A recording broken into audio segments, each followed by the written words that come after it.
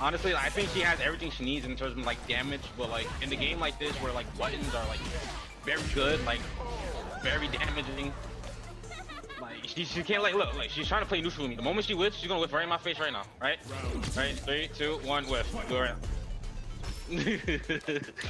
I'm waiting. Yeah, so we're on like a slight delay compared to you. Yeah. Oh, y'all second behind? Okay. It builds tension though, right? Because this way you can, say whatever, and then we get to look for it.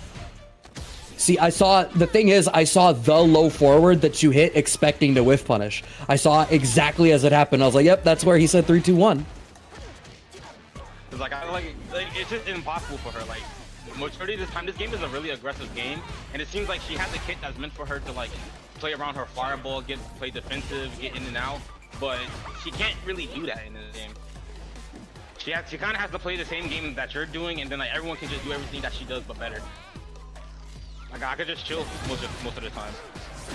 But she's scrambling to kill me. But, like, if I got the life lead, what can she do? Yeah, I was gonna say she did just get that combo there, but it's like, all right, cool. Next touch still loses you the round. Right. Yeah, I think in general the reward for being aggressive in this game is that, like you said, once you have the life lead, for a lot of characters, there is a bit of like, all right, well, you have to make something happen now. They're cashing out the CA, so that ought to be around. I died. Oh, actually, maybe not. Okay, yeah. That's one of the cases of her like just having high damage output, but now it's like it's in my favor now because now she has no meter. And once I have her, I have her. Once you're in, you're in. She has no way to keep you out. Right. Yeah, I mean the fact that her reversal option loses like the OD snake slide is like, yeah, you still get thrown. You can treat it like a sim teleport or something. That's supposed to be her answer. So you could really maul her. Yep. If anything, if you lose, it's because you mess up. And she's dead. All right, now I'm waiting for that 5-second window. Oh, damn. So you said, and she's dead, and then you whiffed a pinwheel. So you're actually in a tough situation by my estimation. Okay, cool. Punish counter into a pickup. Yeah, never mind. Dead. Yeah, and here's the critical out. Well, level 3 coming in right at the end. That's it. So, yeah, I mean... If anything, it's a lot closer because I'm kind of just playing reckless, but I'm allowed to be reckless. Yeah, and I mean, the character's, like, super cool. In theme, I do like the function coming into the game with the poison usage, but definitely feels a bit lacking in terms of like the rest of the cast competitiveness. Right, it seems like they just wanted to like keep her tone down a bit, especially with like JP in the game. It seems like you look at JP and it's like, oh, let him have this, let him have this. He can have everything he wants in the world. And they looked at Aki and said, no, she's not allowed to have these things. So it just kind of feels a little unfair half the time. I think it's the poison mechanic, honestly, right? Like, it's one of those things where it's like, because it's so easily applicable with her, just being able to get it on any knockdown, they're like, she can't do too much else because she just gets free damage. But then it's like, right. Well, like, does she though? I do feel like the poison mechanic feels like the kind of mechanic that if they added one more something to it, like, I almost think of like, imagine if it was like Shock State for Kai and Strive, where like you could get the poison mechanic and then it could make opportunities for yourself later. Instead, it feels like you stack it and then your next hit you cash it out for damage, and now you're just another character again. Like it's just another opportunity to get extensions and more damage. Right. But it doesn't do much for you if you're losing neutral already. Right. Like in this situation, like she has good aggression, but like it just takes one bad move. Oh no! Now she's in the corner. So now this comeback is doable. Right. It's crazy to hear like this comeback is doable when you're at like 5% HP, they're full, and it's like, oh well, I got the corner though, so like, you know, that's game. Yeah, well, I mean, like, 1, have the corner, 2, in CA, 3, you've got drive gauge to make something happen. It's like a 2-touch situation. Kazumi's able to get the crouch jabs to close that one out, and you're still even on bar, but like that was genuinely a 2-touch situation. You know, something into knockdown and then CA. Right.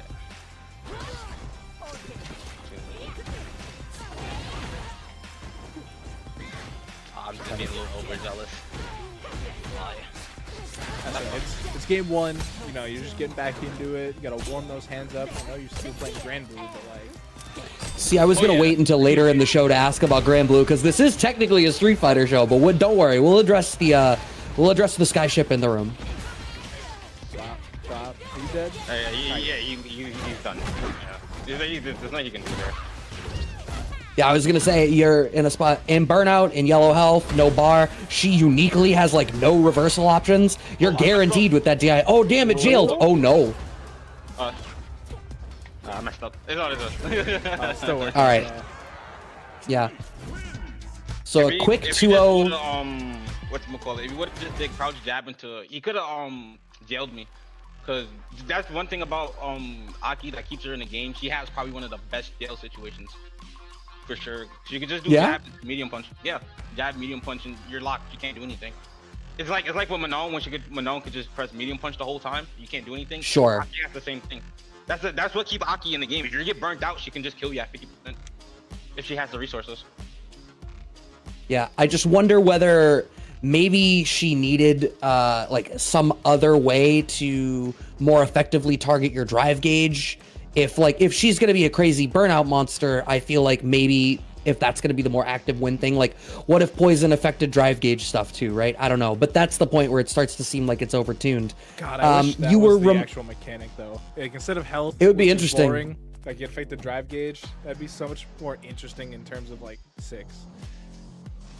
Yeah, I think she kind of needs something like that. Like I think as she stands right now, like I don't think she's like that bad, but her matchup spread is really weird.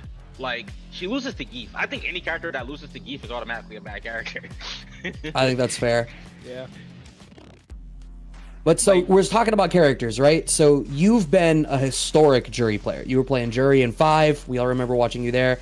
You're continuing to play her here in 6. What is it about Jury? I ask dangerously. What is it about Jury that makes you want to pick her?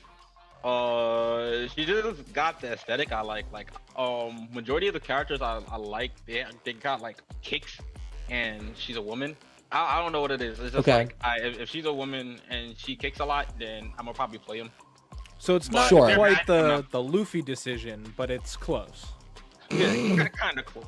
Yeah, and I like characters that like let me play a bit freely and have cool combos. Like when I play Jury, like she looks cool in Turing. You know, every time you see something, it's like, oh my god, that's pretty cool. Like she may be basic in like how you play her when you touch her, but it's like when you look at her on the screen, you're like, oh my god, like she looks really good, especially at high level. You know. So if I could piggyback on that, if like you were talking about how the character looks cool, it's fun to play. So I could agree with that. I find that I can't play a character that I don't find aesthetically interesting, but if the character is weak, do you find that you'll still play a weak character if they're cool to play? At first, for me, when I played 5, I played Jury since season 1, like when she was bottom of the barrel, like pretty much borderline unplayable. It was not a good time. Mm-hmm. But I still made it work, but I think I only made it work because I just enjoy Jury as a character so much. So if I enjoy the character enough, I'm gonna stick it out because I'm gonna try to make it work. And if I like the character enough, I think it also boosts my ability to be good at the game. Because you know, if you like a character, you want to do good with the character. Sure. And you know, I kind of just like pushed myself to get to that point. Like I didn't start coming out to locals till like what, season 3, but by that time I came out to locals, my Jury was already fleshed out, and everyone was like, "Yo, who's this random Jury player?" Like. So it's just like you kind of, and plus like when you run into people and they run into a character they haven't seen before, or like don't know how to fight, like you kind of have an edge over a lot of people. That's kind of what happened. Yeah. I just had an edge, and then sooner or later people started figuring her out, and then you know she got more buffs, and then it's like, okay, I can actually win with the character now. Yeah. Once the buffs come in, then all of a sudden you have an actual game plan instead of like just trying to cheese out your opponent basically. But I mean, it's weird because like she saw so much representation in 6 early after release, right? When people were like, you know, spamming the level 2 super just to get like, drive damage and stuff like that. But like, it kind of feels like she's fallen off. It's not that she's fallen off in this game. It's more of the fact the top tiers are just dumb. The top tiers just play a different game than her. Like I think overall she has everything she needs to win. But the thing is, the top tiers have everything they need to win and more. Like True. And that's actually right. The Luke one. Did you see the clip of Angry Bird just whiffing it like 17 times in somebody's face? Yeah, you're just sitting there whipping it, and it's like, what am I supposed to do in that situation? Luke can press crouch MP, and he can press it again because he barely has to worry about whipping. Whipping is not a problem for him, because now if you mess up, like that's it. He's gonna hit you with 40%. Like it's just not fair. No, I agree. And Doctor, you actually referenced something that I wanted to ask as well, talking about the way, like she was so representative. She was what, 3 of the people in top 8 at CEO were on Jury versus we see so little of her now. Is there something, you think it really is just that the other top tier characters are just, you know, a little bit easier to pick up and play really effectively? Well, I can say when it comes to Ken, yes. Luke, yes. Like those 2 characters alone. JP, I can't say he's easy to just pick up and play, but in some areas he does play himself where you don't like some fundamental skills in Street Fighter, like it's like spacing. Oh, wait, sorry. I'm like in the middle of the game at the same time. Yeah, do you think? I got it. Oh wow. Yeah. Oh, this is clutch up time. So that clip came really crazy. But yeah, I mean it's interesting too because it's like obviously the top tier is a tippity top tier, but I feel like we do still see a fair amount of like the mid tiers, I guess we'll call them, even though they're like they'd be A tier in Street Fighter 5 pretty much. But it's just I knew it. yeah. Alright, that was kind of slick. All right, so thing is, Juri's game plan is very basic. Like, I don't know if you noticed what the game plan really is. Her game plan revolves around a lot of the system mechanics. It's a lot of drive rush and it's a lot of, you know, fireball. Yeah. But her Sure. People will probably disagree with me, but I think Juri has some of the weaker neutral in the game. Like, I may have low forward and I have heavy punch to fight, but those are very whiff punishable buttons. And like I said, when you're fighting Luke can kind of just swing his buttons and probably not have to worry about getting whiff punished half the time. Yeah, people might still have a little bit of like trauma from the standing medium kick from 5 too. Yeah, and her standing medium kick is like is a very big like shell. Like, it's a shell of its former self. Because only thing they did with her stand medium kick in this game is shift her hurt box a little bit lower, so she can't get those like weird like counter hits where she would just outright beat you and she can get a full combo. If anything, like if I hit you with medium kick, like it'd have to be because I pressed it first. Yeah. Before I could press it late and I can probably get a counter hit. In this game, that's not happening. Yeah, and like her meaty strength again just seems to fall a little bit behind those tippity top tiers, like where it's like you can still do the tricky stuff with like meaty DI and try and bait something out like you did right at the end of that last game, but it's like, all right, cool, Luke's still gonna press a mid button and still mix you. Right. Yeah. And Absolutely. then I think, and it's also her damage output too. Juri doesn't do a lot of damage unless she's like fully stocked. Like, people say like, oh, her damage is decent. Like, it's okay, but like when her damage isn't effective until she has level 3 stock at least. If she has level 3, that's when she's doing at least Marissa damage. But that's everyone in the game. Sure. Yeah, and it's, I think I said this last week to you, Brad, where it's like everybody feels pretty chunky damage wise in this game, and no, like other than like Luke, I think there's no like sole bad guy edition where it's like they're just 2-touching you off of everything. Everybody else seems like a guaranteed 3-touch if you have like 2 bars or so, but like Sure. Juri, like, you need the perfect hit, right? Like if you get a dive kick, you're just resetting to neutral, like you're just beating out whatever they hit, whereas like you need to play the like NaJi's saying here, you got to get those right normals to connect. Yeah, right normals, right time, right situation, and she's pretty basic. Like like I said, she's very solid, but she's also very basic. So it's not hard to know what she wants half the time. Like at high level, it's really hard to be consistent with her. That's why there's not that many Juri players in like NA that's like really doing good. It's like what, me, Nephew, Jack. Like, what other Juri players are you really seeing that's like really performing? In NA, that might actually be it. I'm trying to, because I know there's a couple others, but that might really be it. So that was actually going to be my next question, is like, who do you think of the people that are still really rocking with this character and pushing it forward, like who do you think is really pushing the envelope on what Juri can do? Like, who's the player that you look at where you're like, I got to figure something out? Like in terms of like, oh, I gotta like improve, like with my Juri, like if I compare my Juri to other people. When I watch Uma. He's the Chinese Juri.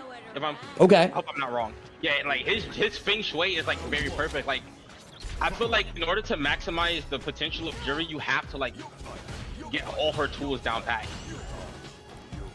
And feng shui is a very vital part of her game plan. If you want to like really win. Like, you don't have to do it half the time, but I think if you know how to use feng shui, you're just going to elevate yourself to a different height that other Juri players aren't playing in. Alright, I'm getting zoned though. And this is another thing too, like Juri is very susceptible to fireballs. Like when she gets zoned, she doesn't have any anti-fireball tools. She's very honest when it comes to the fireball game. And in this matchup specifically with those limbs from Dalsim, are you able to like whiff punish him the same, or no? Because like you were saying, no, I'm forced to. Yeah, I'm definitely forced to have to get a perfect parry and stay in during the matchup. And once he's out, it's kind of a scramble to get back in. Granted, you are playing against probably the best Dalsim in NA. Right. Yeah, and I play with Zap all the time, so it's like this is like I'm probably like one of the few people that actually have like sim experience. Big thanks to Zap. If he's even listening right now, he's probably sweating his ass off right now.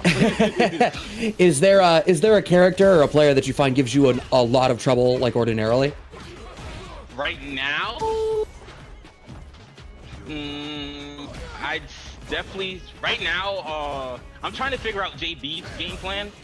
I know what he does, but I feel like fighting Sheed sometimes is pretty hard because he kind of just locks you down. In this game, it's kind of hard to like. Hold on, I kind of need this combo real quick. Come on. Yeah, do you think? Yeah, I mean, obviously with JB being on its head these last couple weeks too. Oh yeah. A lot of people trying to figure him out. Yeah, and the thing with Rashid, like, he's very versatile. Like, once he locks you down, it's pretty much GG, especially if you're in the corner. Like, wait, I'm gonna do this real quick, watch this. All right, I have about 5 seconds before I have to watch whatever we're watching. See that like either it worked and it's absurd or it didn't and it's hilarious. Oh, it didn't. Oh my god. Oh my god. Yo, when I tell you the first time I ever went to a major, I got somebody with like jump, empty jump, dash, DP, and I felt like a king. And then I tried to do it like 7 more times that night and it never worked again. You're like, why isn't this working? It did that first time. The guy was so off guard. I kind of messed up. I definitely could have had that game. I wasn't ready for him to do super. He caught me on a walk back, but like I said, we played so much that he kind of knows like my habits too. Sure. It's kind of just a matter of like who's gonna do what. Okay. Get in, follow in the go green. I thought he was gonna do medium kick to get me out. He did medium punch. Back call. Oh. That's tough. Yeah. Oh. Oh, that's right, because you're even a half second behind me, Brad. Oh yeah, because you have the local feed. Yeah, I'm live basically. Yeah, that's a good point. It's tough too, because like, I feel like Dhalsim is really interesting in this game because he's got so many of the tools that people complained about in 5 that I haven't quite yet seen people complain about in this one. And I'm wondering if that's because they're just so obsessed with, you know, the top 3. Or is it just JP's taking all the heat? Is that what it is? JP's the zoner and people forget Sim? I have an opinion, but I'm gonna let NaJi talk first. Oh, you pressed there? Oh, sir. And I got level 3 ready. Yeah, the thing is, Sim's defense gets blown up a lot. The thing is with JP has a good amount of defensive options. Amnesia already as a mental stack is like so good, especially in a game where this perfect parry. Oh my god, wait, this is actually bad. Yeah, I mean, you have the life lead at least. It's still bad. I'm in the corner. Shit. Yeah. If that low forward off the jump in had been able to connect, you were just a hair off. Ha, got him.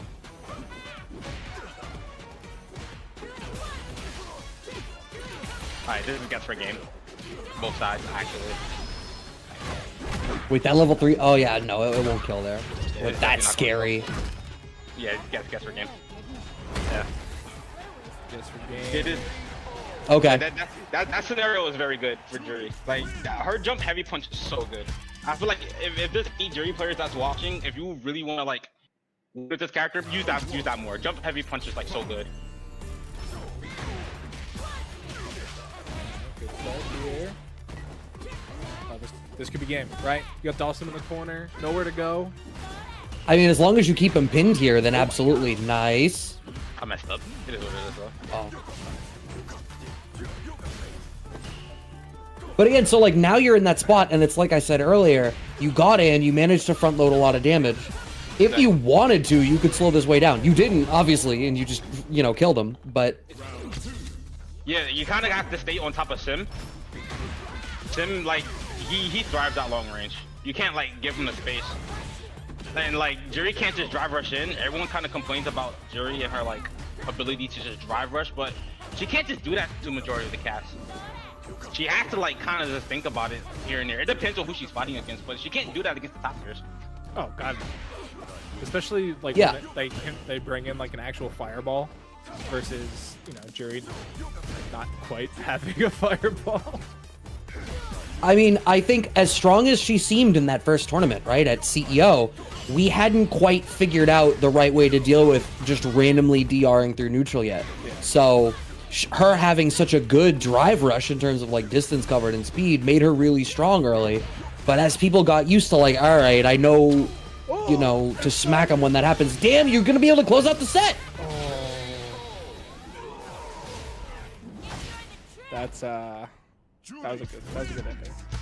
Yeah, and yeah, Sim is very susceptible to DI as well. Like if Sim makes one back hole and you DI, he just dies. Like it's easy. It's not hard to stay on Sim when you're on him. That's the thing. When you're fighting JP, you have the threat of perfect parry or amnesia, and amnesia is already a mental stack because if you do a wrong button, you lose pretty much 40%. It's not a DP. It's way better than a DP. So once that mental stack of amnesia is there, you're going to be scared to lose. Like, you're going to be scared to get hit by it. You don't want to get hit by amnesia. Nobody wants to get hit by amnesia. Oh, absolutely. All right, so while we have this bit in between, Banjo was able to make it, so we are swapping over Banjo from Dr. Banjo with the question mark? Damn, you are punished Banjo today. How are you doing? How was the traffic? It sucks. Traffic in the fourth largest city in America is just not good for anybody, but I'm so happy to be on the kickback with the homie Brad, of course, the Casa crew, and of course our guest NaJi, resident jury specialist. I got a question. Can you see the screen? Can you see my camera? Like, Hold on 1 second. Yeah, bro. I need him. I do have some. Oh God, where are you going with this? That he needs to see your face. I have questions. You know what I'm saying? And I just want to make sure that I want full transparency. You know, I want to make sure that our esteemed guests of the kickback, you know what I'm saying, have appropriate feedback. So I just need to see, as long as he sees my screen and he sees what's going on, then, you know, we can move forward. But in any case, I see you, big girl. I see you. Okay, cool. Yeah. All right. How do you feel about this? Oh my God. Oh, I just got hit with an ad, sir. Oh my God. Wait, are you watching on Twitch? There's a Discord feed. So for those of you, hey, wait, let me take it away for you. I got you. That was crazy. What did I just? My man actually. So for anyone who might like listen back to this later, Banjo just held up a black and white printed photo of Jury's CA. That's what's up, right? Why do you have that? What do you mean? Listen, Why do I? He hangs it above the bed at night. That's all. Listen, I'm not a foot guy, but I respect it. You know, it's your taste. Right. Like it, you gotta love it. Right. Okay. All right. What? Literally stand on it. Stand on it. That's it. That's If crazy. what you do, that's Literally what you do. stand on it. Did you just spend all day thinking of like things to do for this? Did you just come up with bits? I did. Word. I did. Yeah, I did. You know, Banjo is clearly a step above. Okay, see, it's not cool when you do it. Like it's when you do it. That sounded like a lot of effort got put into that. Like this picture I printed, but you know what I'm saying. I respect it. And in any case, printing. Bro, everybody here tonight. Your printer was screaming because it was running out of ink. It sounded like a jet engine, bro. He threw it in the printing press. He had to really work for it. Dog, That's just that. you, bro. Sounded like dial-up internet. Bro, you see, I had to print the picture out in black and white because I was like, nah, bro, I can't do the color on this one. It's going to be crazy. Bro, I can't do that. That thing gonna kill your magenta. Cost so much money in ink, you might as well just subscribe to some stuff. Right. Just go to Kinko's, use their stuff. Right. But yeah, man. I did have a couple of questions for you, NaJi. Just like, you know, as far as the state of the game goes, like, so have you seen that many juries? Do you feel like you're amongst like, do you feel like jury has had like a certain like decline since the game started? You know, like. I think it's less of her declining and more of the other characters being the top tiers just being better than her. I think she's still really solid. I think she's capable of winning, but I just think as it stands, like she has to work harder than the rest of the characters that I love her at the moment. Would you say this is an example right here, like Marissa? No, Marissa actually has to work here. Okay. It's more of like if I mess up that she's gonna win. Like I just gotta be ready for everything because Marissa kind of tends to just do that. The armor. and like she's susceptible to lows, and Right. if I just Marissa out majority of the game, I'm going to win. Because she, like I said, she has a lack of defensive options, and thankfully she has a lack of anti-airs. Yeah, it Also seems true. it seems like a lot of her bigger hits can be really susceptible to perfect parry. And I was gonna say jeez. that's really a spot to where like Marissa thrives right there, is where like, you know, you see people doing DPs and stuff like that. The punish counters is really where she really hits you with really, really massive damage. But so far, like Jimmy DR, you see that he's like literally using every bit of his resource to get in, and it's costing him a little bit. Yeah. So as long as I keep her out and just react to like her options, everything's fine. And I don't do anything stupid. Yeah, basically, yeah. Do you feel like dealing with the mental stack in neutral in this game is as difficult as I feel like people talked about earlier on? Like you say like you have to keep her out in neutral and you should win. She's a character that punishes you for making mistakes. Do you find this game makes it easy to make mistakes in the neutral?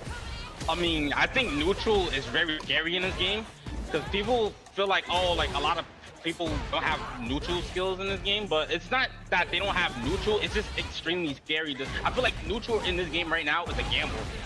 Like, I literally just whipped right there and I died. Like, the recovery on some of the normals is absurd, but then there's other characters in the game that don't have recovery on their normals. So now it just turns into a battle of, oh, I gotta flail, I gotta drive rush in. That's why people kind of just, you know, do what they do and just hope for the best. My man Jimmy DR, he confirmed that from half court. Like, that was the furthest reaching. That was the furthest reaching poke that he could possibly do, and he literally confirmed level 3 off that. So yeah, I see exactly what you're saying. And the Brad's point, because like, there's so much that you have to deal with a character neutral wise, but then you have to add like the game mechanics as well. So that just adds another layer onto another layer that you have to think about when it comes to neutral, and it's just, it can be difficult. It can be really, really daunting for a lot of players. Excuse me. So while we're on the topic of like character strength and top tiers and stuff, we can get the obvious questions out of the way, right? Like, what do you think the top of this game looks like tier list wise? As in like character strength between characters, like individually, or you think like who do you think is best? Like, let's say a top 5. I asked it the way I did because I feel like there's people that have a hard time. Like, top 3 is easy, top 5 is a little harder, and then you'll have like a top 7 where it's like these 3 are S, the rest are A. You know what I mean? Right.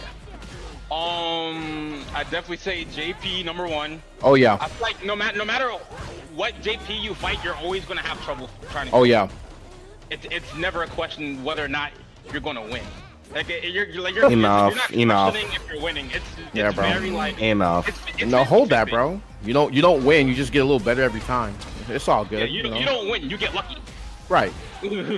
Guess right on Got that. lucky. Misha. Got lucky. Right. Two my top God. two top 8s in less than a week.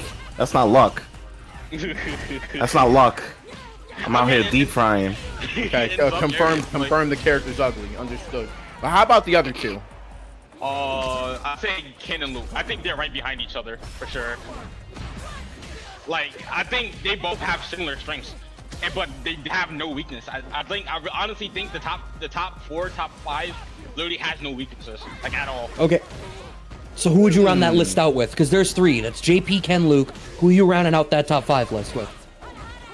JP, Ken, Luke, DJ, Of and course. possibly Chun.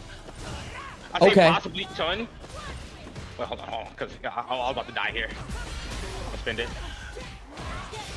I don't know. I'm a little bit concerned. I think either Chun and I'd say Chun. I think Chun is deeper than people think. Brad, you would put Chun in the top 5, right? I think so. I wouldn't put her in. I don't like saying top 5 because I feel like we have a top 3, and then there's like 5 or so characters that go in that next tier, and Chun is absolutely in that bucket, I think. Okay. But I think I tend to agree that like Ken, JP, Luke, they're in sort of that additional bucket of like, okay, they're better, they're just barely better than the other best characters, and in enough of a way that's significant. Okay. And that's why I ask, like, don't give me, like, you don't have to give a top 3 or a top 5, but like, Oh my god. S tier to A T. Oh damn. Yeah, you can't do squat, but you lived. I just beat him. Oh shit. This man Jimmy DR is the devil, bro. Here you go. I got him. I won. Oh yeah, you won. There you go. Yeah, I was gonna say with him and Burnout. Yeah, you can just apply pressure right here. Keep moving to the corner. Oh. Pain. The funniest thing was watching him just get like crushed and Benji going, "Yeah, you won," and I'm like, "This dude has no HP." It's always doable when someone's burnt out in this game.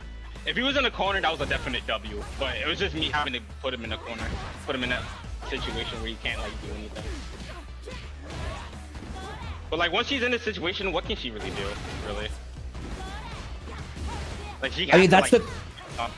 Yeah, Jimmy I DR feel like- holding W right here. The thing that's so scary about Marissa is like every time you're like, what can she do? If she finds that one thing, that's all it takes. She's dropping a house on you. Yeah. Like you just have to overwhelm her and just kind of be better. Don't give her an opportunity to play better than you. It's not even playing better. I just think, you know, she just has the damage output to keep her in the game constantly. You don't have to be better half the time when you're playing Marissa. You just have to, you know, make the right calls. That definitely Right, like it. In a game where like if you have resources, 3 or 4 touches is it. Marissa suddenly with resources turns it into like, yeah, okay, 2 is all it takes. Because she can just put out chunks. And if she burns level 3, you're guaranteed in the corner. So she gets that extended pressure after. Oh man, Not that it matters to you. Oh man, NaJi, damn. Are you undefeated so far tonight? I think you are. So far. I'm surprised I'm doing as good as I'm talking. Usually when I'm talking, I'll play like dog, but I don't know. I guess you got the energy. My man's relaxed right now, man. This NaJi. That's the vibe of the kickback. Okay, so if while we're in between matches, I want to get a little bit of history for people that don't really know. So you said earlier you were like, oh, I started playing, I started going out to locals in like season 3 of Street Fighter 5, but you had referenced that you had been playing Jury the whole time. So how did you get into fighting games? Like, what was the one that really grabbed you and brought you in? Oh man, I literally love telling the story. So Okay. well, pretty much I've been playing video games since I was 2 years old. So my family has always been into fighting games. Like my uncles would all come over to the house and just, you know, my dad had all the systems. You know, my house was the game house. So pretty much, you know, I had, you know, my dad had the PS2. We had some, you know, some PS1, some Sega Genesis. We even had like Atari. Yeah, I had pretty much any system you can name. So my uncles, you know, competitive, you know, they're in their teenage years. My dad used to boot up some Street Fighter. I used to always love playing Street Fighter with them. Even though I wasn't good at the game, you know, they always, you know, bust my ass pretty much. I'll play some sim, you know, act like I'm good because, you know, I got the good ass limbs. And, you know, I just love playing with them. We played a lot of Soul Calibur. A lot of Dragon Ball Z, you know, even Budokai. You know, Budokai, it may not be like some competitive game, but, you know, it's still a good fighting game. Oh yeah. And I just loved playing those games with them. And I guess that love kind of transferred later down in life. Because, you know, I enjoyed gaming, period. But every time I looked at a fighting game, I'm like, yeah, I want to play. And then every time I jumped online, I used to get my ass cooked. Like, I'm not even joking. Like, I used to just do jump-in sweeps, jump-in DPs. I didn't even know you could do combos in Street Fighter 4. Like, same, yeah. The first game I started playing, like really wanting to get good at, I think it was Dead or Alive 5. It came out. Okay. Yeah. I'm here for that. I knew Bench was gonna come out the woodwork for that one. Wait, who did you play? Who did you play? In Dead or Alive 5, I played Tina. Ew. Wow, just enthusiasm just gone. But it's not just, you know, because I played around with the rest of the cast, because I think Dead or Alive is one of the most in-depth fighting games out there that people really don't give a chance, because, you know, it's kind of known as the boob game, right? Yeah. If it was painted any different color, that it would be in rotation at like majors right now. I promise like, you. even now, like if you see Tekken 8, the dude that they got that made the stages is the dude that was making the DOA stages from since Ultimate. I saw that. I believe that. That's crazy. Yeah, like the stages in DOA make no sense how beautiful they were. How if there was ever a time to like start banning stages like for like competitive like gameplay like the way Smash players do, I think DOA would be a sick game because like it would just be like, yo, all right, I'm gonna ban the waterfall stage, but the electric floor stage is gonna be open, man. But I play Tina, so that might work out. But this motherfucker's playing Brad Wong. I love some Tina in Danger Zone. Yeah, the Danger Zone. I know you're about that life. Hayabusa on the bridge though. Oh, bro. No. Hayabusa on the top of the temple, and you throw them through the glass as you're Azuna dropping through the torches into the yo. That game is the best. Right. Ain't that an insta kill? Like No, but it does like 60. It does like you'll do 60. 60-70%. Yeah, I just make one good read on your offense. I do a counter and I sooner drop and you get 60%. Yeah. It's a two-player game through and through because we're always interacting with each other. It's not it's your offense, it's my turn. Like no, if I make the right call, I get to punish you for it. So there's always that mind game when we're playing in DOA. Yeah, and it's snap reaction decisions because like there's countering, and that's another thing that like turns people off to the game. It's like the boobs in the countering. So like you can counter, but then you can just frame counter, like hit it at the very last minute, and it does dumb damage. So like you can hit a just frame counter into an Azuna drop, and you're doing like 70%. Yo, oh my God. Crazy. Yo, see my Brad Wong right now, bro. Oh my God. Like you play that toxic shit, man. Hell yeah. No, I don't love you. I never loved you. I never loved you. But like, yeah, I was learning a lot of DOA, and then it's like, okay, I like playing this. You know, I knew the combos, I knew the follow-ups and anything. I learned other characters. I'm like, okay, let me get into some Street Fighter 4 again. Bop, it's great. Getting ultra one by some randoms. I'm not gonna act like I didn't have an ego when I was a little kid too. So you know, I was rage quitting. I'm letting you know. I get mad. I say fuck you. And I'm booing off. Yeah, sorry for the language, but that's real. You're good. Like, that's real. So I'm like, yo, screw this. I'm tired of losing. So my drive to get good at fighting games was me just my hatred for losing made me get good. Like even now I get in my modes where it's like if I lose badly I'm like, oh, like trust me, it's just my competitive urge. Like I'm just a very competitive player, and I hope anyone don't take it personally when I say certain things, because it's just you know, I just have to output my anger somehow. It's never anything personal. If I think you're scrubby, I think you're scrubby, but I think you're a good player. You know, if you beat me, you're a good player at the end of the day. So that's fair. But at the end of the day, you're still a scrub. What is the saltiest loss you've ever had?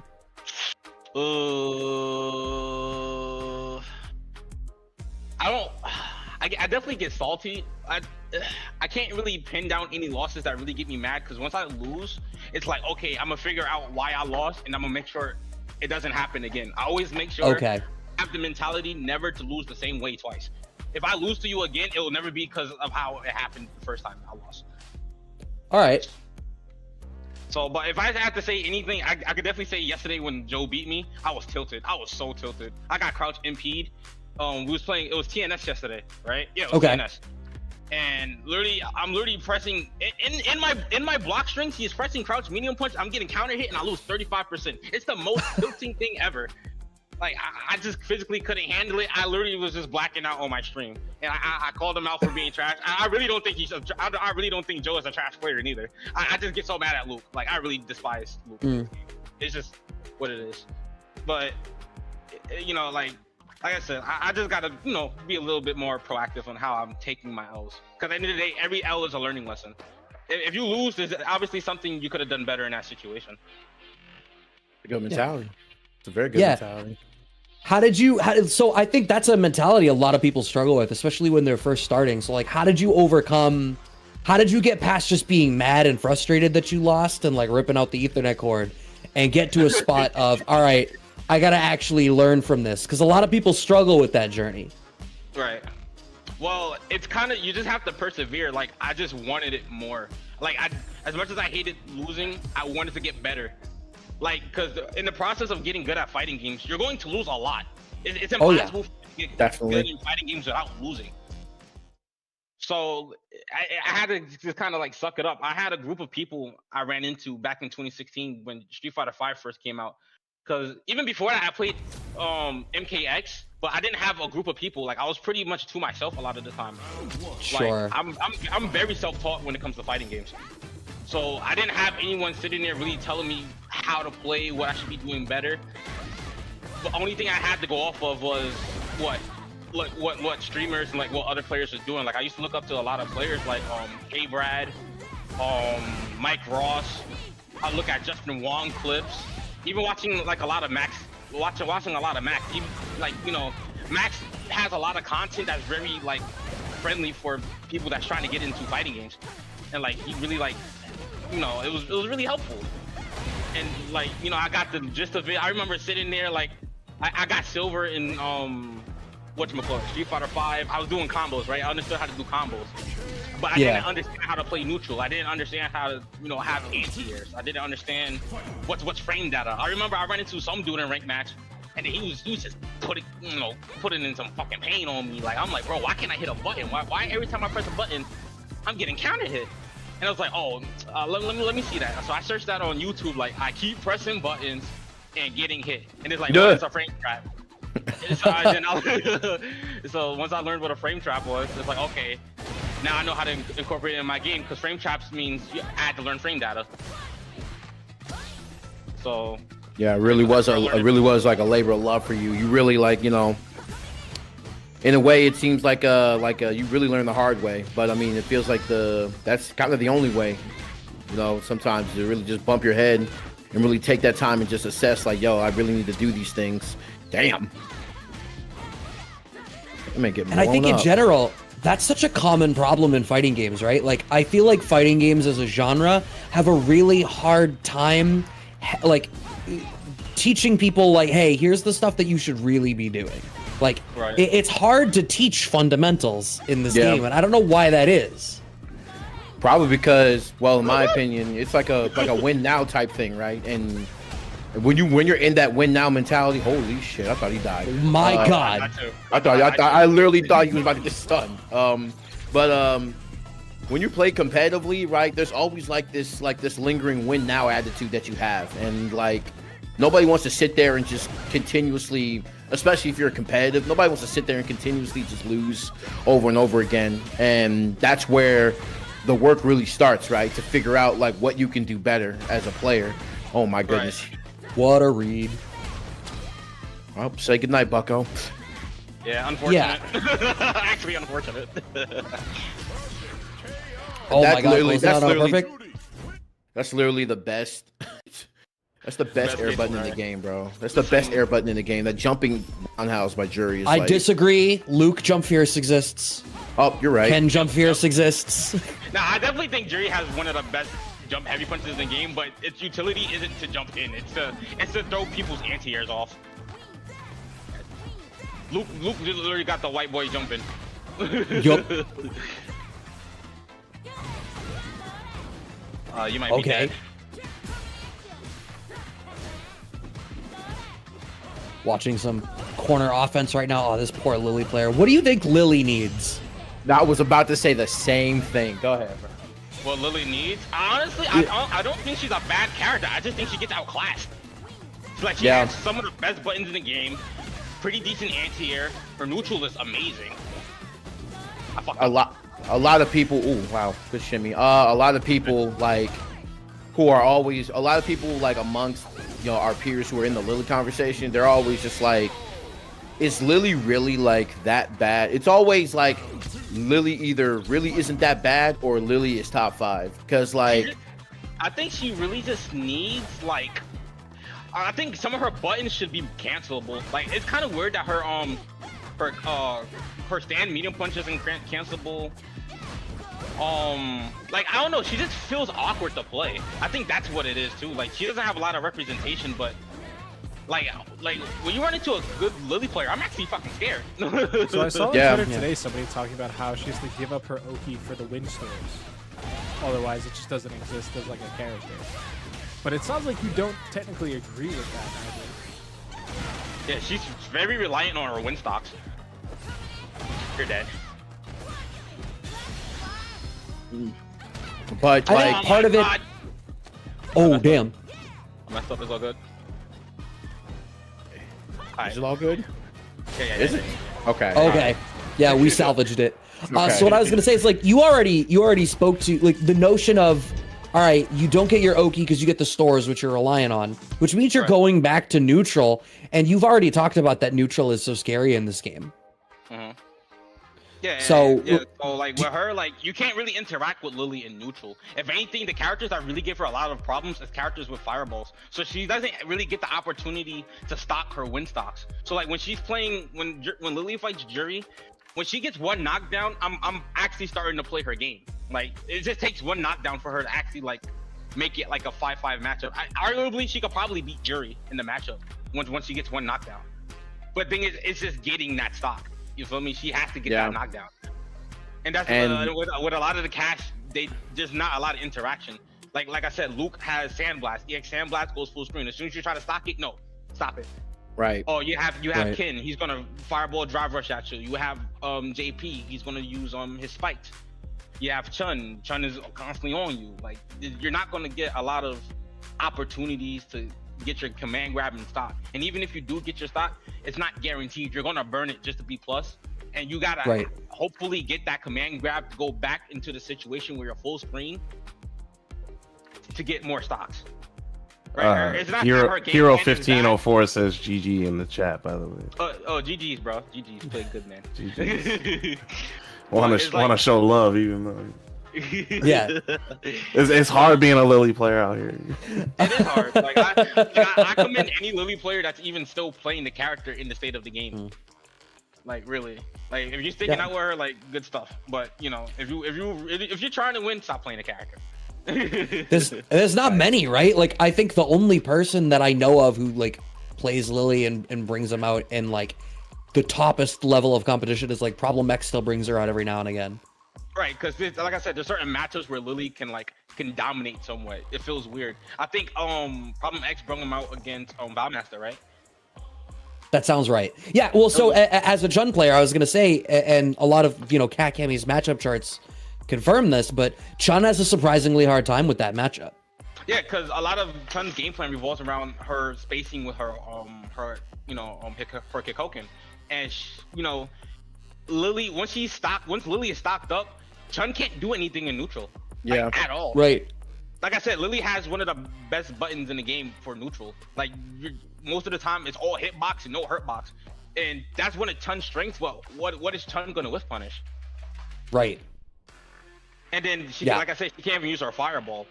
So, because as soon as if Lily has win stock, she's just gonna use her stock to for EX Fire. You can go right through it. Yep. It goes right. Don't through I know it? Like that, honestly, that might be one of the. It possibly might be one of the worst matchups in the game. Surprisingly. Yeah, I figured. I know it was up there. Like I played it because I've tried playing Chun here and there, but when I run into Lily players, and there's a lot of Lily players on the lower spectrum, I'm like, bro, I can't do anything.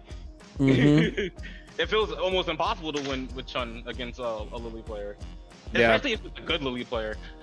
I felt like using Lily in this game is just like you kind of have to be just perfect execution wise, which is a really, really hard thing as it is.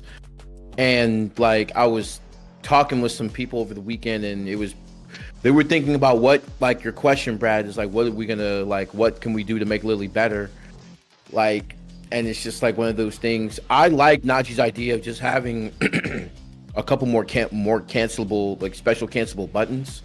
Because like if you do anything to her win stocks, it feels like it would like fundamentally like mess up the character one way or the other. Like either you fundamentally destroy the character completely by messing up win stocks, or you overtune her by giving her like a win stock to start or something of that nature. You know what I mean? Right. Yeah. And it's hard to say like, oh, let's just keep Lily where she is, because she's not being represented that well. You know what I mean? Right. Like there's not a lot of representation. So like obviously there's something wrong with her. But I don't think she's objectively really bad. I think she's decent. But again, I think she gets outclassed by a lot of other characters that's in the game. That's just all it is. I think she's a solid character in the game with broken characters. That's the best way to pull it. Yeah, Yeah. I think that's really fair. I think this is Yeah. is definitely a game where, and I think we've gotten in this place a lot, where like the balance is a lot more squished than it used to be. If there are any bad characters in this game, there's maybe only like 2 of them, and even they're like usable. It's just so much work that it has to be a labor of love. Right. But I can't think of any characters that are like just fundamentally like this. This doesn't even function. Right. I'm about to get JP'd. Mm. I'm about to get JP'd. Talk about jumping to the other end of the spectrum, right? Right. Yeah, see, this is like another one of those matchups that people like kind of get wrong. People think this matchup is like bad for JP. This is like really 5-5. I'm really playing JP's game majority of the time. I have to just make the right call outs. You know, like hope I'm right. I feel like anybody with a decent drive rush, like the better the distance on your drive rush, the more likely it is that you can get in and start running your offense after parrying a departure or a spire. If you have a bad DR, you have to like do more of them to be able to get back in range to do your shit. So Jury definitely feels like she has the tools for it. And it's so difficult just because of her offensive playstyle. Like literally she rushes in, but then you kind of have to, I guess, go into your offense with bated breath because, you know, you kind of have to account for NaJi at the same time. Right. See, I just knew what he wanted to do there. That was a good jump. All right, I'm watching for it on the playback because I'm going to be curious. Oh, yeah, there you are. Yeah. Like, it's kind of just getting the feel of, like, what's going on. It's just like, what is it? It's like game sense, pretty much. Yeah. You just have to have the feeling and just be right. That's a lot of accounting for luck, man. That's rough, dog. Like in a matchup to where you can just like either get zoned out really bad or just be really, really wrong on a guess. It's just like I gotta account for luck in that sense. That is rough. See, I don't know, man. I feel like if you get it right enough times, it stops being luck. Right. Right, that's true. But you have to also be right. You have to be right. Right. Well, like, lucky is I completely guessed, but like the more educated your guess, the less lucky it is. True. Right. Oh, that was wild. What a bust That out. was crazy. This is scary for you. Oh, never mind. Low profile on the high ghost. I love it. Like, listen, I can only be right so many times. I'm human.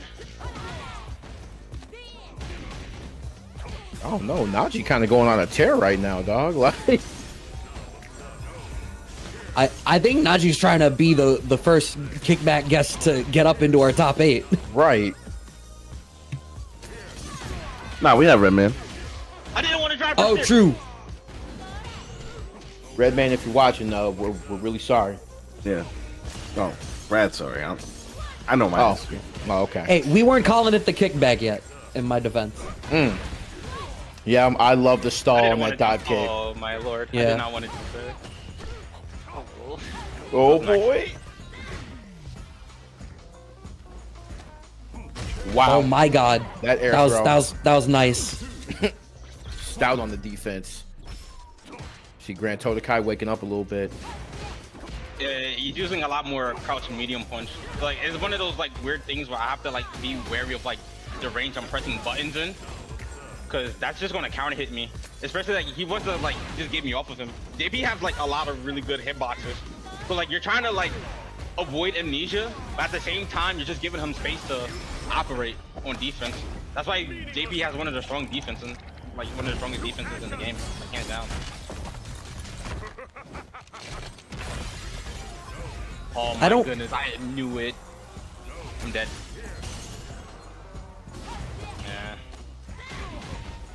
Yeah, somebody said in chat, Dan said in chat that Marine made top 8. I don't remember that. Maybe I'm just bugging. Okay, 1-1. Well, Brad, in case you wanted to find out later, you can watch that top 8 available on our YouTube, youtube.com/@CasaBunch. Twitch. If you want to check it out, also has the live stream currently going on right now. And if you're a YouTube watcher, please hit that like button and the subscribe while you're there. Oh, there, bro.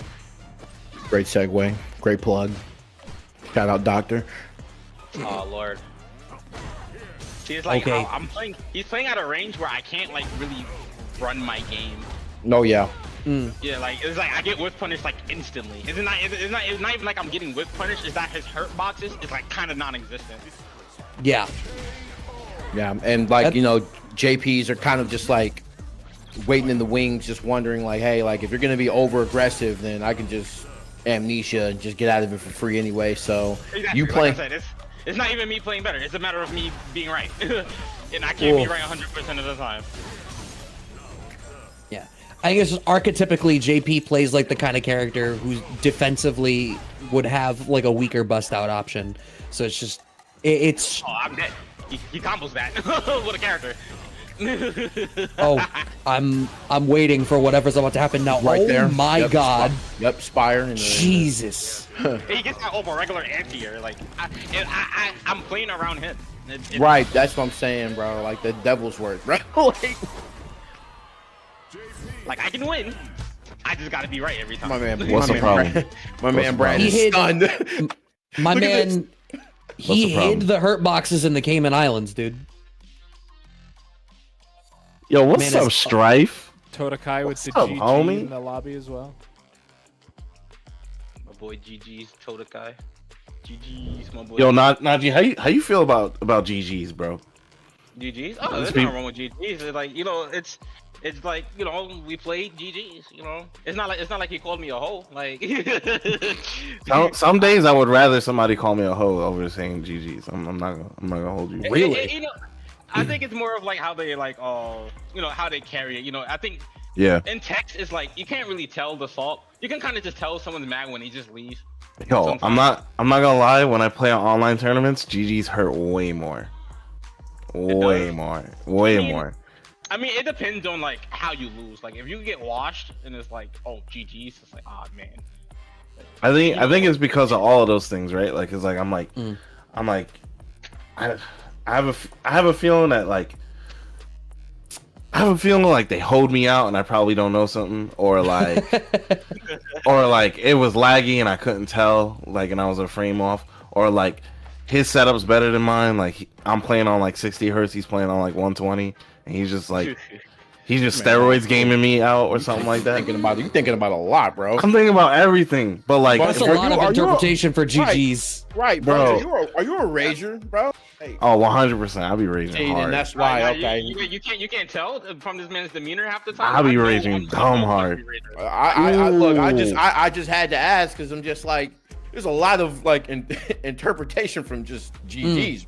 Like, you know what I'm saying? Like, I'm like, yo, what did you mean by that? but like you just the game is over, bro. Just move on. It's over. Like, No. see, Nah, run that back. This is man. Catch This me outside, man. Bunch Right, of people with My- the what do you mean that is? right, Yeah. bro. He's out here letting the anxious thoughts win and be like, I gotta fill in all the blanks. First to 5, but then 2 emergency games like after. Like, nah, bro. Like, So when you said good, and then you followed that with games, like what were you trying to articulate in that shit? Do you At mean to least tell with, me it like- was a good game or a game that was good? What do you mean? Like at least it- with like offline, you know, like, you know, a handshake, dap up, like, you know, you gotta look me in my eyes, you know, at the end of the day. you sure about that? You sure they got you? They'll hit you with One ought to. and then walk off, bro. Like, you never know, bro. I'm not gonna hold you. There have been some awkward daps in recent years. I'm not gonna lie. You got me on that one. However, there is no obligation for human contact with this online shit. Oh yeah. Yeah. Oh, 100%. I mean, I honestly think with fighting games, we need the human contact. I think that's what makes our community what it is. Like, a lot of the best moments come from online play. We definitely I need said both. offline. We Yeah, we definitely need need both. both. I agree. Like, yeah. I think what Capcom could do with CPT is, you know how Tekken World Tour uses their locals as the point Yes. system as well. Dojos? That's Yes. what we need to do. Yeah. We need. I love dojos. that. It gives people incentive to come out. I agree. Like, yeah, it's like it's going to work towards getting. Everyone wants to get into CPT. Everyone wants to someone get into the money. Yeah. Uh-oh. No, you're totally right. Back to the match. So if you want to get into the money, you better start coming out, because not everyone's gonna be able to go get into majors. But if you don't have majors, you're still gonna have locals. Yeah, and you should definitely be incentivizing people to want to go to like the staples, you know, in their surrounding communities, and like that. In all, like, locals only help the economy of like a town or a city. It gets people out, you know, out on the town, you know, spending a little bit more cash. And I know not everybody has the money to go to locals every single week, but like, Right. you gotta start injecting some of this like incentive into the thing that got you to be able to have a 6th Street Fighter. You know, Right, like. exactly. Yeah, you can't forget about the Henry Sens of the world and stuff. You can't forget about the Alex Valles of the world, you know. Yeah, So, like we have a lot of history. Like that's one thing for sure. Like I feel like there's a lot of people that come in here and like don't know the history of the FGC. Like you have to know your history. oh my god, this guy is spitting bars right now. I can't stress enough how much like I really tell people like, yo, I don't think you should be allowed to be in this community without A, doing some history homework, and B, running a bracket. Exactly. You shouldn't have any say in the matter as to like what goes on in this community without doing those two things. I know a lot of people are just here for like a short time, a good time, but a lot of the people that are claiming to be here for a long time, I think you really need to like there needs to be some certifications around here. I'm not gonna hold you. You know, that sounds like some gatekeeping ass shit, but you know, maybe the Kill Sage was right. Yeah, like that's why I love the content. Like Yipes, you know, he does his podcast. Yeah. And, you know, he gets everyone on there. He has Desmond on there. He has like he has like all these NBC legends on there. Like I love hearing stories like that. Like, because at the end of the day, everyone. Oh, you're dead. You hit him? Oh, you hit him! Oh my god! He didn't hit him No with shot. that shit. What? Oh my god. Damn, he did that mid-conversation. That was ridiculous. Storm chasers, bro. Hey, NaJi's crazy. God damn. Bro. Yo, the movie Twister came out before you were born. What are you doing? Bill Paxton, who? He said, yo, drive into that shit. Just drive into it. Drive into the storm, bro. That was crazy. Damn. Yeah, man. Like even like when it comes to Henry talking about his days when they traveled all the way to Japan, fight going up against Daigo and like the turbo days and everything. Like I love hearing stuff about stuff like that. Like yeah, me too. That's why like I'm really thinking about getting into like some like just documenting some of that stuff, because like there's not enough of that stuff being told to like and being passed down, because that. I want to know the stories of like the new kids too. Like I want to know like what everybody's thinking about being locked up in Discords now, and like it has to start somewhere though. You have to start at the beginning. Like everybody wants to know the beginning of every origin story, and like you can't move forward without knowing what happened before. You can wind up making the mistakes that our old asses made. don't do that ever again. Yeah. Well, and I think to yes and that a little bunch. Like you said, it sounds a little gatekeepy. I don't think it needs to be. I think it's all about where you're coming from, and I think there's something to be said about like if you truly love this community, you would do the homework. And right, because the homework helps you understand why it is the way it is, why we're so different from every other competitive game that is being played out there, and it's from that history that you get it. If you don't have that, you don't know. Yeah, we're saving you the trouble of being like, hey, maybe we should lock our stream behind a paywall and charge them $8.95. You know, to see our content. And it's like, yo, dog, I know somebody that tried to do that shit, and it was horrible. There's ways to monetize this bitch, but like, you have to make sure that you have a product worth monetizing and putting behind a paywall before you do all that. Yeah, so it's like there's lessons to like all of this. Yes. All this shit, you know? Yes. I definitely like I respect the idea of like, you know, making sure that we honor the past just as long as we don't spite the new. You know what I mean? At all. There was because there's so much of that in the other game I played for so long, and none of that needs to happen because there's so many valuable lessons that you can take from what other people experience. There for the new generation, there are people who don't know that they've been in the community for like a decade, who've been there for like 15 years, and it's just like we know a thing or two because we've seen a thing or two. So just some of these things you got to take our word on it, and you got to understand that if we say something, we're doing this to let you know, like, this is a way to do things. This is how things are done.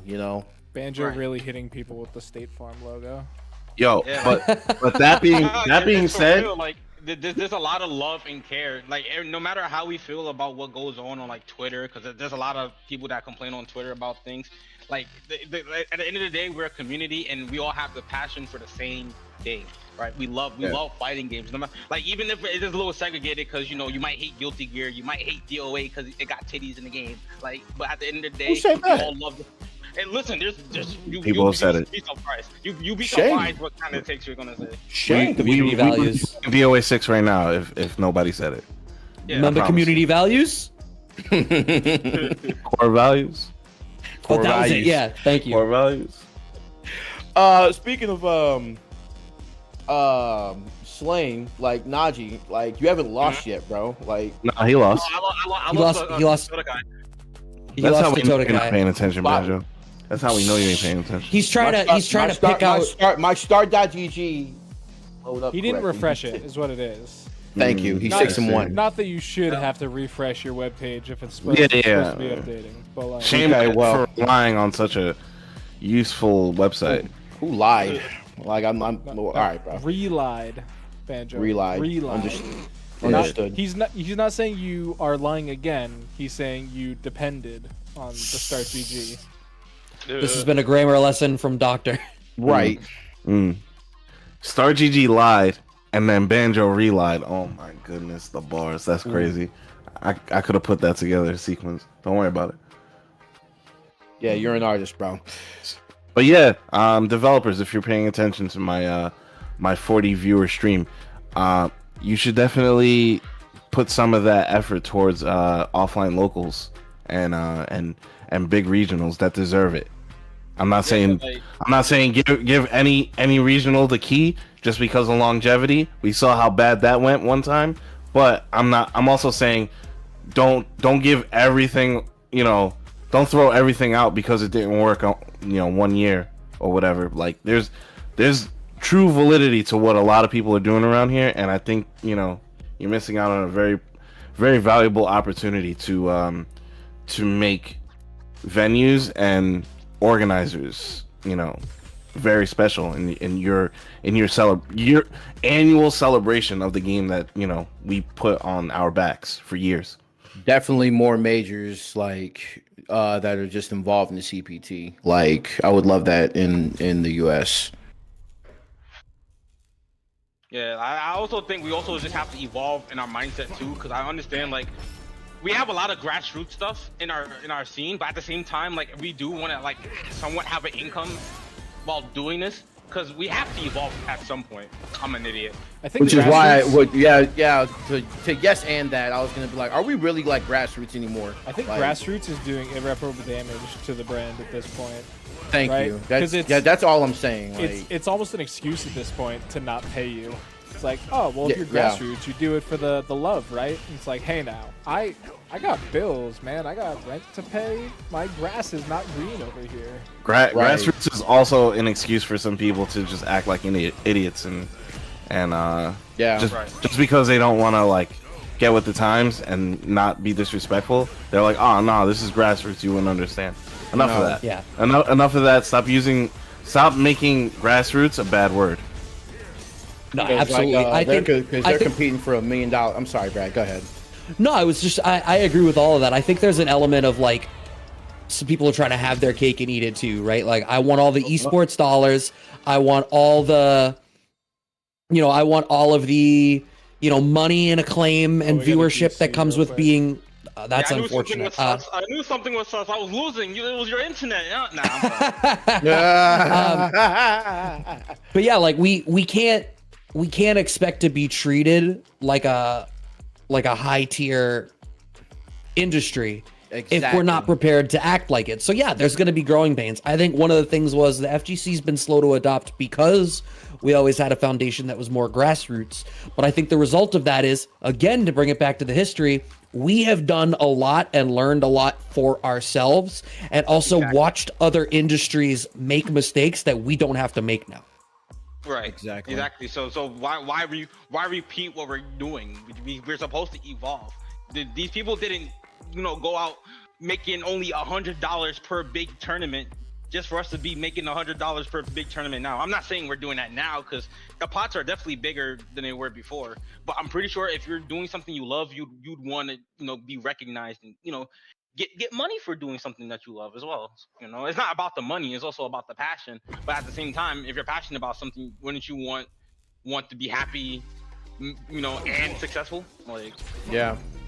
I think the reality is, if the expectation is that you're going to be performing for like an audience and generating income for people, and you're expected to put in enough time to compete at the highest level, if there's industries built around it, you need to be compensated fairly. That's just a question of labor values. You are laboring by putting time in to play these games at the highest level. There either is a market for that or there isn't. And if there is a market for that, the money needs to be there. That's just an economics thing. Not to mention, I really can't consider a game like this, especially Street Fighter 6, grassroots, quote unquote, if we got players competing for millions of dollars. I really can't, I see a disconnect right there, and it's just like we're not grassroots anymore. Video games are already a $1 million industry. I'm not gonna say billion, but I will say that they're $1 million industry, and especially fighting games. And it's just bro, we don't have to. There's a big B on that game industry, man. Well, yeah. I think Banjo means esports and competitive video games rather than just the video game industry. We're not talking not the video game industry as a whole, but at least the FGC is a million. Excuse me. I would say video games aren't $1 billion industry. I'm not saying that as a whole. I'm not saying it's $1 million industry. What I'm saying is that competitive video games is definitely $1 million industry, and I think there's way too much money to be considered oh, hey, we're grassroots, and I think it's a term that like you said, Doc, it's hurting, rather than helping. All right, I think I got this. I got this. One battery, he's dead. Oh, damn. Don't jump. Okay. Don't jump Are you telling you? Okay, I was wondering. I'm all right, I can't see in real time. I wondered if you were telling him not to jump or if you were telling you not to jump. He said everybody. He said I'm talking to everybody right now. I'm talking to the stream. I'm talking to us. Damn, he might have just won this shit. So for real, he won. Oh shit, bro. Wow. NaJi's so good. Damn, feet. Nah, don't say that. Don't feet. No, don't. You don't have to do that. That's just the fact, though. Oh man, you know what? How have I only just put together that they're actually Bear in this outfit? It took a while. I know. It took a while. How could you not? She wears a size 16. You see those feet? Very large, like Manon feet. Right. Long pontoons, bro. Canoes. Jesus Christ. It's true, bro. The man knows what he wants. She got the kayak on the hood. Yeah, I'm telling you, dog. She's in the Subaru Forester. She got a Subaru Forester. She's taking JP White Rod rafting after this? Ooh. For sure. I'm jumping. Oh, that jump in should have worked. Bro. That pressure. I fucked up. I believe in you. It's fine. It'll be fine. Oh, no, that was unfortunate. Actually, seeing it happen in real time now. Okay, the defense. All right, NaJi.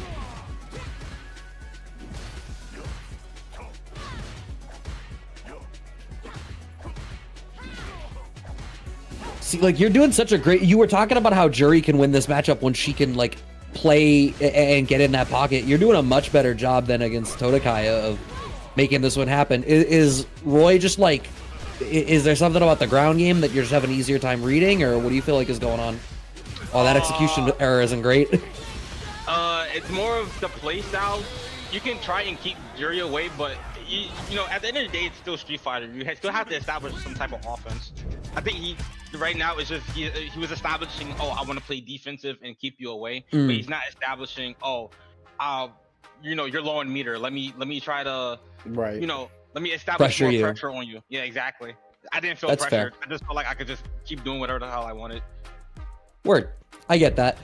So I did think of another question that I think is going to be interesting, and I'd love to hear your answer to it. We're talking about history. We're talking about all this stuff.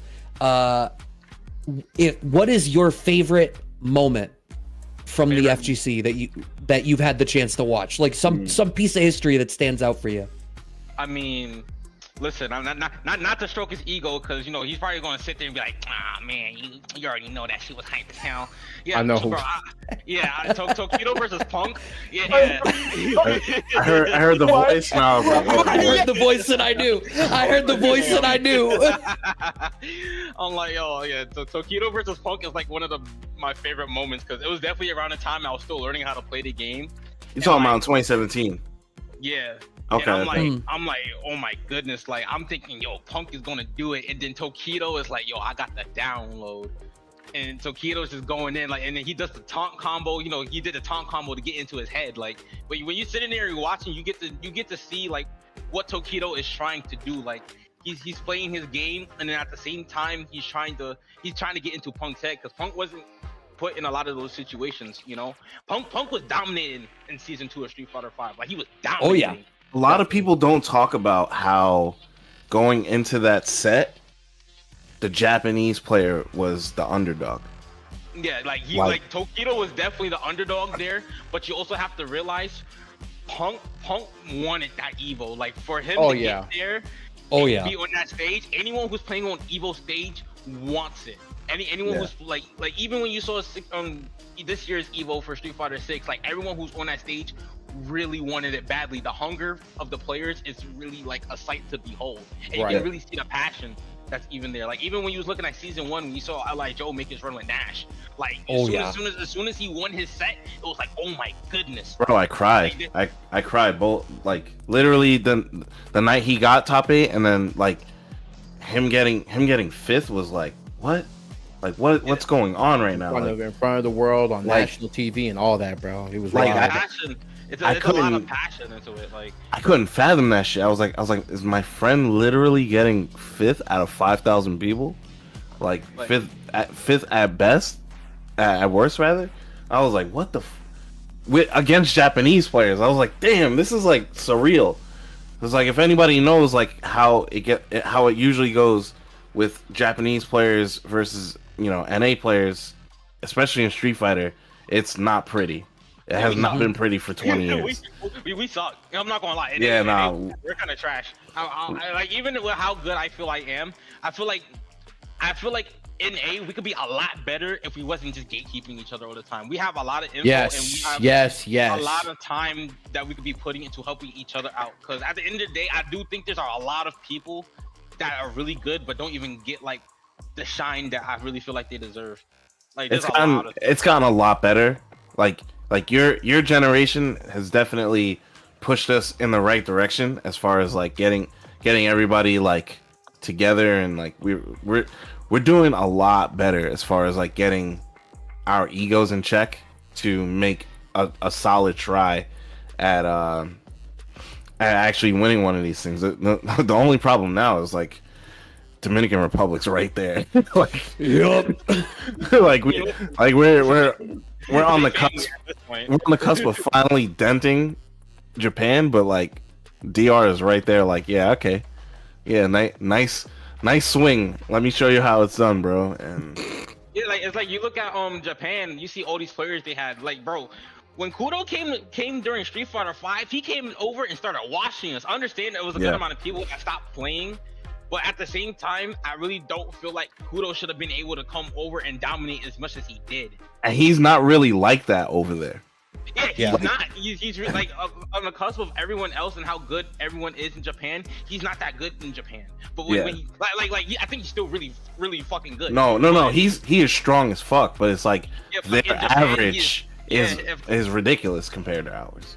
Exactly. Yes. Like when I run into people in our rank scene, it's like, oh, like why are you playing like that? Why are you doing like like this? Like we have a lot of room to teach a lot of players, and if we were to push our egos to the side, I honestly think NA could be the strongest region. Like we have players, we have possibly some of the best players in the world. We have 2 Capcom, not even 2. We have 3 Capcom Cup champs here. We have 3. And those are the ones that was winning all the tournaments. Like, you still have the up and coming players. Like you still have like me. You still have Complex. You still have Noah. Noah's been making a lot of noise this year. Like Yes. Like Noah's been around for like what feels like 15 years, but the kid's still a kid, and it blows my mind. Like I was actually doing the math in my head the other day. I was like, this kid's like living his raps. He's actually a prodigy. Yeah, and like I said, there's a lot of people that's really making a name for themselves, and like you can kind of see that every week everyone's progressing. Like even Noah got second. He got second at TNS last week, right? Was it something like that? Like yeah, he's had some good runs. Oh no, he's got the skin. Oh yeah, it's over. I lost. He got. I lied. You won't fight Maximilian? What the hell does he have on? Yo, this costume's kind of hard though. The all white. This is literally the Maximilian. Yo, literally. white with the like that, like the White Ranger type shit. But then the Tiffany blue undershirt. Yeah, nah, this is kind of tough. I wish I was a chem player. Oh my god, my son did wake up medium punch. Yeah, he's definitely playing the character. He definitely is. Oh my god. Ken is gonna Ken. He's gonna Ken. Ken bot. It is what it is. I gotta play hard. No matter the Ken player, I gotta play hard. Oh damn. Ooh, that was a good air to air. Yep, good air to air.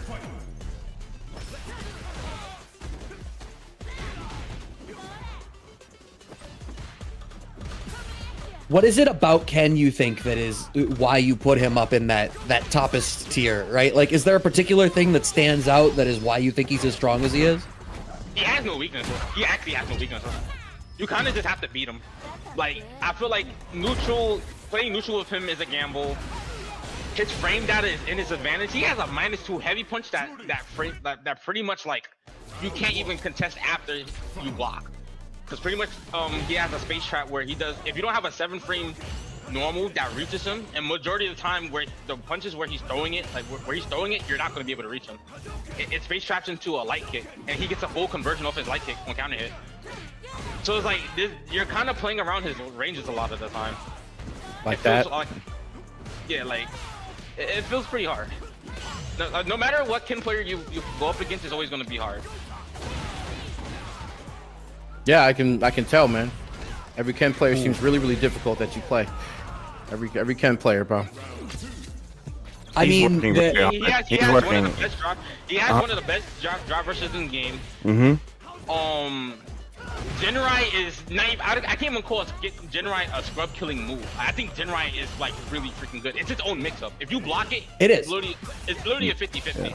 Yeah, that's why he has so many. He has so many. Okay, he adds so much to the mental stack that is like unique to him, right? Like because he has these stagger extensions off of that special that can come at any point. You're always like, when is it coming? I don't know when to watch for it. Oh shit, it was Dragon Lash this time and I didn't do the right thing. I think he piles more on the mental stack than a lot of the rest of the roster, is my opinion. So rough. I mean, how do you beat a character with no weaknesses, bro? It's just how do you completely annihilate a character 2-0 without any character with no weakness?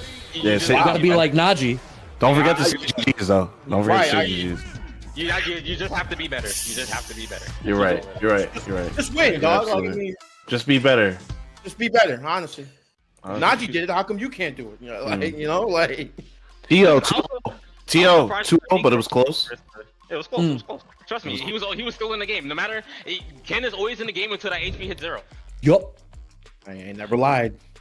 At any point, could have hit you. You would have been in the corner. It doesn't matter where you are. You would have been in the corner. Oh, everybody, hold on. Yo, shout outs to Strife, the homie from Connecticut, holding us down $50 in the match arena. Thank you so much to the homie.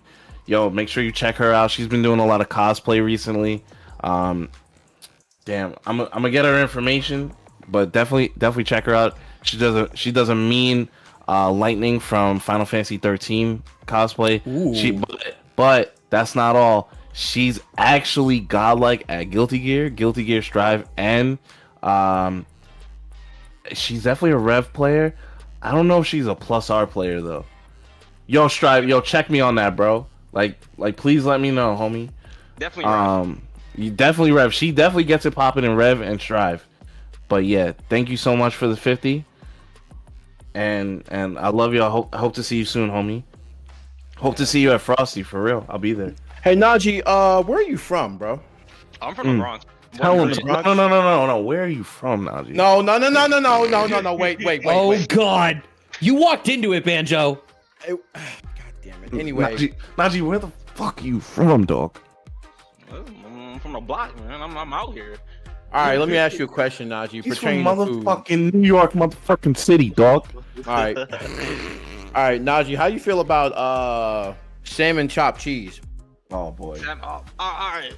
I know you asking me that question because what's his name? He came to the city and someone recommended him a salmon chopped cheese. We gotta find that dude and fuck him up. I don't know. Keith Lee? First of all, You you're just not say beating up a Keith Lee. salmon chopped cheese? Yeah, someone in New York recommended Keith Lee to freaking come over here and eat a salmon chopped cheese. Someone needs to get slapped for that. I don't know. What the I don't know fuck? who eats that. I would have accepted anything else. Like you could have said bacon, egg, and cheese, something else, bro. No. He went and got a bacon, egg, and cheese, and it was the driest bacon, egg, and cheese I've ever had, seen.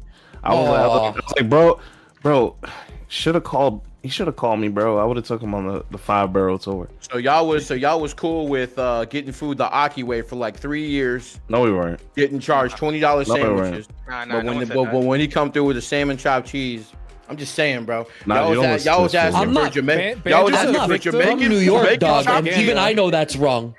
Look, bro, y'all He's was a asking victim. Aki. Y'all was asking Aki for Jamaican beef patty on a velvet pancake wrapped in Takis with a bev for like Don't say that. $20. No. Y'all were doing that for like a York year and a wasn't. half. Banjo, New What type of- Yorkers were New not. No, Yorkers TikTokers were. must have been. No, businesses were. TikTokers were asking. Out-of-towners. Like I you got can't people like stand Dan Banjo, bro. Cravat going in asking for the Yaki way. Man goes to New York once and he's asking Did he for really? it. All right, how you feel? All right, NaJi, I'm sorry about that question, bro. How you feel about what's that? Jamaican beef patty on a wheat wrap, bro. On a wheat wrap? wrap? What? Huh? Well, I ain't never, bro. What's this food you getting, bro? That's I'm not from New York, bro. I just He's from know what Texas. I Are see you on the new TikTok, Hizzle? bro. Like, are you just the new Hizzle with like just Nah. terrible What food the takes? fuck? How do you like your I- steak, Banjo? How do I like my steak? Medium rare. all right. Yeah. What are your like thoughts on that. tacos? Tacos. I love tacos. Who doesn't like tacos? Yeah, who doesn't You'll be like Hizzle. tacos? You'll be surprised. He doesn't like tacos. No. Yeah. And he likes Why? his steak well done. Whoa, Oh my God. that's My tough skin, I like- tough as nails. Steak is tough as nails, bro. Welcome to the salty spittoon. How tough are you? Man, cooking a steak. No, sir. That's Bro, he nasty. was moving the whole table when he's cutting that bitch. Right. This man need a hammer and chisel. Damn. That's too bad, bro. He's trying to find the statue underneath. That Right. shit is crazy to me. Well done steak. You Yeah. cut that to a power tool. Right. He's got one of those old like turkey cutters that they used to have in the 80s. Oh, the motorized. You Oh, gotta the plug mo- the joints up, bro. You gotta. Shit. It's a hedge trimmer for steak. Hell I yeah. was about to say, I'm like, that shit's an actual like fucking saw. Yeah. You'll actually hurt somebody with that. A low power saw, bro. It's crazy. Look, NaJi, I was just asking, bro. I don't know how. I'm not from New York. I just see these We can things. tell. We know. We I can just tell. see these things. You know what I'm saying? We know you be on the internet He's a a lot. victim you know. of the social media engine, is what it Yeah, is. he is. He is. I'm surprised you didn't ask about the scooped bagel because Dan brought it up in chat too. That's a new The one what? for me too. I don't know what that is. The what bagel? Scoop? Scooped. The Scooped scooped bagel? bake. Is that So, like where a you scoop use it bagel, to they- scoop cream cheese? Nah, dog. That's just a way that people eat bagels. A scooped bagel is you take the bagel, right? You cut it in half, right? The way a normal person would. And then Right. what you do is, you know the bagel? Scoop that shit out. Get rid of like 90% of the bread and like put something else in the middle. Wait, you're talking about hollowing out the bagel? You hollow out the bagel. Shit. Listen, you know Brad loved that shit. My son got mad passionate as soon as he said scoop. No, I hate that shit. Like, what the fuck? I I'm thought you getting a were, bagel. It's because I want carbs. Brad I got thought so you were supposed articulate, so fast. I thought you were OD. supposed to get the everything bagel and So, put like, the cream cheese on it or whatever. You I can thought do That's that what with, you like, do. Subs. Like there are subs that you can scoop. That's Sure. fine. But a bagel? What are you filling it with? Just more cream cheese? Okay. It's like for some gluten shit, I think. But so the reason Dan brought it up is somebody sent a TikTok or some shit, and they were like, yeah, I went to the bodega and I asked them for a scooped bagel with low-fat cream cheese, and they asked me to leave. Okay, ain't no fucking way you went to the bodega and all right, whatever. Thank God they kicked him out, bro. Right. Ain't this isn't this a bounty on 40% Sure is. plastic? Yeah, and people are failing epically. My man is on 15 games. My money is safe. There's still 20 yeah, it minutes was, left too. He might actually break his record. It's up to He NaJi to might. slow him down. He might. Wait, what's his record right now? This is his 15th game of the ladder. Okay. Yeah, 40% flash kick is known to just come in the casa and literally just play until his hands break. What a jump! I'm dead. Oh yeah, Actually, he I'm on. did that. Yeah. What a jump! That was a crazy jump. I wasn't ready for that. He got that. Yeah, you know what I love? The real Kimasabe at first goes, it's not a bad idea if you're trying to watch what you eat and you like bagels to get it scooped. And then later on, oh, you don't ask a place to scoop your bagel for you. So, what about bagel thins though? Why wouldn't you just do that? Because bodegas aren't serving bagel right. thins. If you want, What the I fuck, have bro? bagel thins upstairs. Yo, just go home. Like, That's what I was about to say. I was like, why are you outside? I understand. He didn't want to get burnt out there. Yo, Tarzangi, if you lost 15 games, you gotta lose about 5 more to catch up to this nerd. Right. This dude's on pace, bro. I've never seen him more motivated. I feel like one day we're going to have 40% flash kick on the kickback, and he just won't talk because he's going to be so busy queuing. Right. How Bro, many games has he played so far? Is he just running through everybody? this is the 15th game, bro. Dog, bro. I'm on like game number like what 8, bro? He not- yeah, You're like on And you- 9, bro. And you have not, like, we've had people come through and really chew the scenery and, like, hang out a lot in between games. You're queuing up decently quick. Right. No, So this is guy, actually your 10th game, NaJi, at the moment. That's him. Well, shit, I'm about to lose this one. Shit. Nah, this is still winnable. If he fucks up right here, I guarantee I win. Guarantee. Oh, he definitely popped this level 3 too early. Yeah. If I get out here, What a cool costume. Not I really. should have parried. Not really. Okay. You don't Nah, know. I think every alt color of this costume is better than the default. Yeah, I feel like we got baited by the default color. Yeah. Like it was honestly so bad, and then all of a sudden they're like, "But wait, there's more," and it's suddenly decent. It was never bad. It was It's never all- a bad costume. Banjo, we're not It taking was your never. opinion seriously. It was never a bad costume. That's crazy. Y'all just ain't got taste. That's your problem. I mean, You know what? You we got bro. ample taste. You got it. You out here looking for salmon chopped cheeses and shit. Who's Weirdo. looking for it? You. Y'all served it up there in New York, not me. Bro, we'll give you anything you want. Money is money. Wow. You don't blame the producer of goods. You don't blame the seller of goods for serving a market demand. That's a capitalism. All right. So who in New York is asking for salmon chopped cheese? You and Must- Keith must- Lee. People Must not be- from must New be- York. must be- the guy must be visiting. people. Must be people in New York. I guarantee you it was no one from New York that asked that told him to get that. I guarantee you. It was some dude trolling for sure. The fact that he didn't go and get a tour guide is nuts. What if he just misunderstood locks, right? What if he just had a desperate I feel like- misunderstanding? Oh my God. That would be a massive misunderstanding to combine chopped cheese and locked bagel. That's not even the same Bro. food delivery receptacle. Oh my God. All right, he's gaming. He's gaming. He's gaming. What is he? Nah, he's Are you? gaming. Huh? He's Hey, Flash, actually get chill, gaming bro. Like, Yeah, just because of that, you can drive rush now. Nah, he's definitely gaming on you. Nah, don't ever go do ahead that and game back. Ooh. Go ahead and game back, NaJi. again.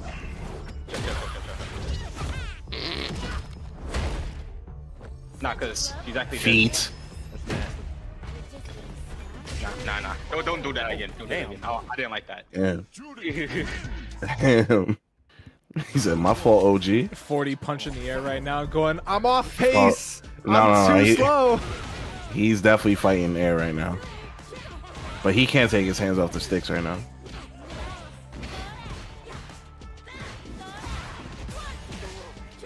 Honestly, if you're 40, do you throw this game right here just to keep moving? No, you don't throw. Period. The fuck? Bro, out. Now, So the the problem bounty, Banjo, did you see what the bounty was tonight? Well, the problem is, do you wager the bounty higher or his top 8 placement? Because he is on the cusp right now. He could end up looking in if this doesn't go his way. How You got much was all the that. bounty? $40. It's not Get it? 40%, $40. Well, Okay, free yeah, money. you're very creative, Dad. Did you say free money?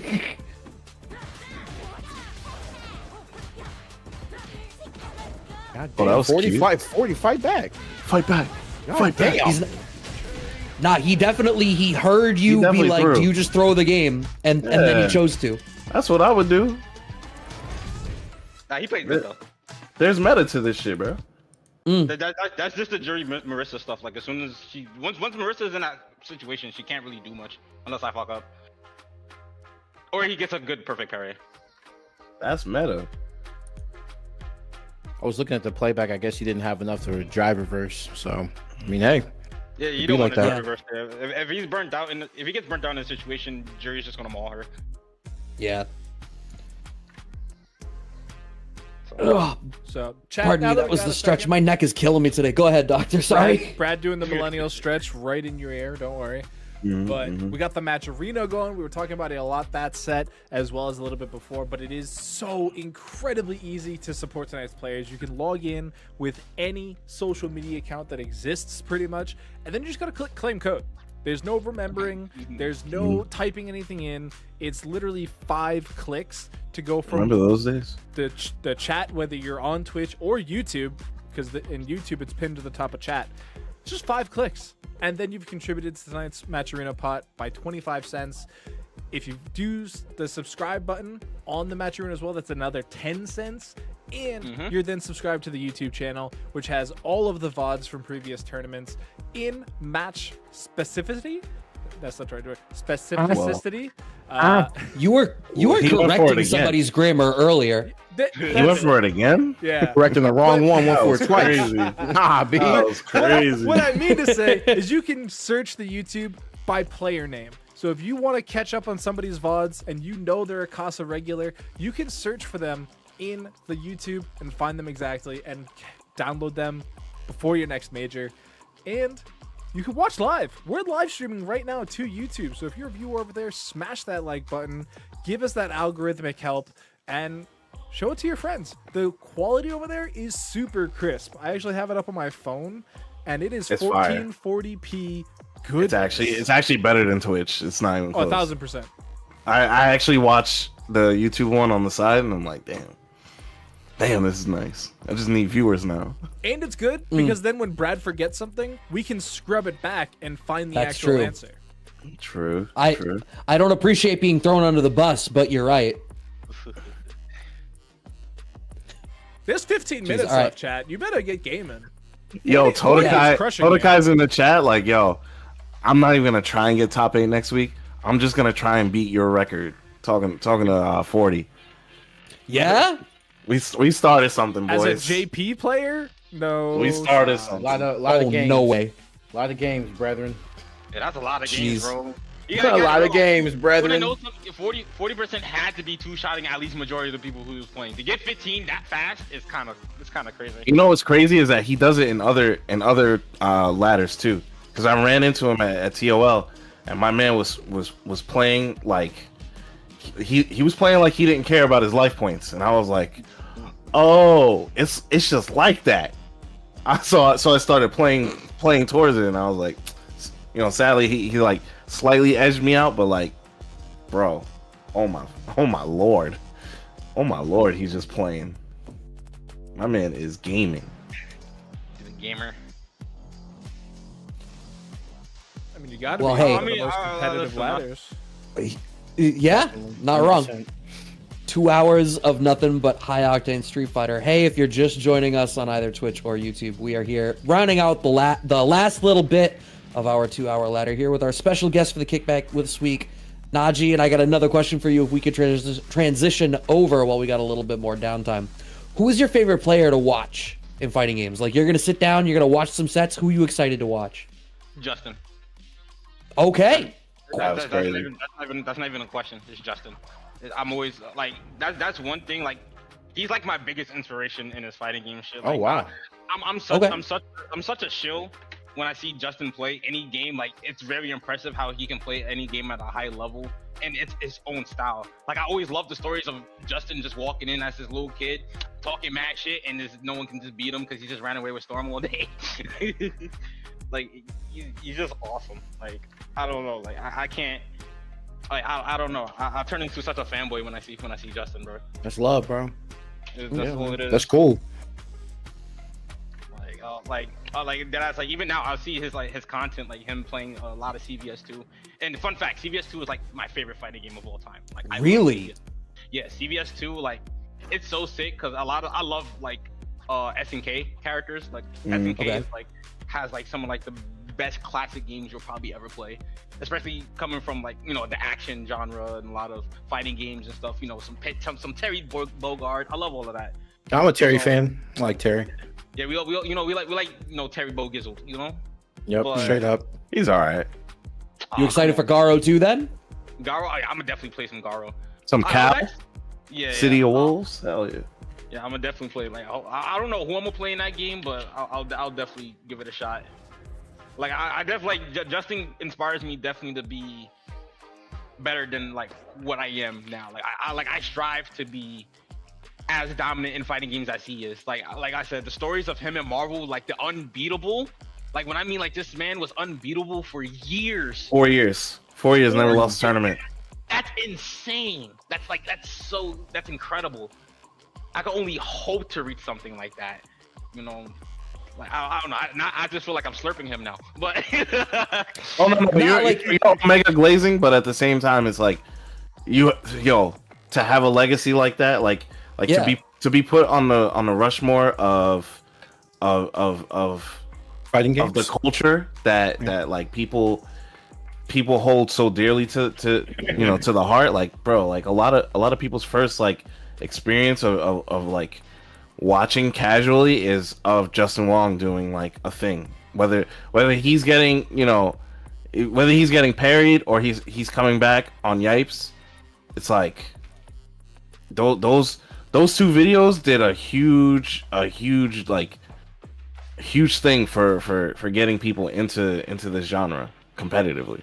So like you have every right to feel that way, and he's still doing that shit to this day. Like, when he was at NEC, like, what the fuck, man? Like bro, the amount of just like clutch that this guy has, it's just nonsense. Like, it doesn't make sense.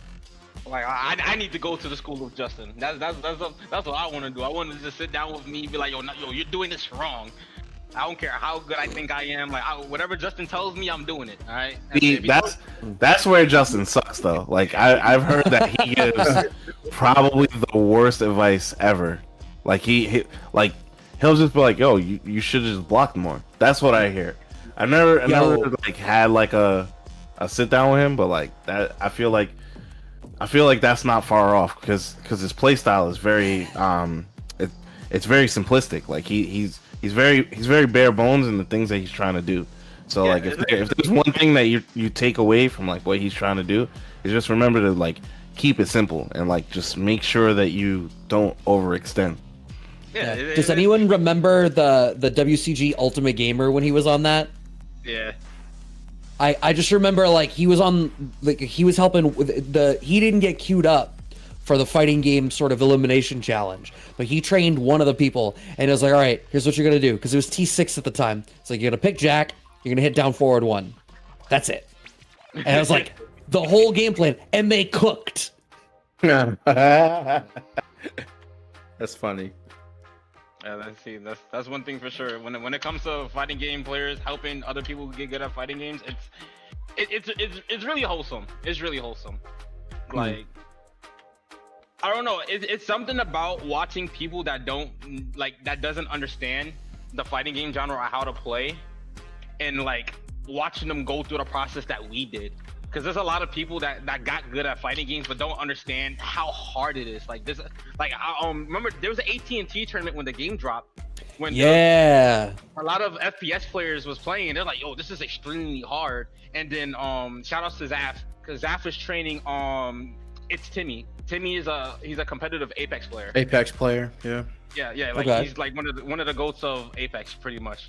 And he sat there with Timmy. I think Timmy was playing, I forgot what character he was playing, and he sat there, and I think Timmy got pretty far.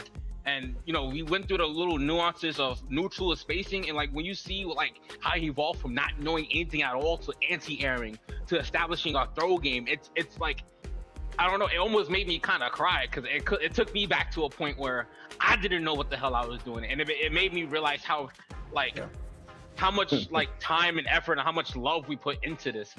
Because you start off as like someone that don't know anything, and then you climbing that tall ass mountain when it comes to like these Zipes, these Justins, these Desmonds, these the Punks and everything. You're like, bro, like there's not a lot of people that can do what we can do.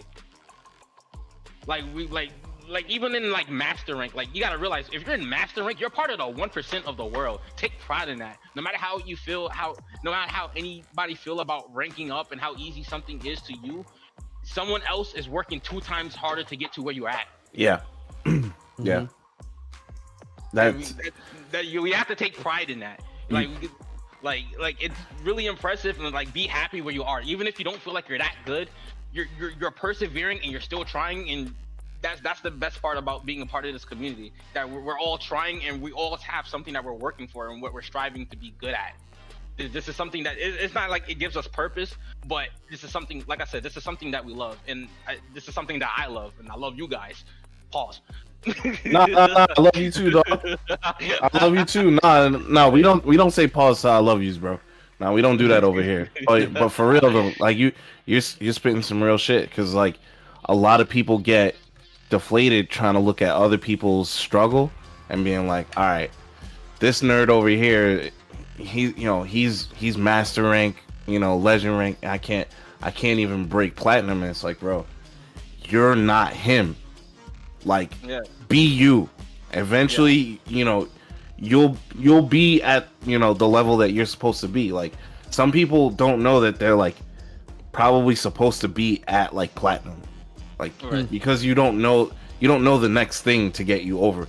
You also don't know that little bro over there that's legend master that you're so envious to be, took him 15 years to get there. Yeah. So like, and you're on like month 4, bro. Like play your game, like take your time. It's not some fast shit, bro. Like a lot of people try to skip steps because they're trying to be, they're trying to be something, and they don't know the amount of time that it takes to get to X, Y, and Z. And it's not as simple as like, oh yeah, just da da da da da. Some people make it look like that, and that's their journey. But at the same time, it's like there's something that you're a savant at that you might not even have tapped into yet. You might be the best pottery maker on the planet. You didn't tap into that yet. You may never tap into that, but at the same time, the pottery maker may never play Street Fighter ever, and know your struggle. So like, nah, you definitely spitting on that shit. So there's a lot of shit that you can, you have to make sure that you're following your path, and just keep asking questions, keep trying to get to the next level. Yeah, just keep striving to get better. That's all we can do. We're human. Yeah. Everyone, that's the thing. People think everyone worked hard to get to where they had to be. You might have to work twice as hard. But wherever you need to be, or wherever you want to be, as long as you put in the hard work, you're gonna make it. You're gonna get it. You're gonna get something. You're gonna get something. Yeah, there's a long period of time I'm sitting here watching everybody like, damn. I'm sitting here watching NLBCs at the age of 17, like, yeah, damn, I'm stuck in high school, man. I can't come outside. Bro, that's fucking crazy. That's so crazy that you were watching that shit. I was just like, Yeah, I'm sitting there watching. It's like Shine playing. Who else was playing there? Like everyone's there. Henry, Defeat Lee, Master Mike. Like shout outs to the NOBC crew, of course. Like, cause those are my brothers at the end of the day. Like I just love seeing it. Like that's why I really miss locals, cause I miss seeing all these killers pop out just to watch each other and just enjoy each other's company. That's another thing, right? Like your idols become your rivals. You come outside and it's just like exactly. I came in like yo, I gotta play Smug, and now every time I see Smug, I'm like, yo, I'm about to cook this nigga. Like this. I literally went through the same thing. I was like, yo, like that's really Sanford Kelly right there. Yo, bro, I remember the first time I ran into Sanford, our first interaction was funny. All right, so pretty much my first NOBC. So I got to get to this story. Because like I said, I was sitting there watching for a long time, playing a lot of season 1, 2, and 3. So I got in there like pretty late. And like I said, no one knew who the hell I was, right? I walked in, I see the store. I'm like, damn, like, look who's here. Sanford's here. Zap's here. Oh man, like I don't think Kami was there that day. I think he was there like maybe the next week or something. But like I've seen all these people. Ryan Hart was there. Yo, I went crazy seeing Ryan Hart. I'm like, oh my god. And I'm like, oh man, like I hope I do good. I played my first game. I got washed my first game. Like, I think it was my tournament nerves or something. I'm like, damn, I guess I'll try my best. Like I wasn't expecting to do good. And then I don't know what happened. I ran through losers bracket, so I had to play Reinhardt. I played Zaf. I played Sanford.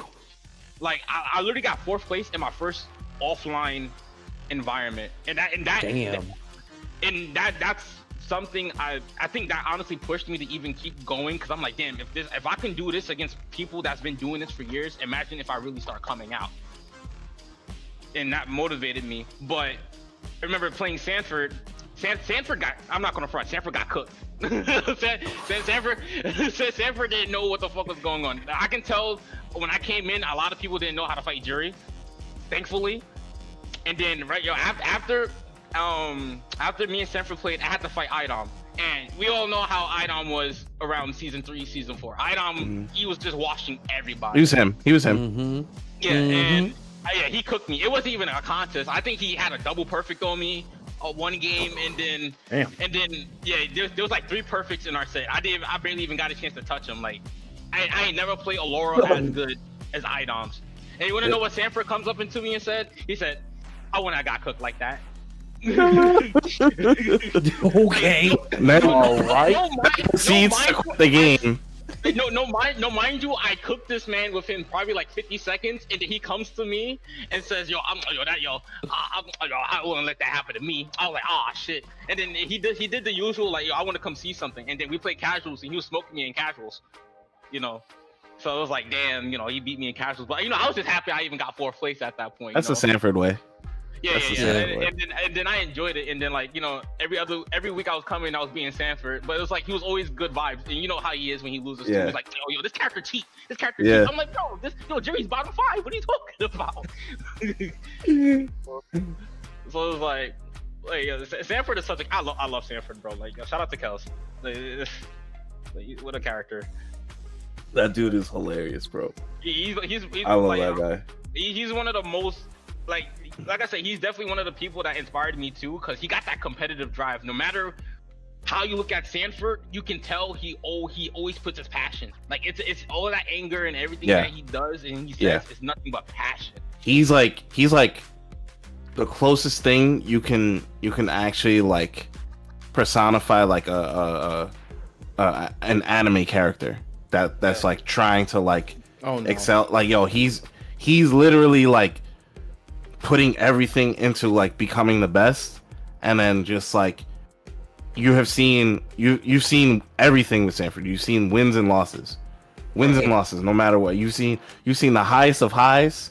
You've seen very lows, and it's just like it's been an amazing show the entire time. The past 20 years of watching Sanford Kelly play fighting games has been like a treat, literal treat. Like, people don't understand.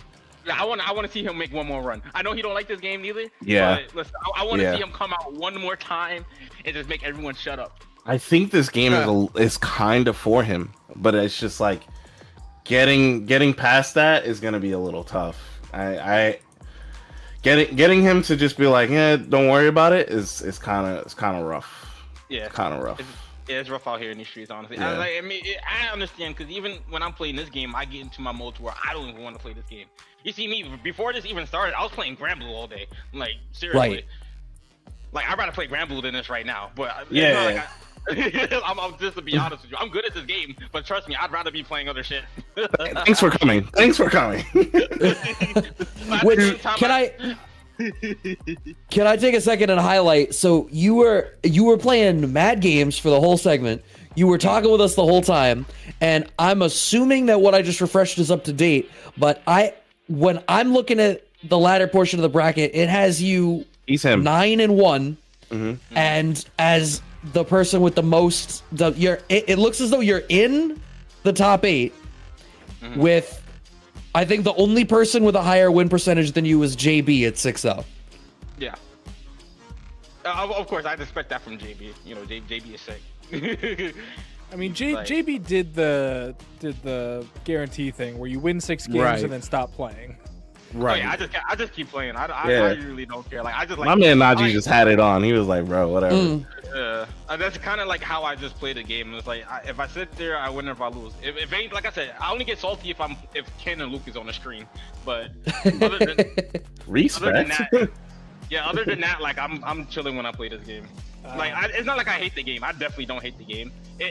I mean, I say that I hate the game like out of spite, but trust me, I don't hate it. Everybody has a little bit of hate in them. It's okay. Yeah. I just want it to be better, you know. And I understand this is like season 1 for the game, so like it's definitely a lot of things that can be ironed out. But for a season 1 for a game, I think this is probably the best season 1s we'll probably get in a fighter ever. That's Sure. That's saying I something, agree. 'cause no matter, sure. I think the rest of the cast is balanced besides the top 5. I think if you can get the rest of the cast besides 5 characters to be good at the game, that's an achievement. Because I've seen Vanilla Sagat. I've seen some broken ass vanilla characters. I played Grand Blue. I played Vanilla Lance, and I played fucking Vanilla Fairy. Okay, I played against some busted season 1 characters. Okay. Season 1. Does Belial count? Does launch Belial count? We don't even. All right. So Yo, we were there, bro. Yeah, As Casa, we started running Grand Blue like first, and we were there. We saw that shit. Wait, what was it? Was it your tournament that we locked in Bilal for the top 8 and there was like 6 of us there? Maybe. Might have It was been. some tournament. So it was me, Tempest. Shout out to Tempest. Shout out to Fame. SQ, Tega, and we literally sat there and we said, listen, this character is busted. We gotta protest this character. That's how good Bilal was. Like we had to have a player's protest. Our way of protesting was playing nothing but Bilal for a full top 8 tournament. That is hilarious. That's how good he was. And He was insane. Yeah, and he was so good that even when they nerfed him, he was still top 1. So he was disgusting how good he was. Like look, my dog can play this character. That's crazy. He was really that good. Like I don't want those were dark times. Those are really dark times. That month that Bilal came out, that was a sight to behold. All right. So we figured out top 8, but I still want everybody to just get a break. So we're gonna run a quick 3-minute ad, and then we're gonna start top 8. I'm gonna get these players. The players not playing on stream. NaJi, sorry, you're gonna be playing on stream. And you're more than welcome to chill. Chill in the lobby. Chill. You can chill in the voice channel too. Like I told you, just come and kick it if you want. If not, you can do your own thing, talk amongst yourself or whatever, and be on your way. But I'm chilling. yeah. Even if you're chilling, I still want to say thank you so much for coming on. Thank you for hanging out during our ladder portion. You have made this so much fun. I didn't know how much of a historian you are, so that makes my heart happy that you're actually doing your homework and knowing about the FGC as a whole. So please continue to bring the torch forward, bro. Thank you so much. Love you, bro. Of course, man. Of course. All All right, so we're gonna, like I said, we're gonna go on a quick 3-minute break, and then we'll be right back with top 8.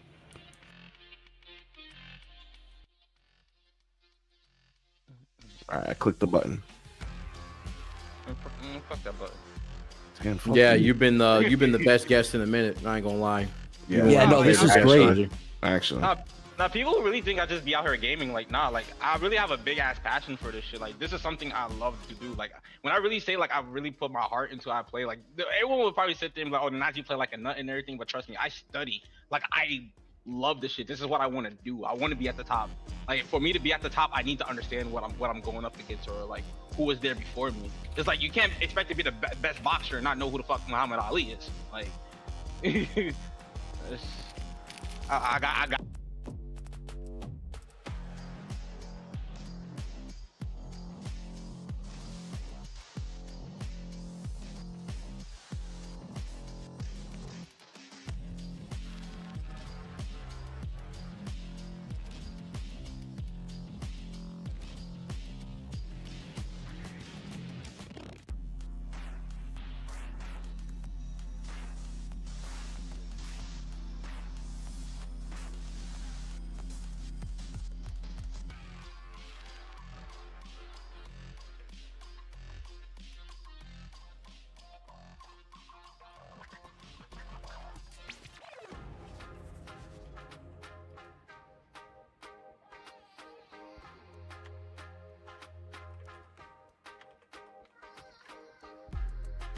Can you not drink your tap water?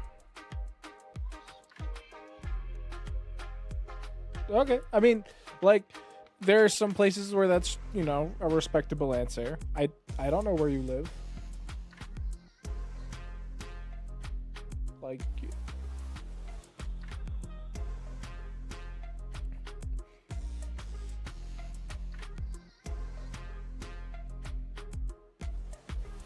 nobody's thought that water is clean in like 200 years.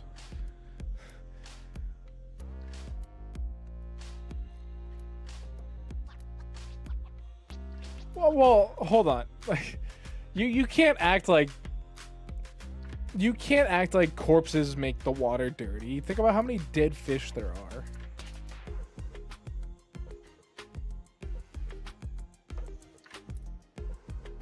But yes, they do throw them in the ocean or the river.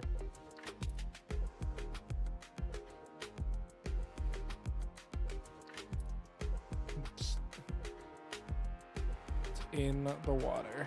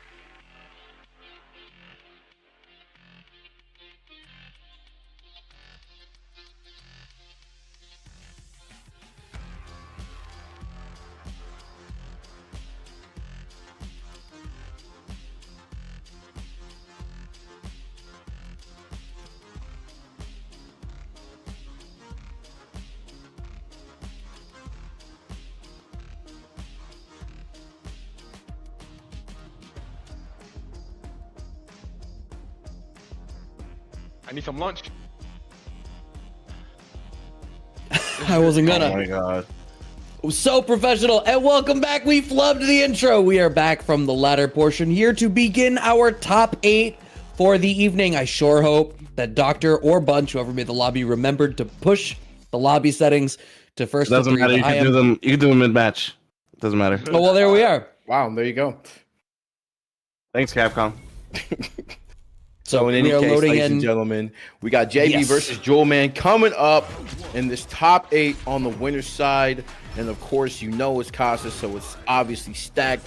JB, Jewel Man, Todakai, Weezy Plus, Roy Zaffarino, Flash Kick 40%, and of course, our kickback guest of today, NaJi, has found his way into top 8, but we're going to get into that a little bit later because right now, Jewel Man is cooking at the moment. Yeah, the thing is though. Oh yeah, sorry. Go ahead. My fault. you got it. You got it. No, all I was gonna say is we've talked a couple of times about the tears that JB has been going on, and even NaJi, you had said that JB is someone that you're having a harder time playing against right now. Just the way that he plays Rashid is so oppressive. Yeah, our record is about even, but like, yeah, his Rashid over time, like since the beginning, like it's just constantly improving. You see, like he has a lot of consistency with him now. Like, I think JB has won 3 TNSs back to back. What? Yeah, it was pretty strong showing. It was like 2 or 3 back to back, and like, he just like I don't know. We all trying to figure him out right now. We just don't have any answers. And we talked about this earlier, NaJi, about, really where Rashid kind of thrives at right here. Now, we were saying about how no drive meter is like, okay, you're already in a bad spot. Honda does have some reversals with the super meter on deck, but still, it's just like you're in burnout against Rashid. It's just a really, really bad time. Yeah, like look at all the damage. Look at all the damage he's about to get. It's amazing. Well, and even if it wasn't going to lead to the combo, right? Like, you're in burnout. Rashid can already do a really good job. He actually killed off of that. killed God him. damn. It's amazing. I was not prepared for that. I figured we had one more guess in us, but no. Nope, never. Wow, push back to the corner and makes you look at it. Do something about this. Makes combo because it's meaty. Messes Oh. with the combo. All right. Hitting with the stop Come on, sign. Matt, Jewel come on. Man's got... Yeah, absolutely. And Oh, yeah. didn't put himself in burnout, so critically he's going to be just shy of a second drive gauge here. That's what he gets for And game. with the life lead, actually. Okay. Here you go. At least gets the corner push right. Good throw. And JB. Oh, no. If we had gotten the pick up there, I think that would have been huge. Oh, gets out of the corner with the OD butt slam. What a perfect parry. First time it's come out so far, but it comes out in the clutchest moment, and JB has the first game. Actually, Brad, that was I was gonna state that was actually his second time perfect parrying a headbutt like that. So Oh, did I Already- miss one? I apologize. Thank you. nah, like yeah. So he already was kind of like looking for stuff like that, and that's really where like you said, the tide of the game changed for him. And like you said, in burnout once again, and it's just really, really difficult when you play against a character like Rashid and you don't have super on deck right here. But keeping him in the corner, this is a little bit advantageous for Jewel Man, trying to get that meter back, and he's going to be able to get it back without sacrificing a lot.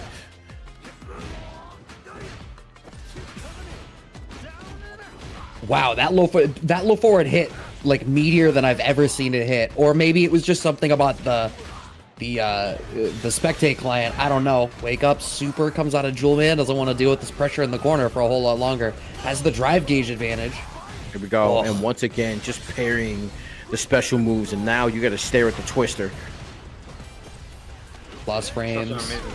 Such an amazing win condition. It's so amazing. Like,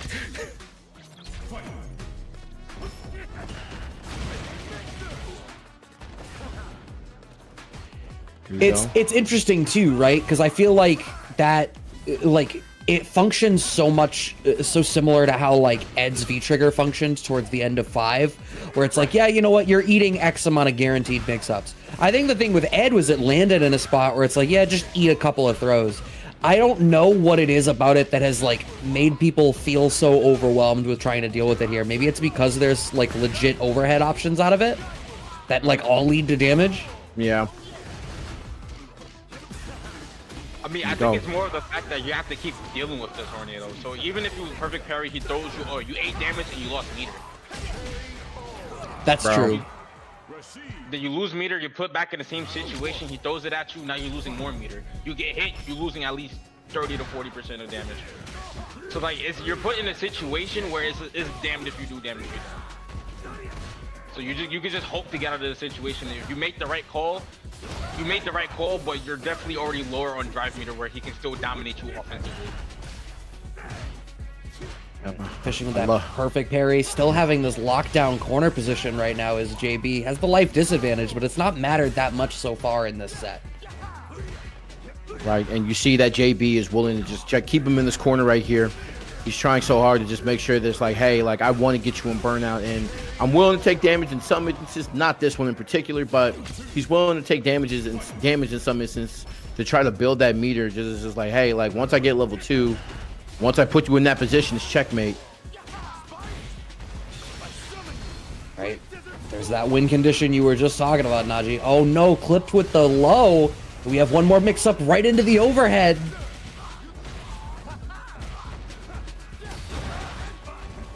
Okay. Yep. Like the reversal.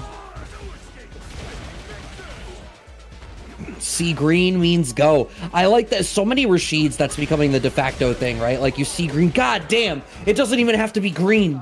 Yeah, like literally, like you see him like trying a full screen headbutt. It's like, all right, well, I can either perfect parry or I can actually change it up and do something different this time, which is what he just did. And now, once again, in the corner, already halfway to getting level 2, and Joel Man needs to find a way to get out of this corner. Perfect parry on the bus slam into the wall crush.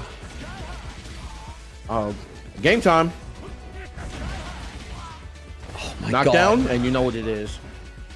You know what's wild too is I feel like one of the things about Rashid people complain about sometimes is that H Mixer can be inconsistent as an anti-air, but the way JB is bringing it out here is so interesting. Like you wouldn't think it.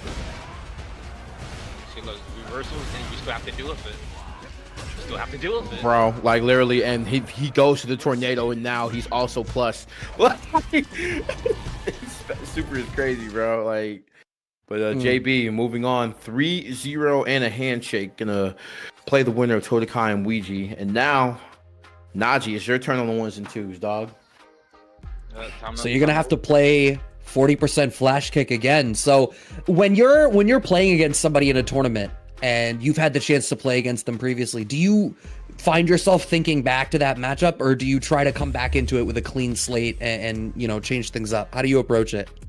I definitely just try to just play it out, because I gotta see what kind of adaptations he made, and whatever adaptations he made, I just gotta adapt to his adaptations. That's just all I have to. That's all I can do. I have the mindset of maintaining the same game plan I've been running, but if that's not working, I have to switch it up.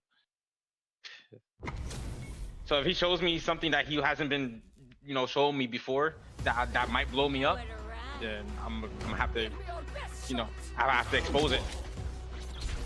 Yeah, so like as one example, right? Like he sort of crumbled once it was that game 3 situation and you started getting the lead. And we were low-key wondering, like, is this just a strat to maximize ladder games? So that might even be a thing where there might be a little bit more patience and a little bit less willingness to trade life away. We're gonna have to see. And already with a life lead, and NaJi playing this real smart and just kind of using the limbs to like keep him at bay. Using the high-ranging post. Doesn't really want to trade with 40% flash kick, so is willing to just play the waiting game right there. Very well done. NaJi taking that first round.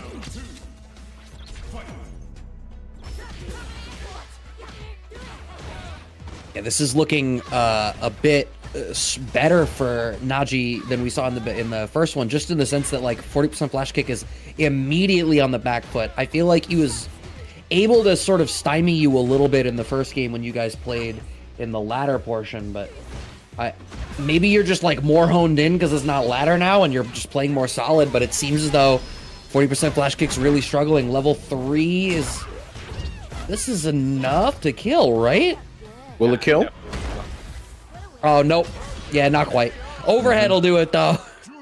Yeah, I'll tell you what happened to NaJi. He saw that $200 in the match arena. He was like, you know what? I could use some of that actually. Yeah, I need some dinner. Right. My man looked at that money. He looked at them dollar signs and was like, you know what? We can just lock in real quick, man. Wow. Half your health. Oh, my controller died. Oh no. No. Oh no. It's fine. It's fine. It's fine. We got this. We got this. We got this. Always play wired. Always play wired. Had Overcome player adversity. problems. Listen, we're good. We're good. We're good. We're good. We're good. We're wired. All right, listen. That's a free round. He got that. Oh my god. Oh my god. Oh, Hey, bro. What's going on?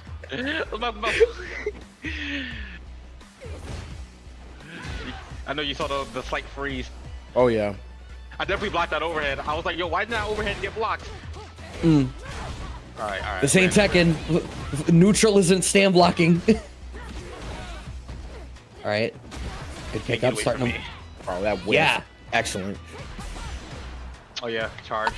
Yep, you know what it is. Now you kind of. Oh wow. Yeah. Yeah, flash kick definitely had to just play the Wow, aggressor right now. okay. You have no meter on your side, and we know how Marissa feels about. Yeah, he went for it. He went for it. I knew it. Oh, you just barely lived too. Wow. He got greedy. Yeah, I was gonna say like you know how Marissa's feel about that that jury pressure, especially in burnout. So probably feeling like he had to hasten a little bit and not gonna be able to get the punish counter off that, but NaJi will get a corner carry right here. Yeah, he wants to burn out.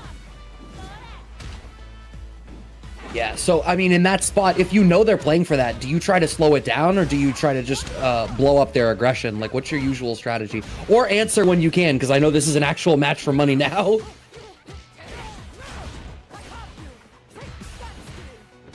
Taking it a little more passively here, very defensively. Okay, bringing out the parries to avoid the burnout and finds the perfect parry now, does NaJi. Still sitting on 3 bars.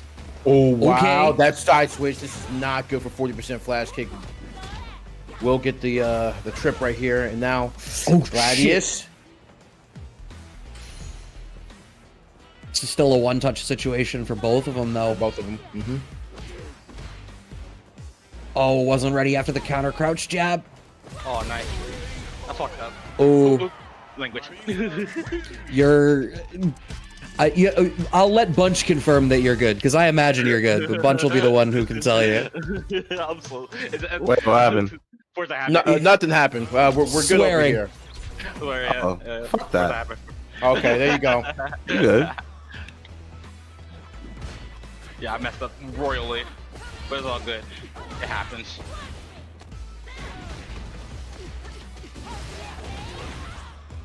Buttons on wake up. This, What else? this just might not do well on YouTube when we try to monetize it. It's fine. Whatever. Hey, listen. It's only gonna cost us money. It's no big deal. Oops. Which is why, chat, you need to help us hit that like button, hit that subscribe button, share the videos when they go live. The more the algorithm likes us, the less we need the direct support.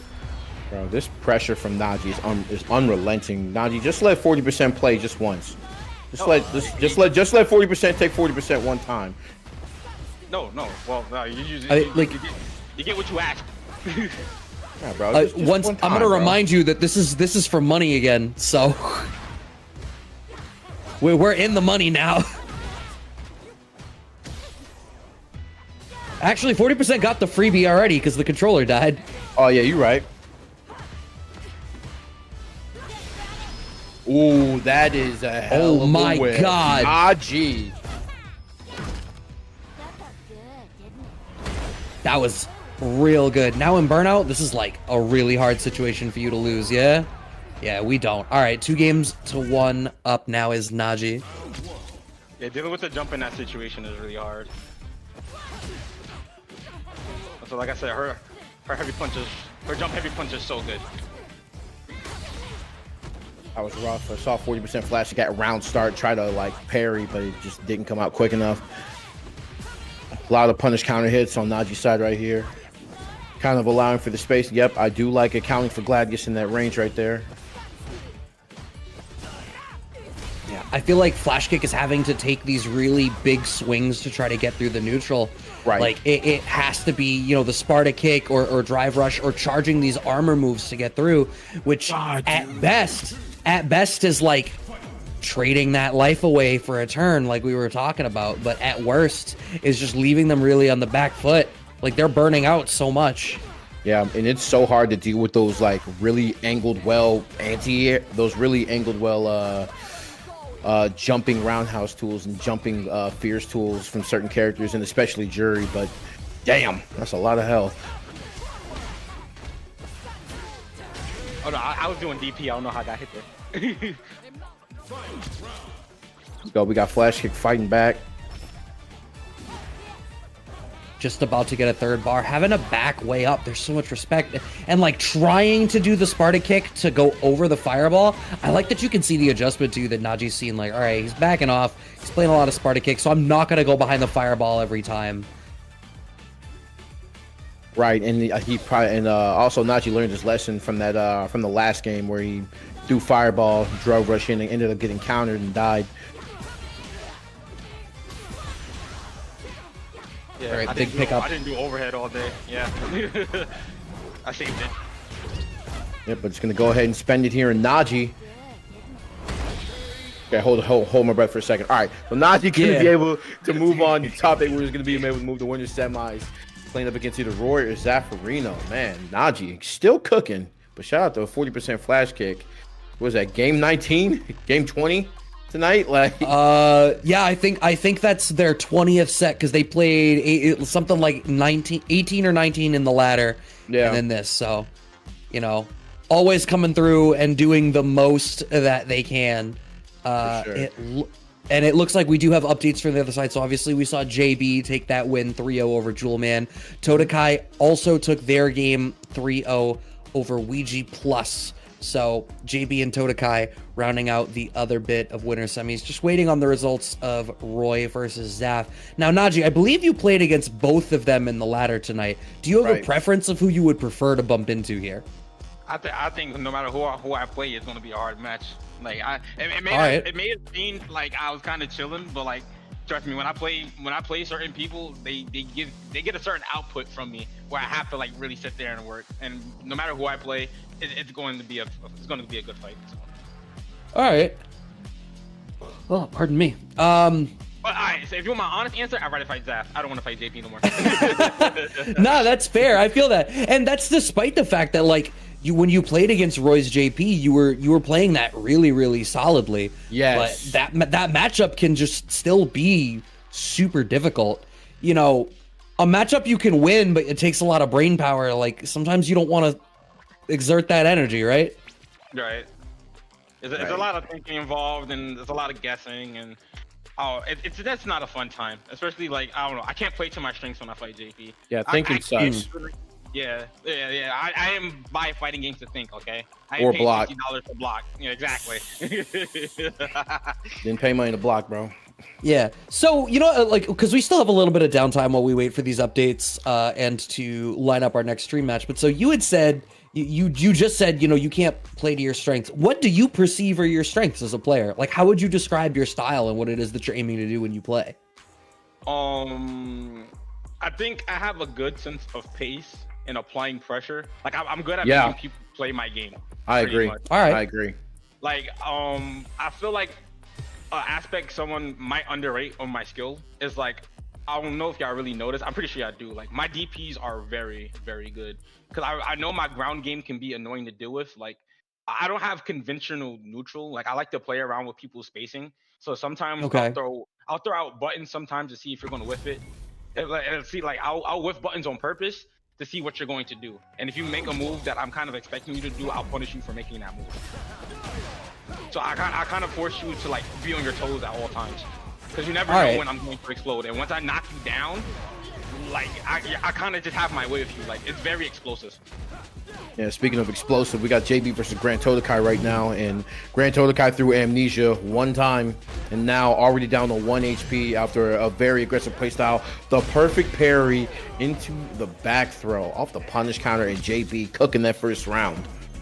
Yeah, I mean, you said 1 Amnesia. Shout out to Dua Lipa. 1 is all it takes. She was talking about kisses and not amnesia, but Right. hey, it still stands. I love to get one. Here we go. To get what? I love one kiss from Dua Lipa. Listen, I'm not even gonna say. Oh, all right, word. I had to make sure that I had the right indirect object in that sentence. There's no judgment. I just wanted to make sure I understood. No. Hey, Dua Lipa, if you're listening, NaJi let me borrow the Lambo. Thanks so much for that. Oh yes, I remember I saved all the kids at the orphanage. Yeah. Yeah, bro. Yeah, you had to go back in for the fire, and then you saved the puppies too. Oh man, those poor. That was real puppies. dope. First game on the board for Yeah. JB.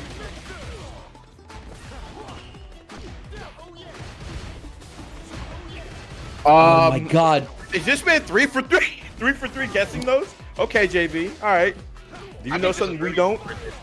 I think the JP really struggles getting rush shoot off of him. Okay. Yeah, no, Perfect parry. I think that's right. And you know what? For you to, you mentioned like the matchup element to it, it would explain a lot because I feel like JB in general, not just tonight, is so solid at reading the reversal options of his opponent. Right. Oh God, green means go. Right, and literally called it out immediately. Now you got to stare at that. And now he's safe because of this. I'm trying to chase him. Ah, you got punished. Don't try to chase him. Some 5D chess type shit. I'm alone. Okay, perfect parry. Are you going back in the corner? You are. All right, JB. We're gonna have to test you, buddy, because you on one tonight. So that's me, JB. Okay, trying to get the anti-air out, not being able to get it in time. Grand Todokai finally establishing just some type of like ground game right here. But still at a life deficit. I mean, you've got bar, but this is a spot where you want JB, like you have to be the aggressor, which is why JB ends up in the spot to be able to play for whiff punishment, cashes out the level 1 to close that one out, and that is a 2-game lead up now over Grand Todokai. I could definitely see in JP's style is once he has the life lead, he doesn't mind standing back and letting you kill yourself. Right. Yeah, this big lead sponsored by Amnesia right here. Grand Todokai, do you do it again just because? And I think Grand Todokai is just kind of, he's pensive on it right now and would much rather go for a parry in this situation than try to burn Amnesia and just get punished even harder than he has before. And JB just applying the pressure, punish counter into the corner, one away from perfect. Finally gets the Amnesia off of the drive impact. But you're at basically no life. You're in burnout. You are going to be forced to block this twister. You just die here, right? This is literally checkmate. Die here is checkmate. There's nothing you can do. Nothing you can do, bro. Looking like Superman's dad in a Zack Snyder cut. We're having a good time. Don't do that. Okay? Don't you dare do that. I'm not supposed to bring up Zack Snyder here? All right, word. You're not supposed to bring up a bad movie, but a conversation about that will be had later. Anyway, JB. It wasn't that bad. Yeah, I don't know. Man of Steel was like the 3rd best of the DC movies. As a consistent bad movie enjoyer, that's not even on the list of bad movies. Yeah, it's not on the list. Like, you know, Suicide Squad, like the first Suicide Squad movie got made. Suicide Squad, Green Lantern. Yeah, we know the BVS. we know the DC lore. Yes, we know it all too well. But they made it up with the sequel. I love Suicide Squad 2. Yeah. It's a very good movie. Yeah, I it agree. launched that John Cena guy's career. He did great in the TV show too. Really? I haven't seen him. That was crazy. That was a crazy Right. thing. That was crazy. Right. Apologize right now. Haven't you seen the Marine? John Cena guy is crazy. The Marine, that's where you brought it? That's you bring it back? You haven't Yo, seen was it- he 12 had a- rounds? He was in an Amy Schumer movie too. Oh, Trainwreck. Yeah. Oh, why do you remember the title? Hello, everybody. Was that 3-0? That was 3-0. Yeah, that's that was 3-0. All right, thank you. Nah, like that we was definitely stuck on that take just now. He really just tried to slander John Cena's No, name. no, for sure, for sure. Launched John Cena's career, bro, and then followed up with "I've never seen him." Yeah, That John Cena guy is nuts. Man. That John Cena guy. Yo, what I will say though, I was surprised when I watched Peacemaker. I was surprised. I was like, how did nobody tell me that he actually brought like chops to this show? Like there's a scene in the second to last episode where I was like, damn, look at you actually emoting and like really acting. What the hell? Did they ever say that that's getting a second season or not? I think so. That was such a good show. Bro, this Zaf Roy set is going the extra mile. No shot. It's still ongoing. It's still going. To be fair, it's Damn, JP versus Sim. Versus Sim. Yeah. JP Sim is nuts. And but we were watching Rashid versus Sim or JP instead. Like That's it's true. Opposite ends of the spectrum. the difference one character makes. right. Damn. Tarzan Geef goes, Man of Steel wasn't even a good, bad Superman. At least Superman 3 had Richard Pryor. You know, you're not wrong. Wow, that was an ugly movie, bro. Actual bad movie. See, now I'm trying to think of like ones that like were so bad I couldn't even enjoy it. Green Lantern. Batman and Robin. What? At least the Batman and George Robin Clooney had one? like a. Yeah. Batman and Robin was nipples? fire. What do you? Okay, You're not a fan let's of back not. nipples? Let's not say I- fire, but it was Yo, the right I was a amount of ch- camp. Like, I was a child and I left the theater. whoa. That's a little aggressive. Yo, Yeah, pick- yeah, that's yo, one thing for sure. Listen, if you're a I child, mean, it's warranted, bro. Your Like all the parents ice paid for that. puns, Like, all the ice. that was puns, not my like- uncle paid for that. no. Picturing 8-year-old Brad with his arms crossed, just like so pissed off at the fact that like this movie's just not the epic cinema he was looking for. Wait, wasn't that the one with Poison Ivy too? Yeah. Yeah, Schwarzenegger, Poison Ivy, and Bane-ish. No, it was Bane, bro. The best Bane. I don't even remember the Bane aspect of it. He just goes, "Rrr." He's Frankenstein's monster. Oh, okay. This man like turned green. It was just an odd movie. You know, you're right.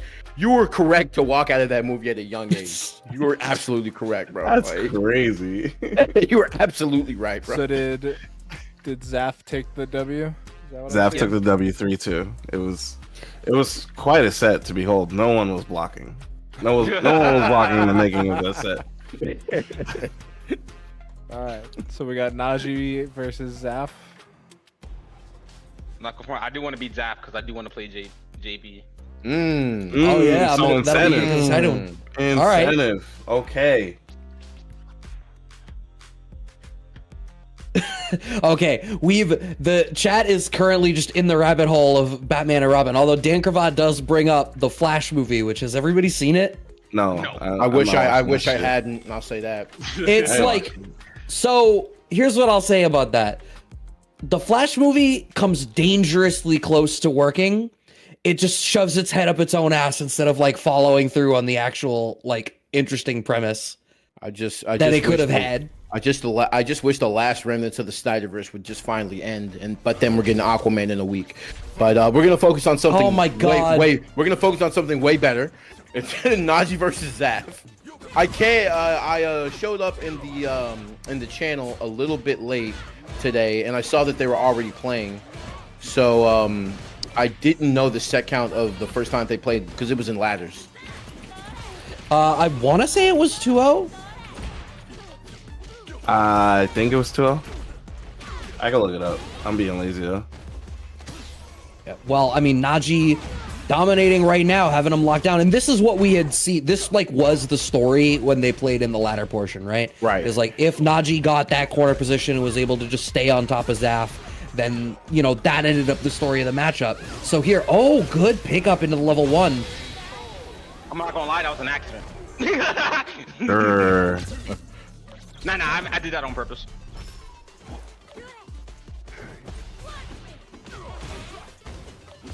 Yeah, NaJi won 2-1 against Zaf. Oh wow. How do you want? How did he win 2-0 if it was first to 2? I mean 2-1 if it was first to 2. In ladders. Well, because you see, it's first to 2, and he won 2 games. I'm tripping. You're not hearing yourself. Right. It's been a long day. Out. Right. Damn. Wow, you just holding that parry the whole time. What a needle. What a needle that was thread. Ooh. And got level 3 just in time. Oh my goodness. All right, NaJi, it's like that.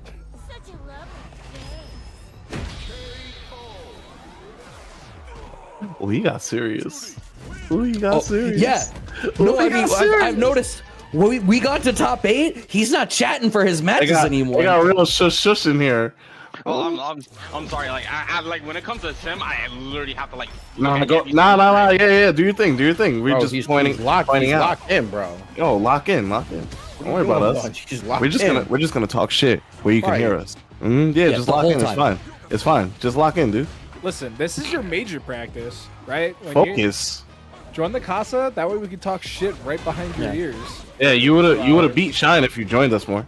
Why would you say that? Oh, shit. Golly. Wait, hold on. I be trying the last time we played. I'm sorry, at ECT? Oh, yeah, not at ECT. Yeah. Watch your tone. I was about to say, I was like, I watched that set. I don't know. I may not have been there, but I was there. Wait, what? Oh, that was Okay. sick. My man is here. All right, NaJi. Ouchies. Can't get that. Yep, the wherewithal. Oh, to you literally got just away from the fireball. Yes, to drive rush in front of the fireball and just get away from it. Yes. Okay, enlightenment. Back thrown to the corner. Did you just call his perfect parry enlightenment? Enlightenment. You saw the hands, right? The prayers? I'm here for it. Oh yeah, bro. I fuck with it. Ooh. God, what do you do? NaJi is like micromanaging his positioning right now on the screen. Like, oh, there's a fireball in my area. Better wait. Yeah, This ain't Street Fighter 5. Those don't go away. I like NaJi's mentality right here, though. He doesn't want to go on the burnout right here. So Nice. Yeah. Ooh. Oh. New mantra. I'm telling you. Here we go. Gonna go on the level 3 right here. This is actually not that good for Zaf. He's winning the round, but he's going into round 3. No meter. And what's already been like a tough matchup. He's having a hard Yeah. time keeping the neutral locked down. Yeah. You could tell Zaf's sweating. Like Yeah. kinda like, One burnout situation is all he needs, man. Right. Not saying and that having- things. Not saying things are easy for NaJi though. Like Zaf is definitely making this a worthy match. That was sick. What a conversion. Wow. Yeah, but so like you mentioned burnout, Banjo, and Zaf is after this gonna be a little under a bar away with the corner position. NaJi's in a good spot right now. What a parry. Keeping the lockdown. Oh Yeah, damn. that parry was so clutch. Oh shit. All right, going for the tricky cross-up stuff. Finds the edge here. Oh, the DR connects. Do we have the damage? No, just barely not. But the Oh. overhead, nobody's blocking their dome tonight. Jesus Christ. NaJi going up 2-0 against Zaffarino. Yeah, it's just I have those bursts of aggressions that he's like never ready. Like he don't be ready for Yeah, sometimes. it's tough. I mean, Wait, something Whoa. happened. Something yeah, happened. something happened. Yeah. All right. All right, yeah, that's weird. Yeah. It might be something with his pad or something. Cause I did notice that he was getting certain inputs that he didn't want, like when he's in the corner sometimes. So this one won't count. This one won't count. Yeah.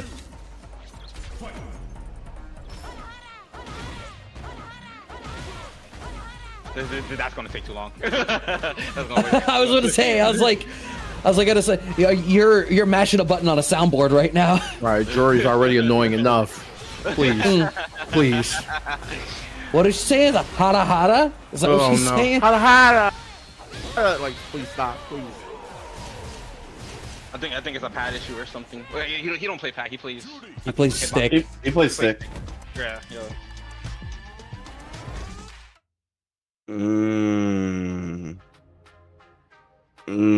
He is talking. Oh. Oh. Hey, He's bro. going Cammy. Yeah. Oh, is he? Oh, yeah. Oh, because you have his stream open, yeah? Yeah. I know. He's talking he that hates how I spicy play. shit. Yeah, I know. Zap hates how I play. Yeah. I'm used to this. We all been here. We all been here. It's like this when you play casual still. All right, well, the Cammy switch down 2-0. That was spicy. That shit was spicy. Oh, shit. Counter swinging into the fireball. Feels bad, man. Okay. Finds the whiff punish off the low forward, but no, mistiming his stuff. Looking not quite warm with the Cammy. And now in burnout, so the second NaJi gets a little bit of wiggle room, he's going to be able to really just maul him. Oh, damn. Wow, that instant overhit was sick, but the level... Huh? Oh, yeah, level All right. ones don't beat fireballs. Yikes.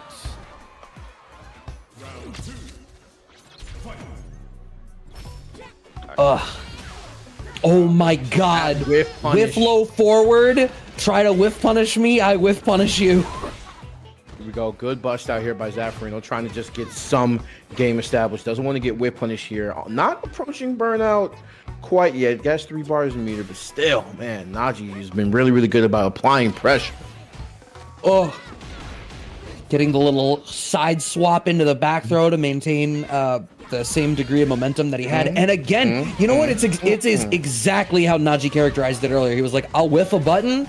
I want you to try to fish to whiff punish me, and then I'm going to blow you up for it. And that is 1,000,000,000% how NaJi won that game against the Cammy there. That I was feel sick. like all of your best openings were like, I whiffed a button. Oh, you wanted to whiff punish me? Nah. Yeah, this last interaction, I'm looking in the replay right now, was actually sick because once he got Zaf in the corner, it looked like that he was just going to just business as usual, but staggered the pressure even just a tiny bit and literally just finished the job right there. So, man, NaJi, he said, yeah, I want to be Zaf, and he's going to play JB in Winners Finals. So Sure is. Love you, Zaf. Sorry. Yeah. Hey, listen, that's that GG's that Bunty's talking about. Yo, Zaf is talking that shit, and I'm like, yeah, this is exactly what I was just talking about earlier, yo. Like, that shit does not feel good. You're by yourself in your room. It doesn't matter if the stream is on. That shit don't matter, yo. Levy, thank you for the $5 in the Matcherino. Thank you so much. But Nah, he's gonna yell at me. When we get into Discord later, he's gonna yell at me. Yeah, for sure. Sometimes you gotta let your boy get that shit off. Like, yo, bro, like, all right, yo. Nah, I understand his frustrations. I play jury. I'm not gonna act like my character's super honest. My character's stupid, but she's not top 5, so she ain't stupid. Yeah. Yeah. Zaf. Remember, VG. chat, go ahead, type exclamation point Matcherino in the Twitch chat, or if you're in the YouTube chat, just click the link pinned at the top of the chat, and you can go ahead, log in with any social media account whatsoever on the internet, pretty much. It's not literally every internet, but it's pretty close. Then all you gotta do is click claim code. It's that simple. It's that easy. That simple. We do have quite a few codes remaining. That pot looks mighty high, but that's no excuse to still have 33 codes remaining. It is so easy. And chat, here's the fun thing. A lot of the people in tonight's brackets are streaming. So you can take this link, go to their chats, and just spam the shit out of it. Spam it until you get hit with the hammer. Okay. Like, just run into these chats, spam it, get shot, come back, spam it again. Make a new account. Do it again. Yeah. Like, this is their pocket money, chat. Like, they need this. They need a lot of these 25 commitment. cents. NaJi, you talk about you want to eat, bro. I would be on Twitter right now, like, yo, I need y'all to claim these codes, bro. Actually, I was about to say, I'm top 3 guaranteed. NaJi's dead ass in the money. Like, he might be playing for this right now. We might be compensating you for your time spent with us this evening. You might just maybe, Might just maybe. Listen, anytime I'm with the guys, y'all don't have to pay me. But listen, in this situation, I want my money. But yeah. Well, there's still 33 like, you codes don't- remaining, man. he's like- There's some money on the table right now. Oh, he said, "Yo, you don't have to pay me, but pay me." Right. It's like, you don't have to, but if it's on the table, give. Come on, please. My Cash App is. Right. I'll drop that in chat. I'll bet it's $300 on my Cash App. My man is a fiend, bro. We're about the business. I like my money. It's my money, and I need it now. Oh shit, Uh-oh. JG and JG Wentworth. You better JG join up in Wentworth. this game, then, bro. Yeah, you better, We're you waiting better on you. get that one, bro. 877 cash now. Oh wait, we gotta play now? Yeah, bro. Yeah. Oh, I thought y'all would have been doing losers. No, Alright. no, bro. We move fast in these It's streets. a well-oiled machine over here. Yo, at CasaBunch, you see how it's 9:52? We want you to enjoy the rest of your night, dog. I actually appreciate it. I hate playing in tournaments till 11:30, 12 o'clock. That's like my biggest. That's pet peeve. actually lame. Yeah, Bro, if we Either, bro. if we really wanted to, we can end this tournament at 10:30. Easy. I got a super sweat now. One thing about Yeah. playing JB, I'm gonna show you right now. I cannot throw a fireball. Watch this. He's gonna Alright, I'm throw. He waiting was for it. trying to win. He was I like, think "Yo, he's just demonstrating. Wait, He was trying to win till the content hit. He's like, wait a minute, that YouTube money. silly man, silly He's man." watching for it now. He's watching for it now. He's actually watching for it now. See, I know the spacing. Yeah. Yeah. When he plays at that spacing, he's watching for my fireball.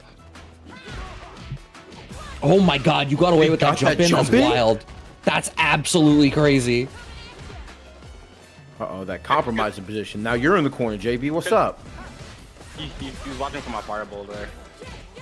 This matchup is hella even, but if I fuck up, again, it's kind of like it's hard. He's kind of walking me down. Yeah. He knows I don't want no smoke. Oh, he messed up. Let's go.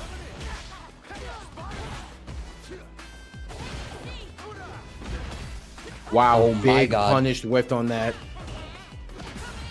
All right, handing him a little bit of drive gauge, but then he gets a little antsy. You punish him for it. I wonder. I don't want to ask you because you're focused, but I wonder if that was a drop or just an intentional reset of pressure. Definitely a drop. Oh, all right, word. Good check. So much patience. Right. He's going level 2. Yeah. Here we go. Trying to get the advantage here, and as he said, he will definitely level 2 in this instance. Oh shit.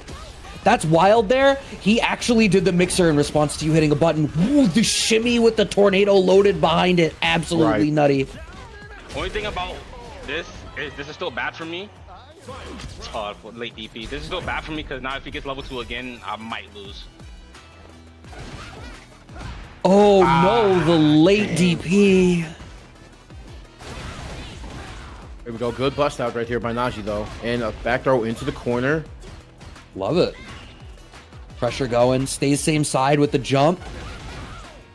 They're Good DP. really consistent with these DPs, man. Oh man, JB's perfect parry game has been really good. And this is the reason why, because you get crazy setups like this. Tornado into the corner, going to be even more damage. I had to. I had to. Well, I'm expecting a wake up level 3. Yeah. Yep. Oh, it hits. I had to. burnout. I had to. Scumbag read don't gotta- coming from NaJi. Yes, sir. Yeah. You know what? You only sometimes it's the only reversal option you have. Yes, sir. Woof. Catching you from moving forward.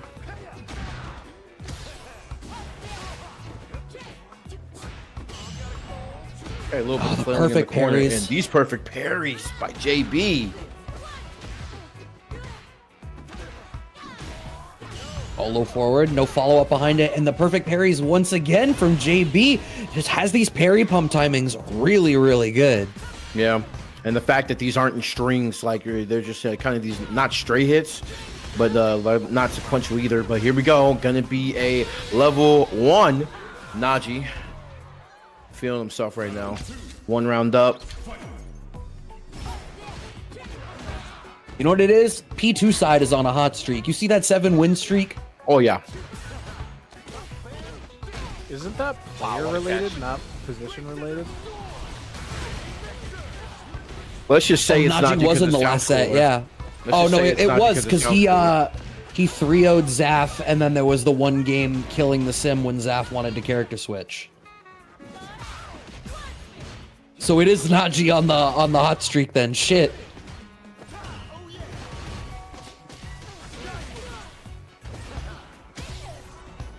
Right, only a level 1 in the bank. JB having this corner lockdown position that he needs, but I feel like JB is playing more defensively than I would have expected. He's been walking you down a lot, but was being a lot more defensive and buffering something back there. I wonder what he's looking for out of you. Yeah, both players playing pensive. Really don't want to overcommit on anything, but the level 2 is going to add just a little bit more pressure on the side that makes him bust out. That OD mixer in that gap there was so good. Finally, someone watching for that overhead. Oh, it didn't even. One more hit, connecting later, and it would have been airborne. I think. Yeah, just shipping him out with the level 1. 2 games up for NaJi. Are you about to end JB's streak? He's been going on with all these tournaments. I don't know. I would like to. Did I just commentator curse you? Is that what happened? I've never done that with somebody on the call with me to be upset about it before.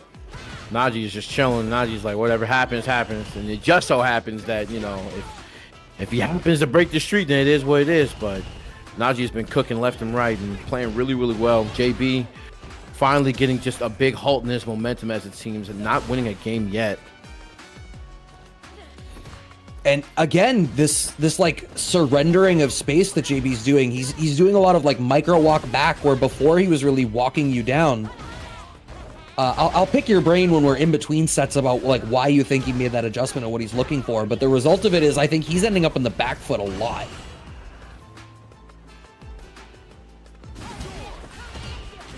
Okay.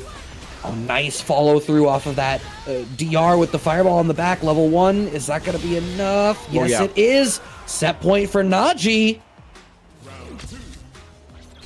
Yeah, we haven't seen like a real aggressive approach from JB. It's really been just, you know, just a big swing of momentum his way up until now. The perfect parries have been swinging a lot in his favor. Going to activate the level 2 off this. So plus frames incoming, especially when he moves to the tornado. But the defense from NaJi right here. You blocked all that with a parry to get out and a back throw. Unbelievable defense right there from NaJi. Huge moving in behind it. Has the trap behind the jump back as JB commits to going to the air option. Just taking his turn with the jab and then setting up the spacing trap after.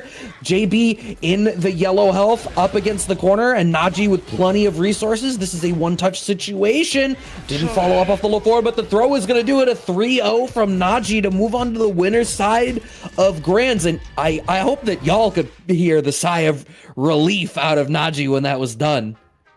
NaJi in his head was just like, I have to ice this man. I have to win. I'm not gonna front. I owe JB for the last 2 ass whoopings he gave me, so I'm happy. Let's go. Hell yeah. It's that competitor in the man. It's that competitor, but NaJi cooking from winners quarters all the way up until Grants. This man 3-1, 3-0, and then what was that last set? That was 3. Was that a 3-0? 0. That was another 3-0. Wow. So NaJi cooking all the way up until Grands. Good lord. Yep, our losers semis is set as well. It looks like it's gonna be. Oh no, that's a quarters match. Yeah, it's for finals. It's for fifth. We had a little bit setback. You know, not every. Yo, Jordan didn't win every game. You know what I'm saying? I had a little bracket setback. You know what I'm saying? All right. Well, hey, Todakai versus Flash Kick. Zaffarino is playing against Ouija off stream. So yeah, Marissa into JP here. Gonna be interesting to see how that one's gonna go. My gut would tell me that I feel like Marissa ought to struggle, but at the same time, like I feel like the thing that gives Marissa a lot of pause is like you want to have really threatening lows, and that's not the thing I associate with JP. Right. Here we go. Little back throw into the corner right here. And I do like the empty hop. He's trying to, make sure that he's trying to bait out Amnesia or another reversal, but not going to be found here. And that actually whiffed in his favor for that to happen. Again. And another whiff. Wow. So, real quick, Waiting it out. in rounds, I do want to say we got a special message from Complex as well in the Twitch chat, letting NaJi know that he's lucky that he's dying in bed because Complex saying he would have washed him. Oh, you still haven't beat me in a bracket yet. Yikes on bikes. Yikes. Fun. I played Complex at least 8-9 times in bracket, and he still hasn't. Money match? Money match? You probably still lose that one too. Holy shit. It's much love Spicy. to my teammates. Much love. Plenty of love happening in this You match could as well. beat me. 40% flash kick. It may not happen today. It may not happen tomorrow. It may not happen next month. But one day it'll happen. I'll make sure. One day. Yo, Complex. Yo, You need to I would respond. have watched you today. I would've watched you Specifically today. drink some Theraflu, dog. And come, yo, Yeah, get, bro, some, you gotta Get that respond to these. emergency. Hey, Yeah. bro. get some airborne. This stick talk is egregious. I Yo, don't lie, bro. This is some crazy talk happening right now in chat, bro. The pink medicine, whatever that shit used to be. Pepto-Bismol? No. The like Amoxicillin? antibiotics. Yeah, amoxicillin. That's what it was. Yeah. Wasn't there a pink medicine that actually tastes good? Yes, Amoxicillin. That shit, yo, I used to drink that. It tasted like bubble gum. Oh my Shit, god, bro. that shit Hey. was so good. Hey, Future. That was Hey, Future. You need to chill, bro. 40% flash kick. No chill on him. This man. At all. This man, I think he like deleted the back button on his stick. There is no back. Oh, look, parry already blocks for you, so you never have to hold back. True. I mean, why am I blocking? You didn't This pay is that my money to block. joint. This is my joint. Damn. Oh, He should have went for the damage. Fuck the setup. I was gonna say it had a level 1 in the back. I think you could have killed, but Yeah. I think wanted to save the bar. You do slash portal slash, and then the portal explodes and then you do spike, and that's damage. That whip punish on Gladius was pretty clutch right there by Grand Todokai. Very well done. All right. Oh my God! Dash Okay. forward, Scootum stance. Right. 40% flash kick is playing on some shit right now. All right, check with the low forward. Very slight. Life lead now. So many amnesias coming out. Uh-oh. Damn. Oof. Man. Okay, we'll have to go for again. level 2 for the setup. That hurts. Instant overhead. Oh my God. He doesn't need that. Yes, he does. No, he don't. Oh, come on. No, the fuck he don't. He don't. Like, You like, He likes movement. he has to teleport. right. That you have to set up. You have to telegraph that's happening. That movement into that spitting. command grab was. Be quiet. Stop. That's enough. That's enough, bro. That's enough. That's crazy. You just told me to be quiet. Wow. Be quiet, bro. Like that's enough, bro. crazy. Look, it's like 40% Look, man, is dead. He's dead. I'm just saying, I knew that you were a JP apologist, but like the depths to which you defend this character has That's me crazy. questioning like shit that you've said about other characters in other games. Like which ones? I don't know. I'd have to compile a list, but like it's got me second guessing your balance opinions. If you play the character, I'm about to be like, all right, so they're at Wait, least a double tier perfect. higher than Bunch says Hey. they are. Hey, you're not allowed to talk about JP being whatever, bro. Like Bunch, that's enough, bro. You've had enough. Okay. We've honestly had enough, I bro. just want y'all to know that you're comparing this against Marissa, who for the first like month and a half of this game, people were saying the same shit about her. It's crazy, right? They It's weren't crazy. though.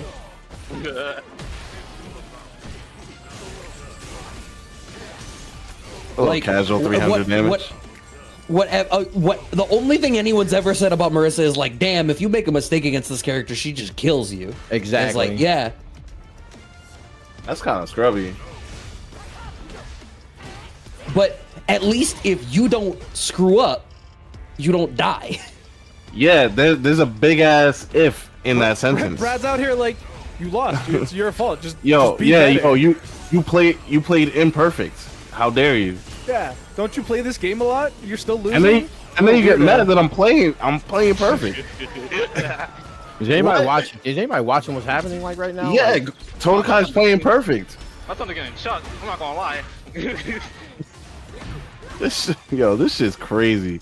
The lengths y'all go to like invalidate JP players are crazy. invalidating. I mean, two perfects. Listen, Two perfects against a player like 40% flash kick. It seems pretty validating. I mean, like it's honestly. not even getting that. nerfed. The character's 1,000% It's not even- nerfed. Why? I mean, I'm not invalidating anybody, bro. If you gotta Yo. play perfect, why are we worried about character nerfs or buffs? First of all, Todokai is probably Panama's best player. Like, like I promise you, there's not many people in his country that can navigate, or in his region that could probably navigate this character like this. But I mean, whatever, man. Y'all do what y'all gotta do, man. Complex says I'm not JP, invalidating. Complex Yo, like- says JP is made for toddlers. D1 carried. Yo, Oh, so you wait, should be playing him, toddler. Grand Todokai can be OD and the character can be busted. These two things can be true. Exactly. You can I'm be not good- invalidating Yeah, anybody. exactly. You could be good at the game, and you can also be carried. This is how it is. This is Here's the true Can be fact, true. though, is if you're really that good at the game, you're doing anything you can do to win, which includes playing top tiers. right. That's true. If you're playing, Like Complex, how he plays DJ and Luke, but you know, hey, whatever. Let's keep pointing the finger at JP. It's fine. Yo, bro, I got top 8. He goes, who'd you play? I was like JP. He was like, dog, really? I was like, yo, you play Luke. He was like, that's my secondary. I was like, I bet. Who you main? He goes DJ. I was like, bro, you picked two characters that are arguably better than JP. What's wrong with you? Like, are you nuts? What are you saying to me? What are you saying to me right now? These kids, these youngsters, bro. These literal youngsters. I don't understand them. Literal youngsters. Listen, I just accept it. Listen, if anyone calls me carried, yeah, hell yeah, I'm carried. I love Jury. I hold his feet. That's it. Right. Hold these feet. Hold is insane. these feet. Crazy. Yo, Banjo's holding the feet right now. Hold it, bro. That's fucking crazy. Hold it, bro. Yeah, Bunch. I wish you would just stop being an apologist and just stand on it. Like honestly, like I wish you would just stop being an apologist about it and just be like, yo, like this character's messed up. At least give us that. Like you can't What? give us that. What? Give you what? Just be like, That hey, JP's busted. that JP's That just JP's really, really good. really He's good not character. busted. He's good. I don't play bad characters. I'm lying. I played No. Nash. I played Nash. Yeah, I was gonna say, Yeah. wait a minute. I definitely played Nash. Fuck, that was horrible. Did you play him season 1? But then, like, look at every other Actually- game you play. Actually, I picked him up in Japan. I was tired of Chun Karen, and I was like, there gotta be a better way to deal with Chun. And I landed on Nash. I was like, damn, this is actually a little bit better because his anti-airs were a little faster. And then they nerfed the shit out of him. But they also nerfed the shit out of Chun, so I didn't have to worry about it too much. Like, Bunch always tries to play broken shit. Like, I remember I went to a 3S event with him, and obviously plays Chun-Li.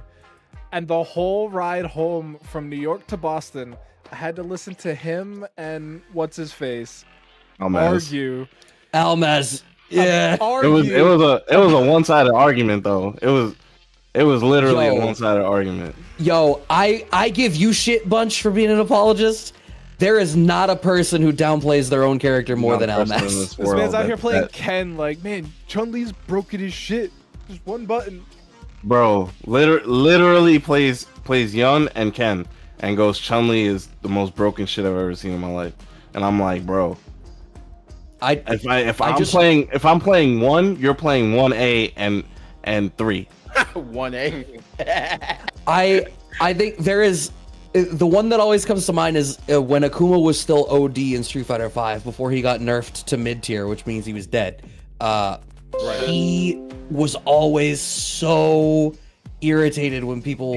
And he did that shit to me too, cause like you could argue for the lifespan of Street Fighter V that Karen and Akuma were like neck and neck, like one would be better than the other, or vice versa, and then like towards the end they were like similar, like they were just two different archetypes, but they were like as far as strength goes probably the same, and then like every single time he and I would play.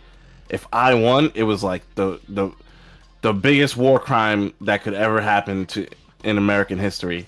And then like if he won, he was just like it was like dumb quiet. But yeah. So watch your tone when you talk to me. It could be worse. Yeah. I still remember him insisting that Akuma's Fireball V trigger cancel, that he needed it. Huh? Yep. It was like when they took it away, it was like what a travesty. It was like, not really. Understood. So next up, we are gonna have Totokai going up against Zaffarino.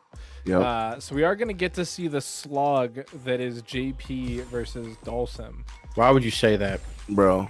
Because it's what's happening on the screen. It's literally what's on screen, Banjo. Like, no, I mean, like implying that the match is going to take like 1,000 years by saying because it already did. Because I have eyes, Banjo. I can see it already did, right? Like, do you remember when Zaf played against another JP and we ran 3 stream matches before it was done? Remember that? I understand it's factual. I just don't want the energy in the air. Can y'all do that for me at least?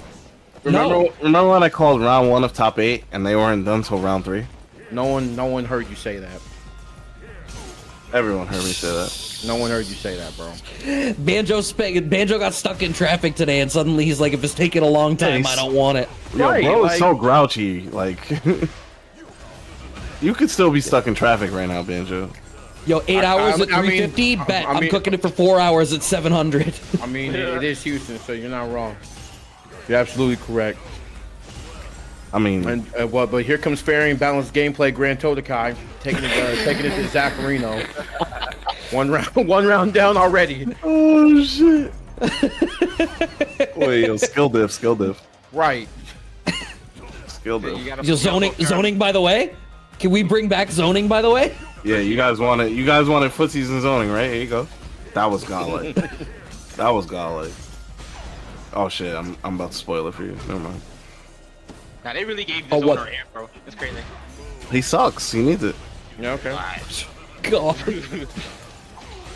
I swear to God, every time Bunch opens his mouth to defend JP, he's actually trolling. Right. Oh my God, stolen. I need you to stop. If you're gonna be in this chat, you're supporting JP, well, you might have to leave, bro. I can't believe what I just saw. You might have to leave your own stream. Yeah, telling Bunch to leave his own Discord is crazy. No, but for real, who is this guy? Be like, hey, I know you invited me on your show, and I know I'm playing for the money that you facilitated happening, but get off your own show. Right, bro. You need to just leave, bro. Bro said, thanks for having me. Leave. Go, another DI incoming in Grand Totokai. Squatters' rights? Squatters' rights is crazy. Zaf, throw him into the corner. Do something. Oh wait, Zaf you're doing everything you can. Clipping him on the jump out. I think he has to be this aggressive against JP. That's the thing. Yep, I agree. He has to be really proactive with his fireballs and everything. I thought the ghosts were still like going like after the grab. Like, nah, bro, ain't no way. See, that was godlike play. That was really good. Okay. That was good. Yo, it's mad quiet. It's mad quiet. When Zap does some shit, it's mad quiet. No, we're just but you know what? There's no one in here apologizing. Right. We're literally just letting you make it. Like, that shit is crazy. Yo, what do you see when you see like this thousand costume? A stoner. Stoner? Yeah. This is definitely, he's the dude that, like, you know the white guys in college that get into Rastafarianism? This is him after 800 years. Right. This is what happens if one of them actually becomes a Buddhist. Oh my god. Level 2 is coming. Okay, air to air after the TP. All right, Grand Toe to Nice. Kai. Big lead. Not really giving up any meter off this. Doesn't need to. Never mind. Didn't even need to care about the fireball that was still coming at him either. Because I've got level 3 stocked up. I think we can pull this off. Yeah, I definitely think it's doable. The difficulty is like he's already down on drive gauge. He's fishing a lot with these parries, and Grand Totokai is gonna be able to cash out that level 2 if it starts to go his way. Or now it's a one-touch situation with 3 approximately. You know, I'm gonna be honest. Okay. Zaf definitely should have brought the Cammy. If he's gonna bring the Cammy for Jury, Well, I Definitely mean, should've wasn't brought that a Cammy, frustration pick though? sure, Yeah, that's what that felt like. sure, but you know, This is also Make it- frustrating. I mean, like, Oh my god. Limbs. But no, I agree. I think if you have a Cammy to bring out, I think that being said though, I feel like Sim is supposed to do okay against JP. I think it's 5-5. Honestly, Yeah. For sure, 5-5. It's fucking hard. Like, I'm not gonna Anytime you play sugarcoat JP, it's it. going to be hard. Right. Not if you're Cammy. I mean, yeah, that's the exception. It's like Cammy, Kimberly. Jury, but Yeah, don't let but, this guy I mean- tell you. I was about to say, but earlier you said that that Doctor this- said it was a frustration pick with Cammy anyway. So Yeah, but like, you know, maybe perhaps prepare Cammy for such a popular character, right? and then if Yeah, you I- like, I was gonna say if you have a Cammy, like why you might want to put that forward first anyway. I mean, if you love Dawson, play Dawson, but like, you know, you also, bro, like let's be honest, bro. Like, I was not a full-time Nash player. Like, I was playing Karen. There's no world where I'm like, nah, I'm gonna just play this Nash into a bunch of dumb shit that like Karen could easily deal with, and Well, I vice think versa. Yeah, I thought you were talking in the terms of like, okay, he's gonna counterpick him, right? So- Yeah, like, but like at the same time, it's like, you know, if you're having fun with Dawson and Dawson's doing well in some matchups, like, He's sure, He's fighting JP. Nobody's he's having fighting. fun. I mean, Not even Grand Totokai's having nah, fun. doing this right now. Totokai is living it up right now. He dropped that combo. Oh man. You dropped that combo. He dropped it. All right, this is scary. Wake up level 2 I because was- he wants to just burn him out. Wow, and he got hit by it. Jeez. Like, why? Like, why do you get all this? Why? And not like the thing that's good for Sim here is because you have a teleport, it's not intrinsically checkmate, which is Okay. why Grand Totokai just didn't do anything. Like on some war games type shit, the winning move was not to play. I mean, it was also not to play as poorly. Like, Yeah. This character is fine. Zoner, by the way. Yeah, you said it, not me. All right, this God is damn. set point for Grand Totokai. I would say he's well-rounded. All right. A little too well-rounded. He's the So perfect. is that fighting back? Let's go. He's the Let's go, perfect Zach. circle from Squidward. Let's go, Zach. See, I'm rooting for you after what you said. That's what I'm saying. I'm gonna have to watch the VOD because I want to see that Yeah. whatever the hell he said. I don't know. Nah, you should nuke that shit. That was a point of weakness. That was a point of weakness. That was weakness leaving the body. And like, Pain. So JR Dang. Scribe came into Twitch chat. A couple messages. There's dreadlocks are overrated, which I don't really know where Okay. that comes from. Yeah, Because we were talking about Rasta. Okay. We were talking about Yeah. Rastafarianism. And then it's Sim is A tier. Don't be fooled. don't be fooled. I respect that. Yeah, I No, I agree. think that's fair. Yeah, I agree. Yeah. You just don't see a lot of them is all. I mean, he's not as straightforward to play as a lot of the rest of the really strong characters. I think And that is a steal. and trolling aside, Zaf is playing against a character a tier above his character. That's the point everyone's making. It's like, yes, Dhalsim is definitely A tier. However, There we go, though. Zap over here fighting back. for his life, the floats over the portal are a very good idea. Yeah. Mm. I mean, like, I think, and I've said this a bunch, that like one of the most frustrating things about JP is the unique way that he can target your drive gauge and how annoying it is to try to deal with it, because like parry pump can be baited out by him. So the fact that Zaf is going to float is like, yeah, I don't have to engage with that part. Boy, Zap is gaming. Nah, Zaf is fucking gaming right now. Zap heard you. Zaf is officially using all the buttons on his stick. Nah, I'm sending him my energy. This is what always happens. I root for him all times. Even when he You play got- me, I root for him. Zaffarino, NaJi Grand Finals. You're express sending the Genki? No, reverse video, I believe. Oh, okay. We gotta beat all the JP players.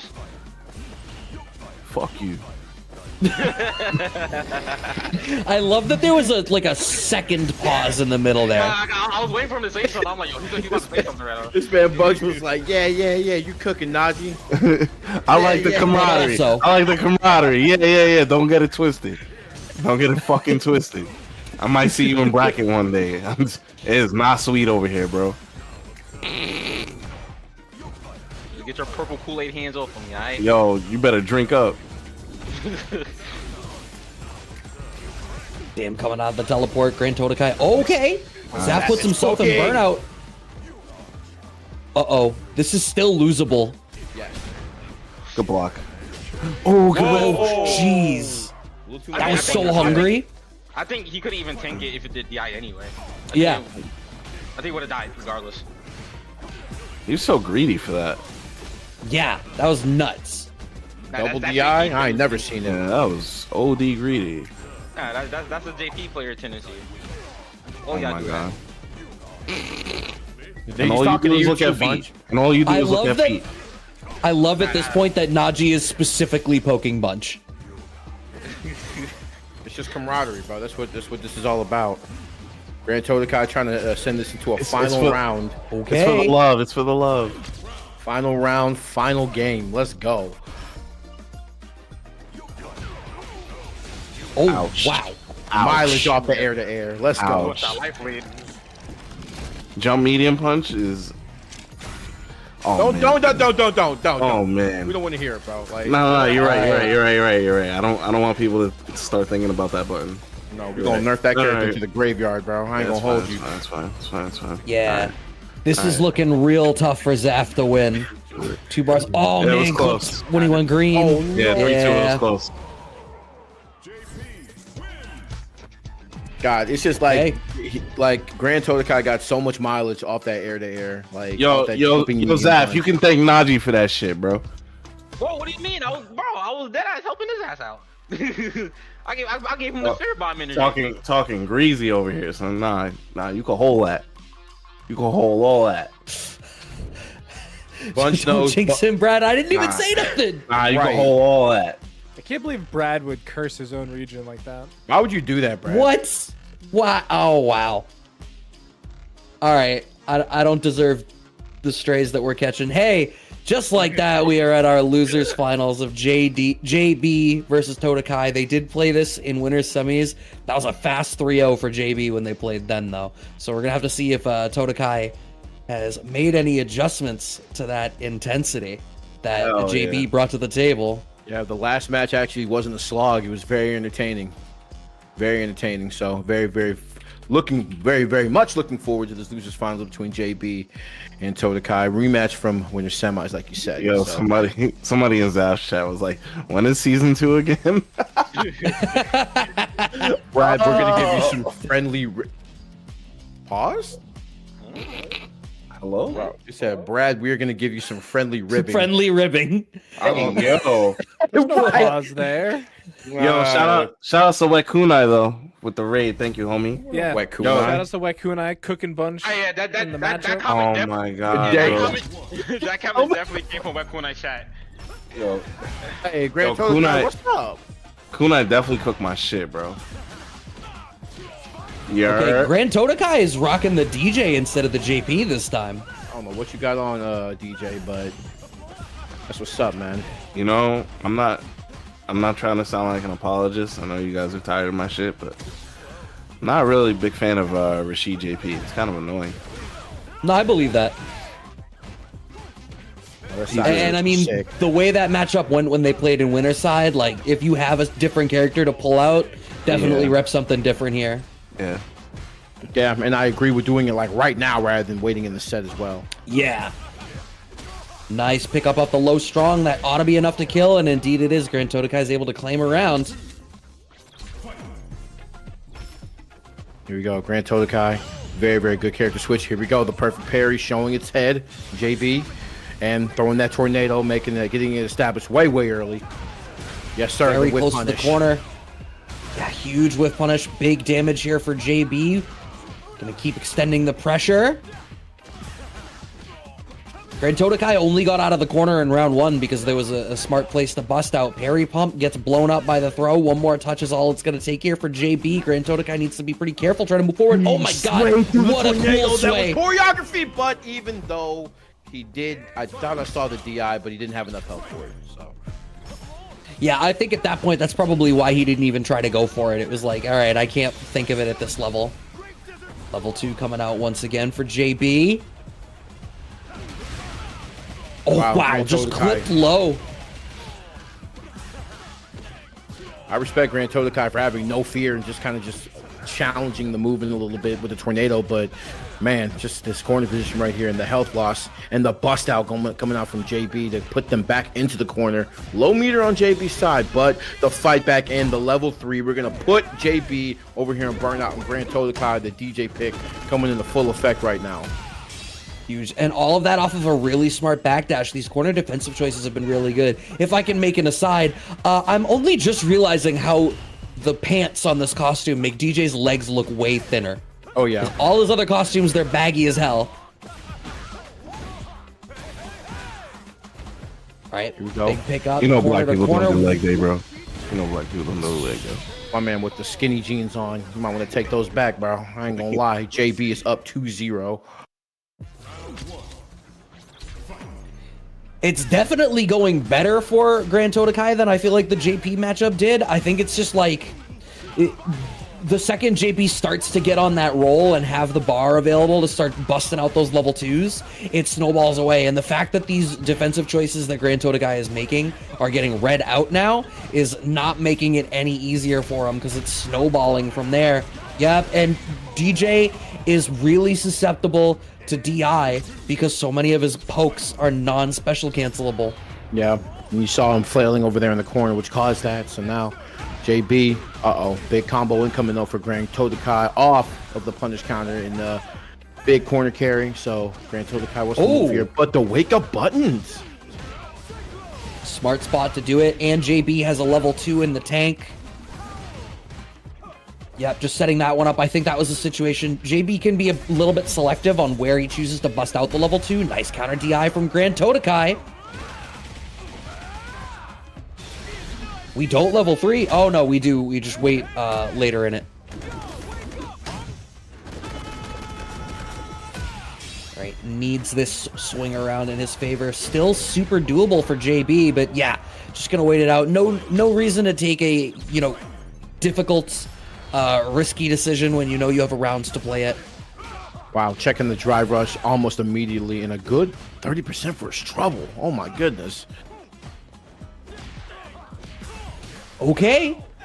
The money jump fierce, but the crouching strong starter once again for Grand Totokai. One more touch ought to do it. Plus frames off of it. JB's got plenty of bar to try to push the issue, but I think you need maybe just a little bit too much to try to close this out here. Level 2. Oh, just gets clipped. You know what, actually for Grand Totokai, the fact that he just got clipped there actually kind of means that it's not as much damage as it could have been. So that could have been a decently calculated spot to just not worry about it too much. But JB with the lead now. Go trying to drive rush out of the corner here for trying to force an option out of Grand Todokai right here. And JB. Oh my God, green means go. Yep, sniping out the drive rush quick, fast, and in a hurry. 2-0 right now for JP. Oh, the fact that JB is checking those drive rushes, it's one of the things that I think were the first indication to people that DJ could have been a strong character, right? Was the strength of his drive rush. But the fact that JB is so comfortable checking it is forcing Grand Todokai to have to try to play more of a footsie game, and that's where the DI element comes back in. Does have corner control now, but JB's so effective at getting out, and the longer the set goes, the more effective he's been. Here we go. The tick throws getting them quick. The speed is way too much right now for Grand Todokai. So now, with a little bit left to go, does get the wall crush into the DP. So here we go. 1 round to go for JB to meet NaJi in grand finals. All right, level 2 comes out. Grand Todokai's gonna have to deal with this mix. Clipped by the low. Okay, we just reset into more standing pressure off of the low clip. And now JB's in a really strong position. Drive rush off the low forward. Tons of damage. Puts himself in burnout. Oh, is this going to be enough? Oh, I thought he was maybe banking on the level 1. No, just the jabs. Grand Todokai goes for the wake up DI, but JB has time for the triple jab. And we are going to see the run back in grand finals. NaJi, who has been patiently waiting in the call for this run back against JB. Yeah, Yo, NaJi, don't play yet. Don't play yet. I'm not playing. All right, quick little 3 minutes. But yeah, thanks everybody. shit's been gangster. Can't believe this is grand finals. Yeah. Yo, NaJi, look at the time, bro. 10:30. I already told you, bro. Hey, wait, hold on. You said we would be done by 10:30. It's 10:33. Yeah, but close enough, We had bro. that JP Close enough. sim matchup, Actually- which actually cost us a lot of time. Both Damn. Actually, So, in the grand scheme of things, this is 10:45. JP's Oh, fault. wow. This is JP's What? fault. It's actually JP's fault. Did you have the glasses for the bit? yes. All right. So nobody else noticed it. No. Notice what? That's okay. Are we gaslighting Brad? We can all get behind that. No, we don't have to do that. Just know that I don't know what he's talking about. I But really anyway, don't know either. we're gonna hit this 3-minute ad real quick, so that way there are no interruptions during this wonderful grand finals that we have at CasaBunch. But we We're will be already right 1 minute back. into that bitch. Yeah. All right. Well, I mean, I like practicing segues, so that's just how it is. So- You know what Oh, I'm saying? okay. Oh no, go up, King. I got mixed because I saw in the chat talking about Gran, and I thought there was a Gran Blue talk going on in the chat, and then I realized that they Yeah. meant Todokai. Damn, hold Yeah, I was up. about to say what type of blasphemy was about to go in there. Man, Complex 9, you said low tier DJ. That's what's up, man. That's what's up. No. That's what I'm saying. Yo, like y'all letting this kid. Nobody's letting nobody make it. I'm He's not. delusional. Like, He's right. He's high on NyQuil right now. Yeah, Don't listen to yeah. him. The fever got him fever dreaming. You just say delusional? Yeah. bars again. He didn't mean to do that. Grammar problems all around. Let's go. Actually, so here's something from JR that is a good talking point. The era of solo specialists is ending. I agree.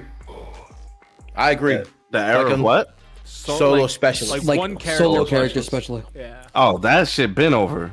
Yeah, that's been over for a minute. That, honestly. yeah, you what? Yeah, so like, yeah, I know JR. They've been in our streams for the 5 era. They've been in tons of streams for the 5 era. Like, it's been that way for I think the last 2 or 3 years of 5 on, and it's gonna stay that way. I think people aren't experimenting much yet because 6 is still so young.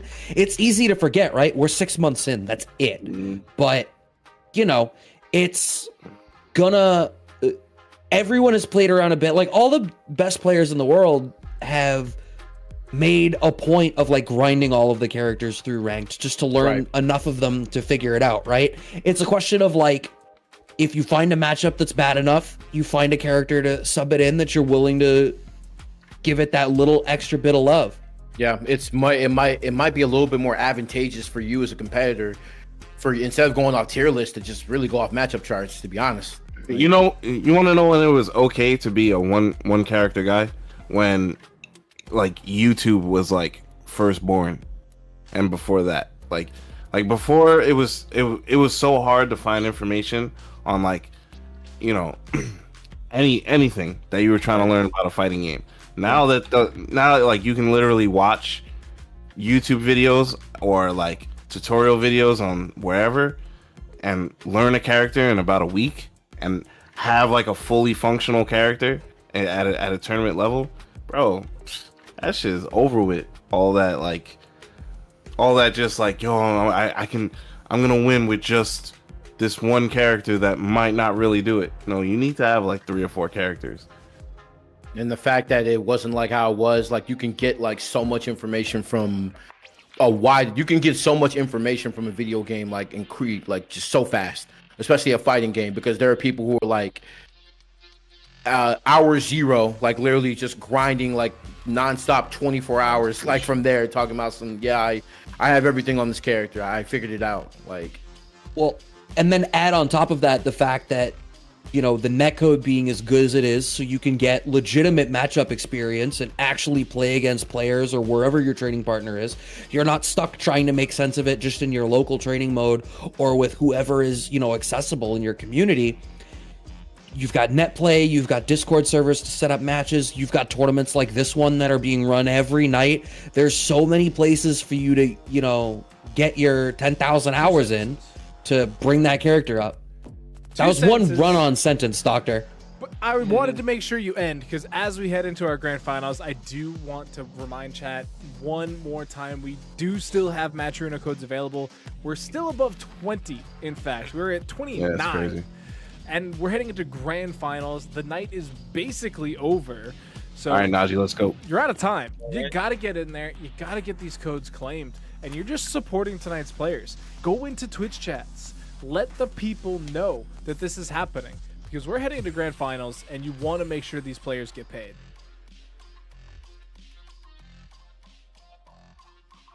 I definitely don't want to hear, oh, he's my favorite player. Blah, blah, blah, blah, blah.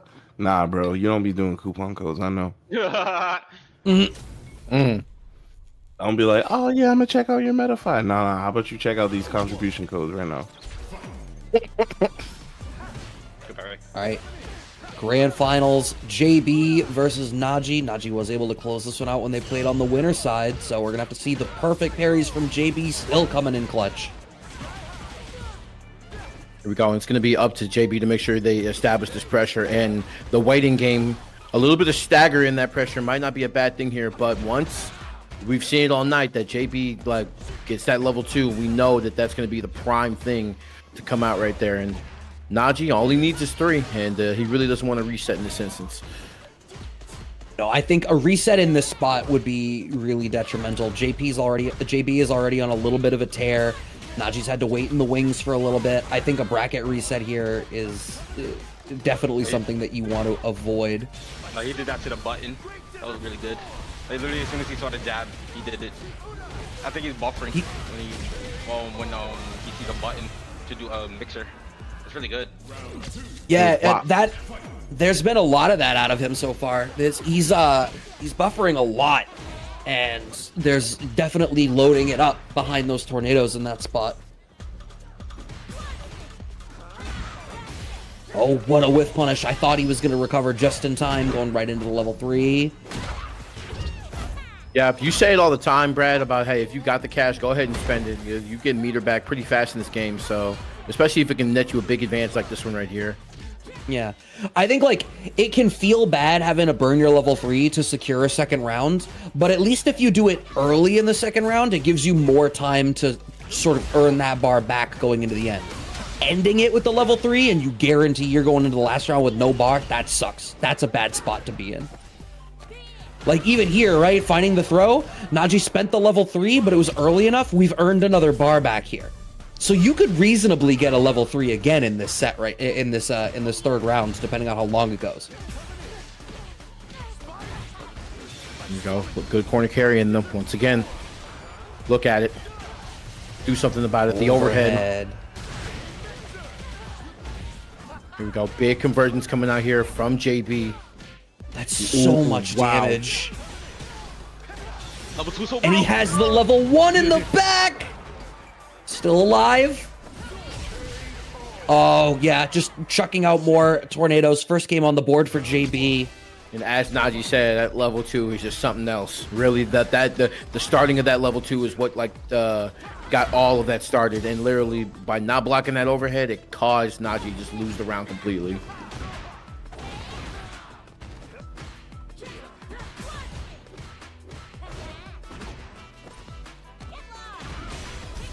Okay, corner lockdown immediately goes for the stun in a spot where JB has nothing that he can do about it. No drive gauge, no level 1 available.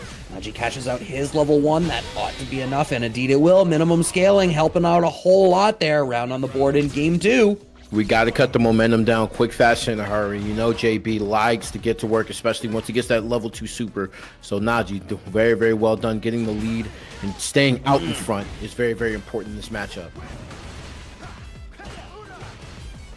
Right, trying to cycle in these parries a little bit, but wanting for a jab check. JB sets up a really good spacing trap, and now OD pinwheel gets blown up. JB with tons of corner control doesn't go for the level 2 because he believes in his ability to clinch this round without it. Believed rightly. Just shy of level 3 here is JB. Going to be on NaJi here to make sure that he does the right things here to stay in front. Goes for the level 2 install. Gets the corner pressure. Love that. Baiting out the parry right here. Trying to go for the jumping fierce. Not going to be able to get it here. And JB seemingly fighting back into the middle of the stage. I think that second jump in was another attempt at like a parry bait to try to go for a punish counter throw. JB cashes out for some more damage, having this corner lockdown. NaJi holds the parry for a while and then gets away with a really late drive rush, counter hitting JB for trying to check it.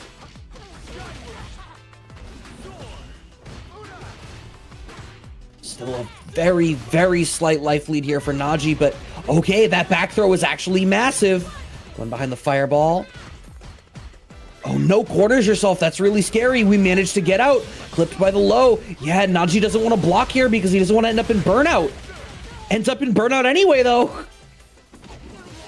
Here we go. Oh, I thought a level 1 was on the way. Gonna have to hold here, but the reversal for the level 1, and NaJi going to be able to take this game, evening it out. And NaJi and JB swinging, fighting back against each other. Very, very competitive grand finals so far. Yeah, absolutely. I think, see, that normal is already coming up a lot here for JB. I don't know if it's like, it might be low crushing the low forward. Maybe it's just the way that it's moving forward that's giving NaJi pause. I don't rightly know, but it seems like it's causing some difficulties here. Fighting his way out of the corner now is NaJi, who gets the meaty standing strong. Here we go. And JB has been really, really good about super, super pressure situations, like literally getting that perfect parry. Okay, start tornado. Okay, we had the force knockdown, but I think not believing that we got anything after it. Green means go, says JB with the OD mixer. We have the damage to close this one out with the level 1. Another round continuing to just trade this back and forth. Right, and you see that JB is winning out on a lot of these trades, and these exchanges aren't going exactly in NaJi's favor, but they haven't been that far out of his reach.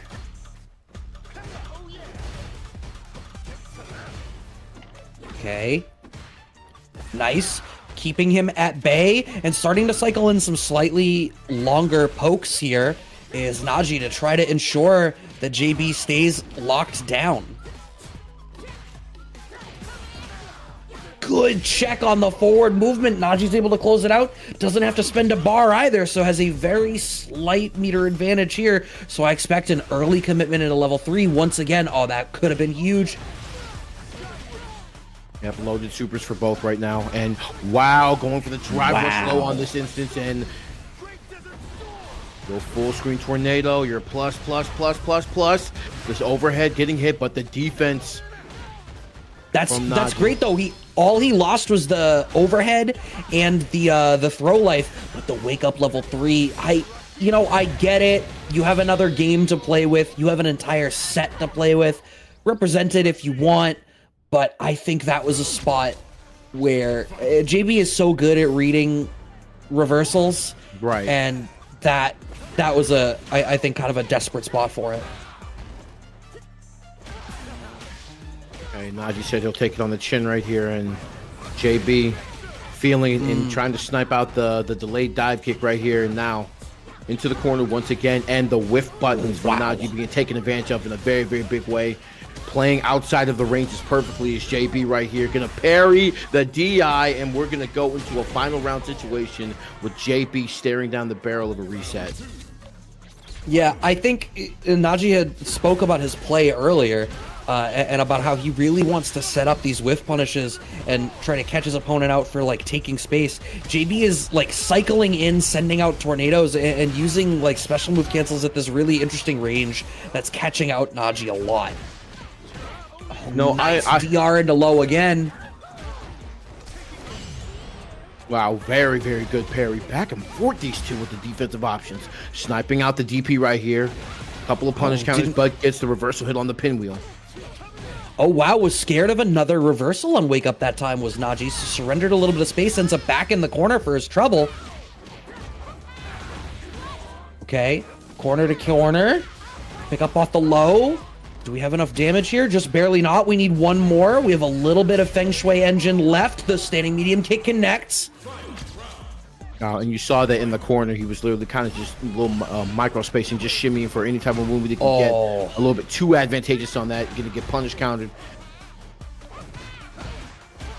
Oh man, that dive kick was punishable in that spot. Level 2 comes out for JB. This is gonna be a really snowbally round. Catch.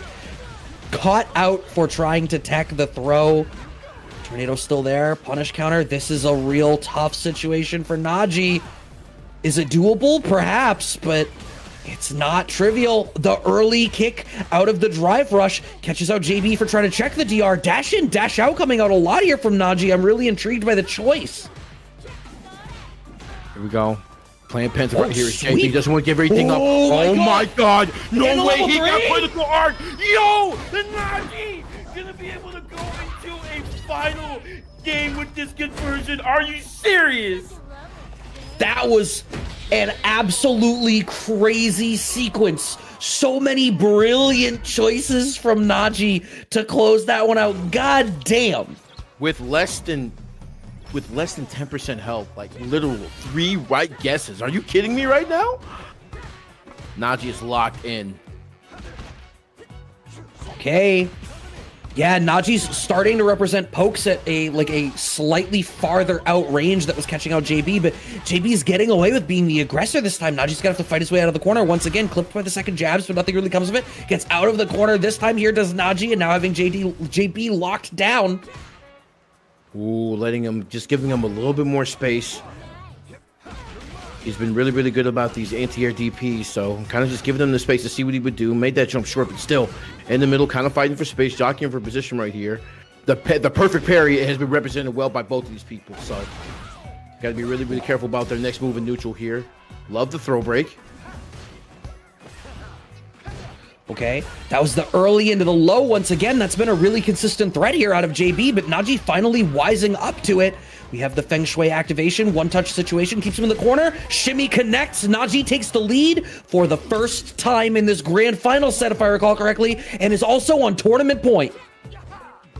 Though JB's been really, really good, but now the adaptations from NaJi have been coming into fruition right here. NaJi can smell that Naturino money. He's so close to a meal. The DI. Oh, but the whiff. No big punish off that. Goes for it again, and JB low on meter right here. Has to be really, really careful. Does that maneuver to get out of the corner. Okay, finding that level 2. Almost more important than the pressure out of this is JB earns enough breathing room to get that drive gauge situation back into his favor. NaJi, I think JB didn't get as much out of that as maybe they wanted. NaJi almost gets away with getting out of the corner, but even more importantly, gets that huge jump in. Right, and you Life see that about even.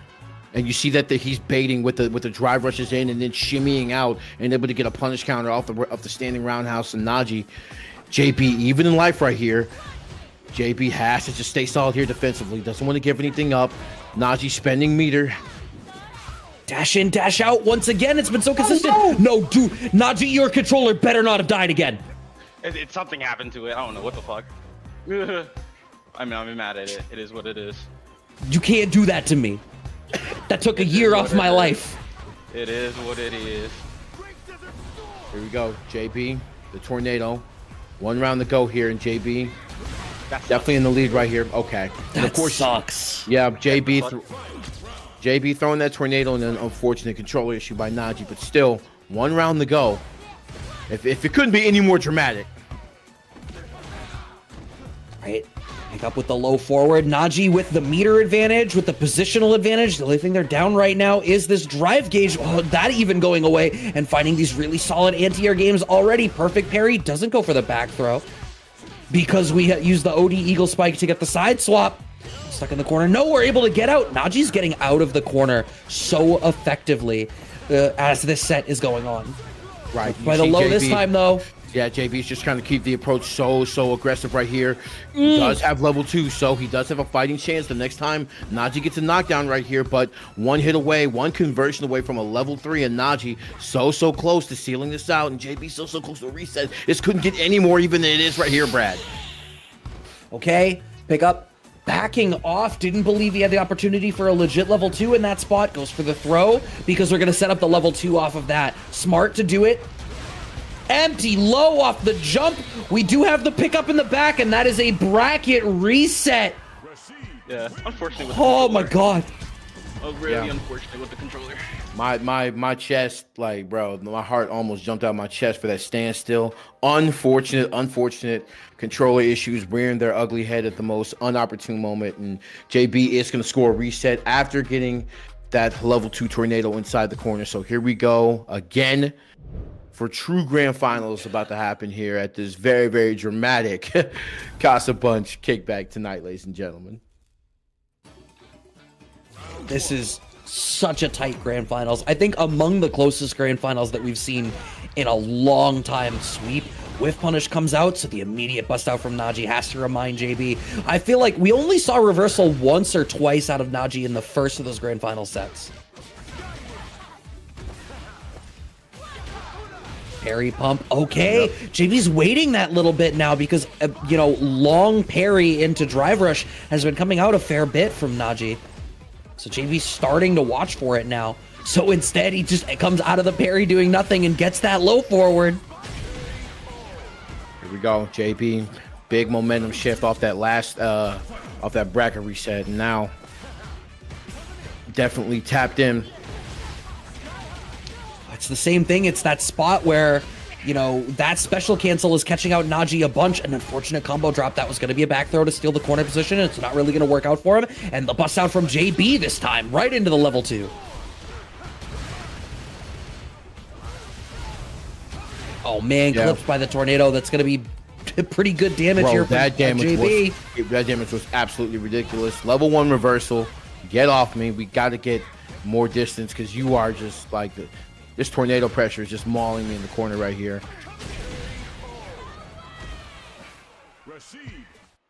Here we go. So first game going JB's way right here.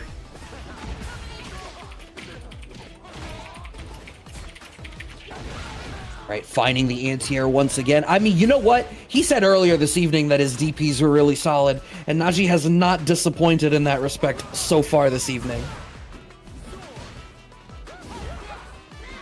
Okay, a lot of mobility coming out from JB to try to avoid staying locked down in behind those fireballs. Once again, stuck at the corner. No, you reach, I teach. Jab check gets out of the corner this time. Oh man, a little bit late on checking the DR that time. I don't know, I tried to get parried. Oh, I was blocking. I don't know how I get counter hit there.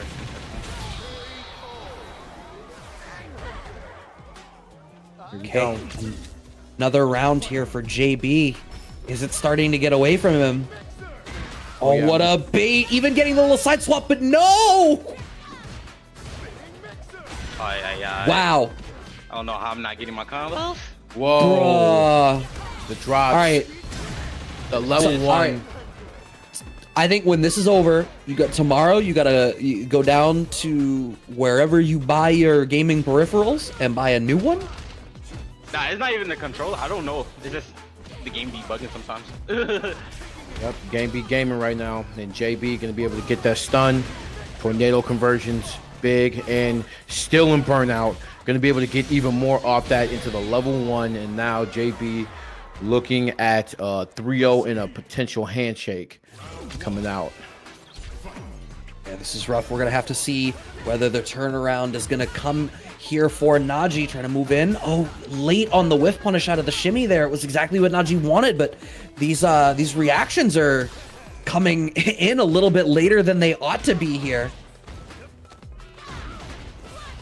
Here we go. Oh no, overcommits, ends up in the corner as a result of JB jumping out. Thankfully, corner position hasn't been that difficult for NaJi to navigate so far. Decent corner carry out of Jury. Great drive rush. What a check. Okay, here we go. NaJi, a little bit of life to shimmy and goes for the grab instead of the hit. And wow, he's going to be able to move on into this round. And all of a sudden, NaJi, a little bit of life here in a very, very, very, very uphill situation. Backing off. Yeah, JB playing for the meter build right now, but loaded up the right tornado to blow up NaJi for the jump. Wake up jabs work out in NaJi's favor. Dash in, dash out, coming up again. Checking some of this forward movement. Right into the level 3. That's going to put JB into burnout and give NaJi a, if not exactly a corner position, very, very close. JB does have 2 bars in the back, so you can't just go right for DI, so we go for DR into a DI trap. NaJi gets a game on the board for himself. Hey, NY not going to be a 3-0. Right now. NY is in the chat, and they said, hey, NaJi, stop talking. It's time to start playing Street Fighter 6. And so far, 1 game. Quite a mountain to climb, like I said, but still, JB has NaJi has an opportunity here. Okay, starting to use that standing roundhouse. Wow, punish counter on the jump in. That's a big equalizer here for NaJi. Yeah, we see that. I'm loving this adjustment NaJi's making of like block string at the very tip of low forward, fireball, and then bringing out sweep. It's at that perfect range where JB starts to try to walk back, and bringing in that sweep periodically is catching JB a little bit unawares.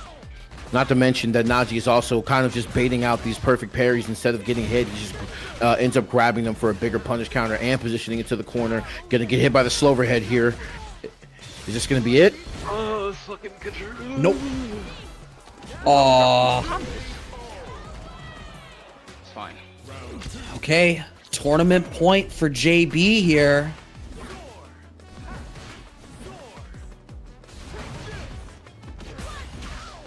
Pick up off the low forward. NaJi has plenty of resources in the bank, bringing out the Feng Shui. No drops this time, thankfully, but the empty jump gets blown up. Counter hit, stand jab from JB on Wake Up. The counter hit jab games out of JB have also been immaculate. I feel like everywhere NaJi's trying to cheat out a couple of extra frames, JB is ready to blow that up.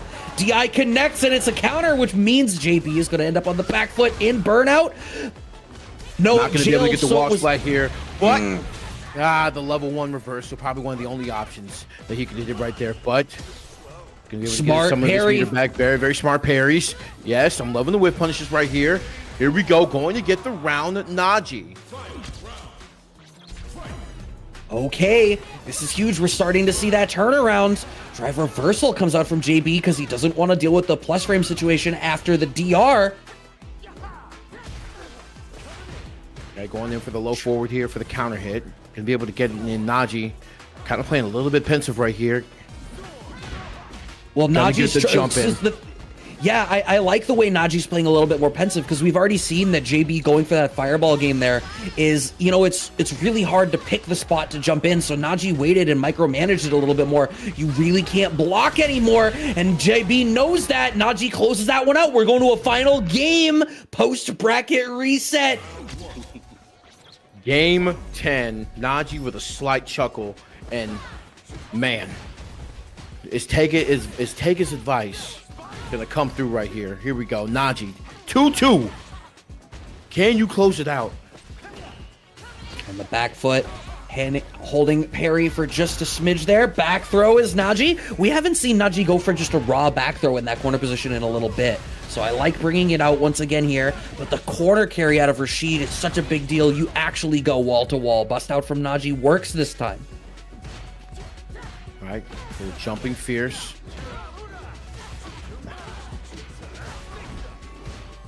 Okay, blocks the overhead. I'm loving this patience out of NaJi, and we find the perfect parry. Yes, and I'm loving the trying to just bait out after getting rushed down from drive rush. Ooh, didn't believe after the strong. We're just too far away for that wall slump to connect. NaJi puts himself in burnout and gets jumped in on. This is unfortunate. JB's gonna have the damage for that one, and it is tournament point for JB once again. Yep. Different verse, same as the first situation right here. The perfect parry. Finding these answers to the DR fast low has been such a big adjustment here for NaJi, but I can't help but feel like it's just slightly getting away from him. Wow, what a place to wreck the air throw. The first time we've seen that, and what a time to actually pull that off. But here we go. Into the corner, and even off of the parry, he will do the level 2 right here, trying to just establish a big life lead at the moment. Here we go. Okay, good throw escape. Huge. And so NaJi, now you want to get that level 3 out as soon as humanly possible, so he does. Going to be a big life equalizer, and assuming you're able to make it through this round, like I said earlier, you have the opportunity to build this meter back. JB on the back foot, so he bets it all on the bust out when he sees green. DI gets blown up. Wow, good defense right here. He wants so, I was gonna say, he wants so desperately to try to get out of the corner, but JB is going to stop the assault of NaJi and take this CasaBunch game 10. The controller dying is so unfortunate. Oh well, it is what it is. Ugh. Woo! Wow. Wow. Technically, JB's from Brooklyn, so we good.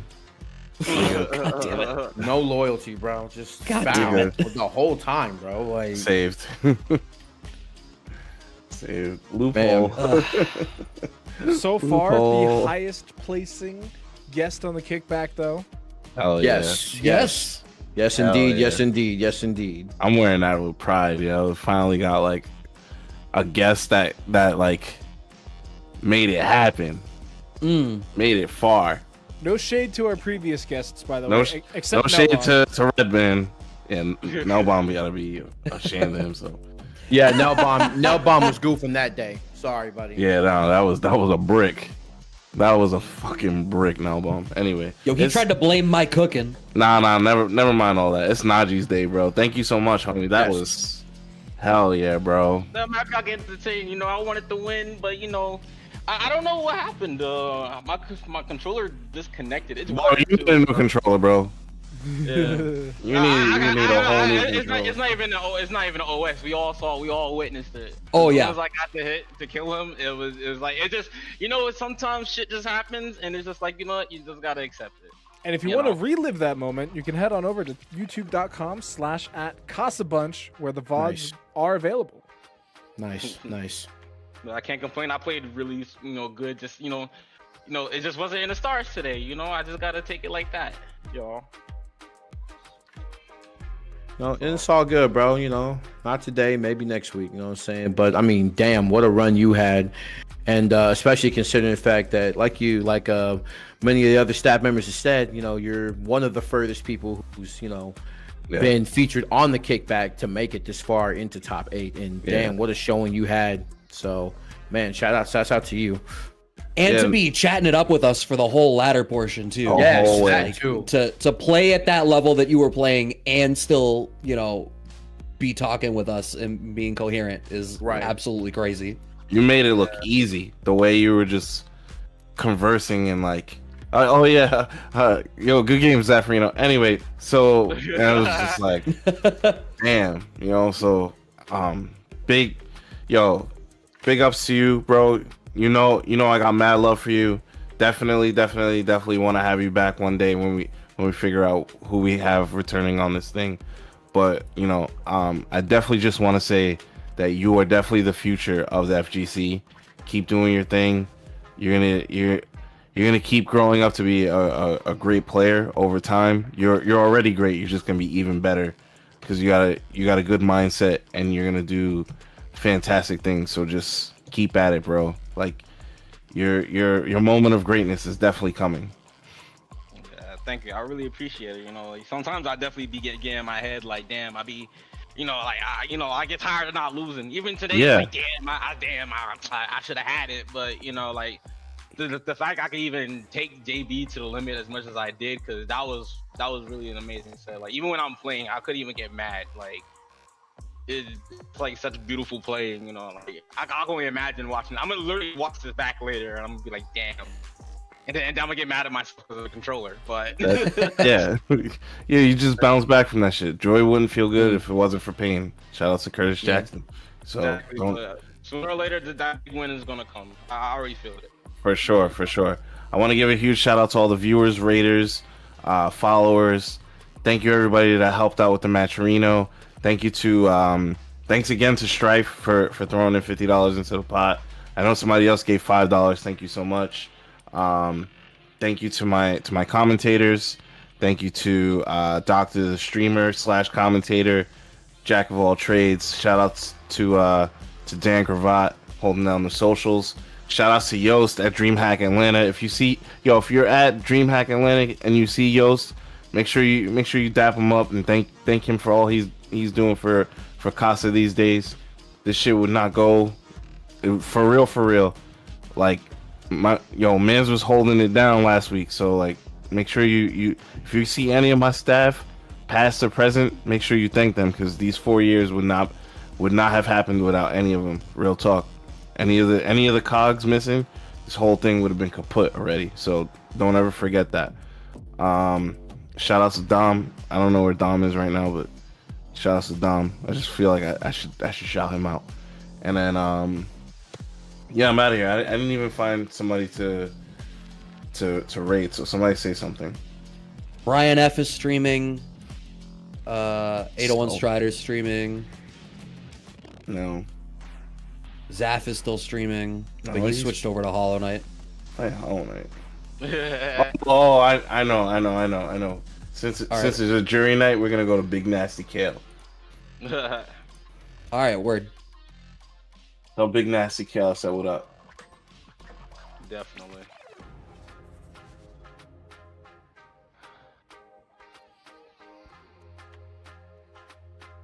I mean, somebody fill the dead air with the fuck.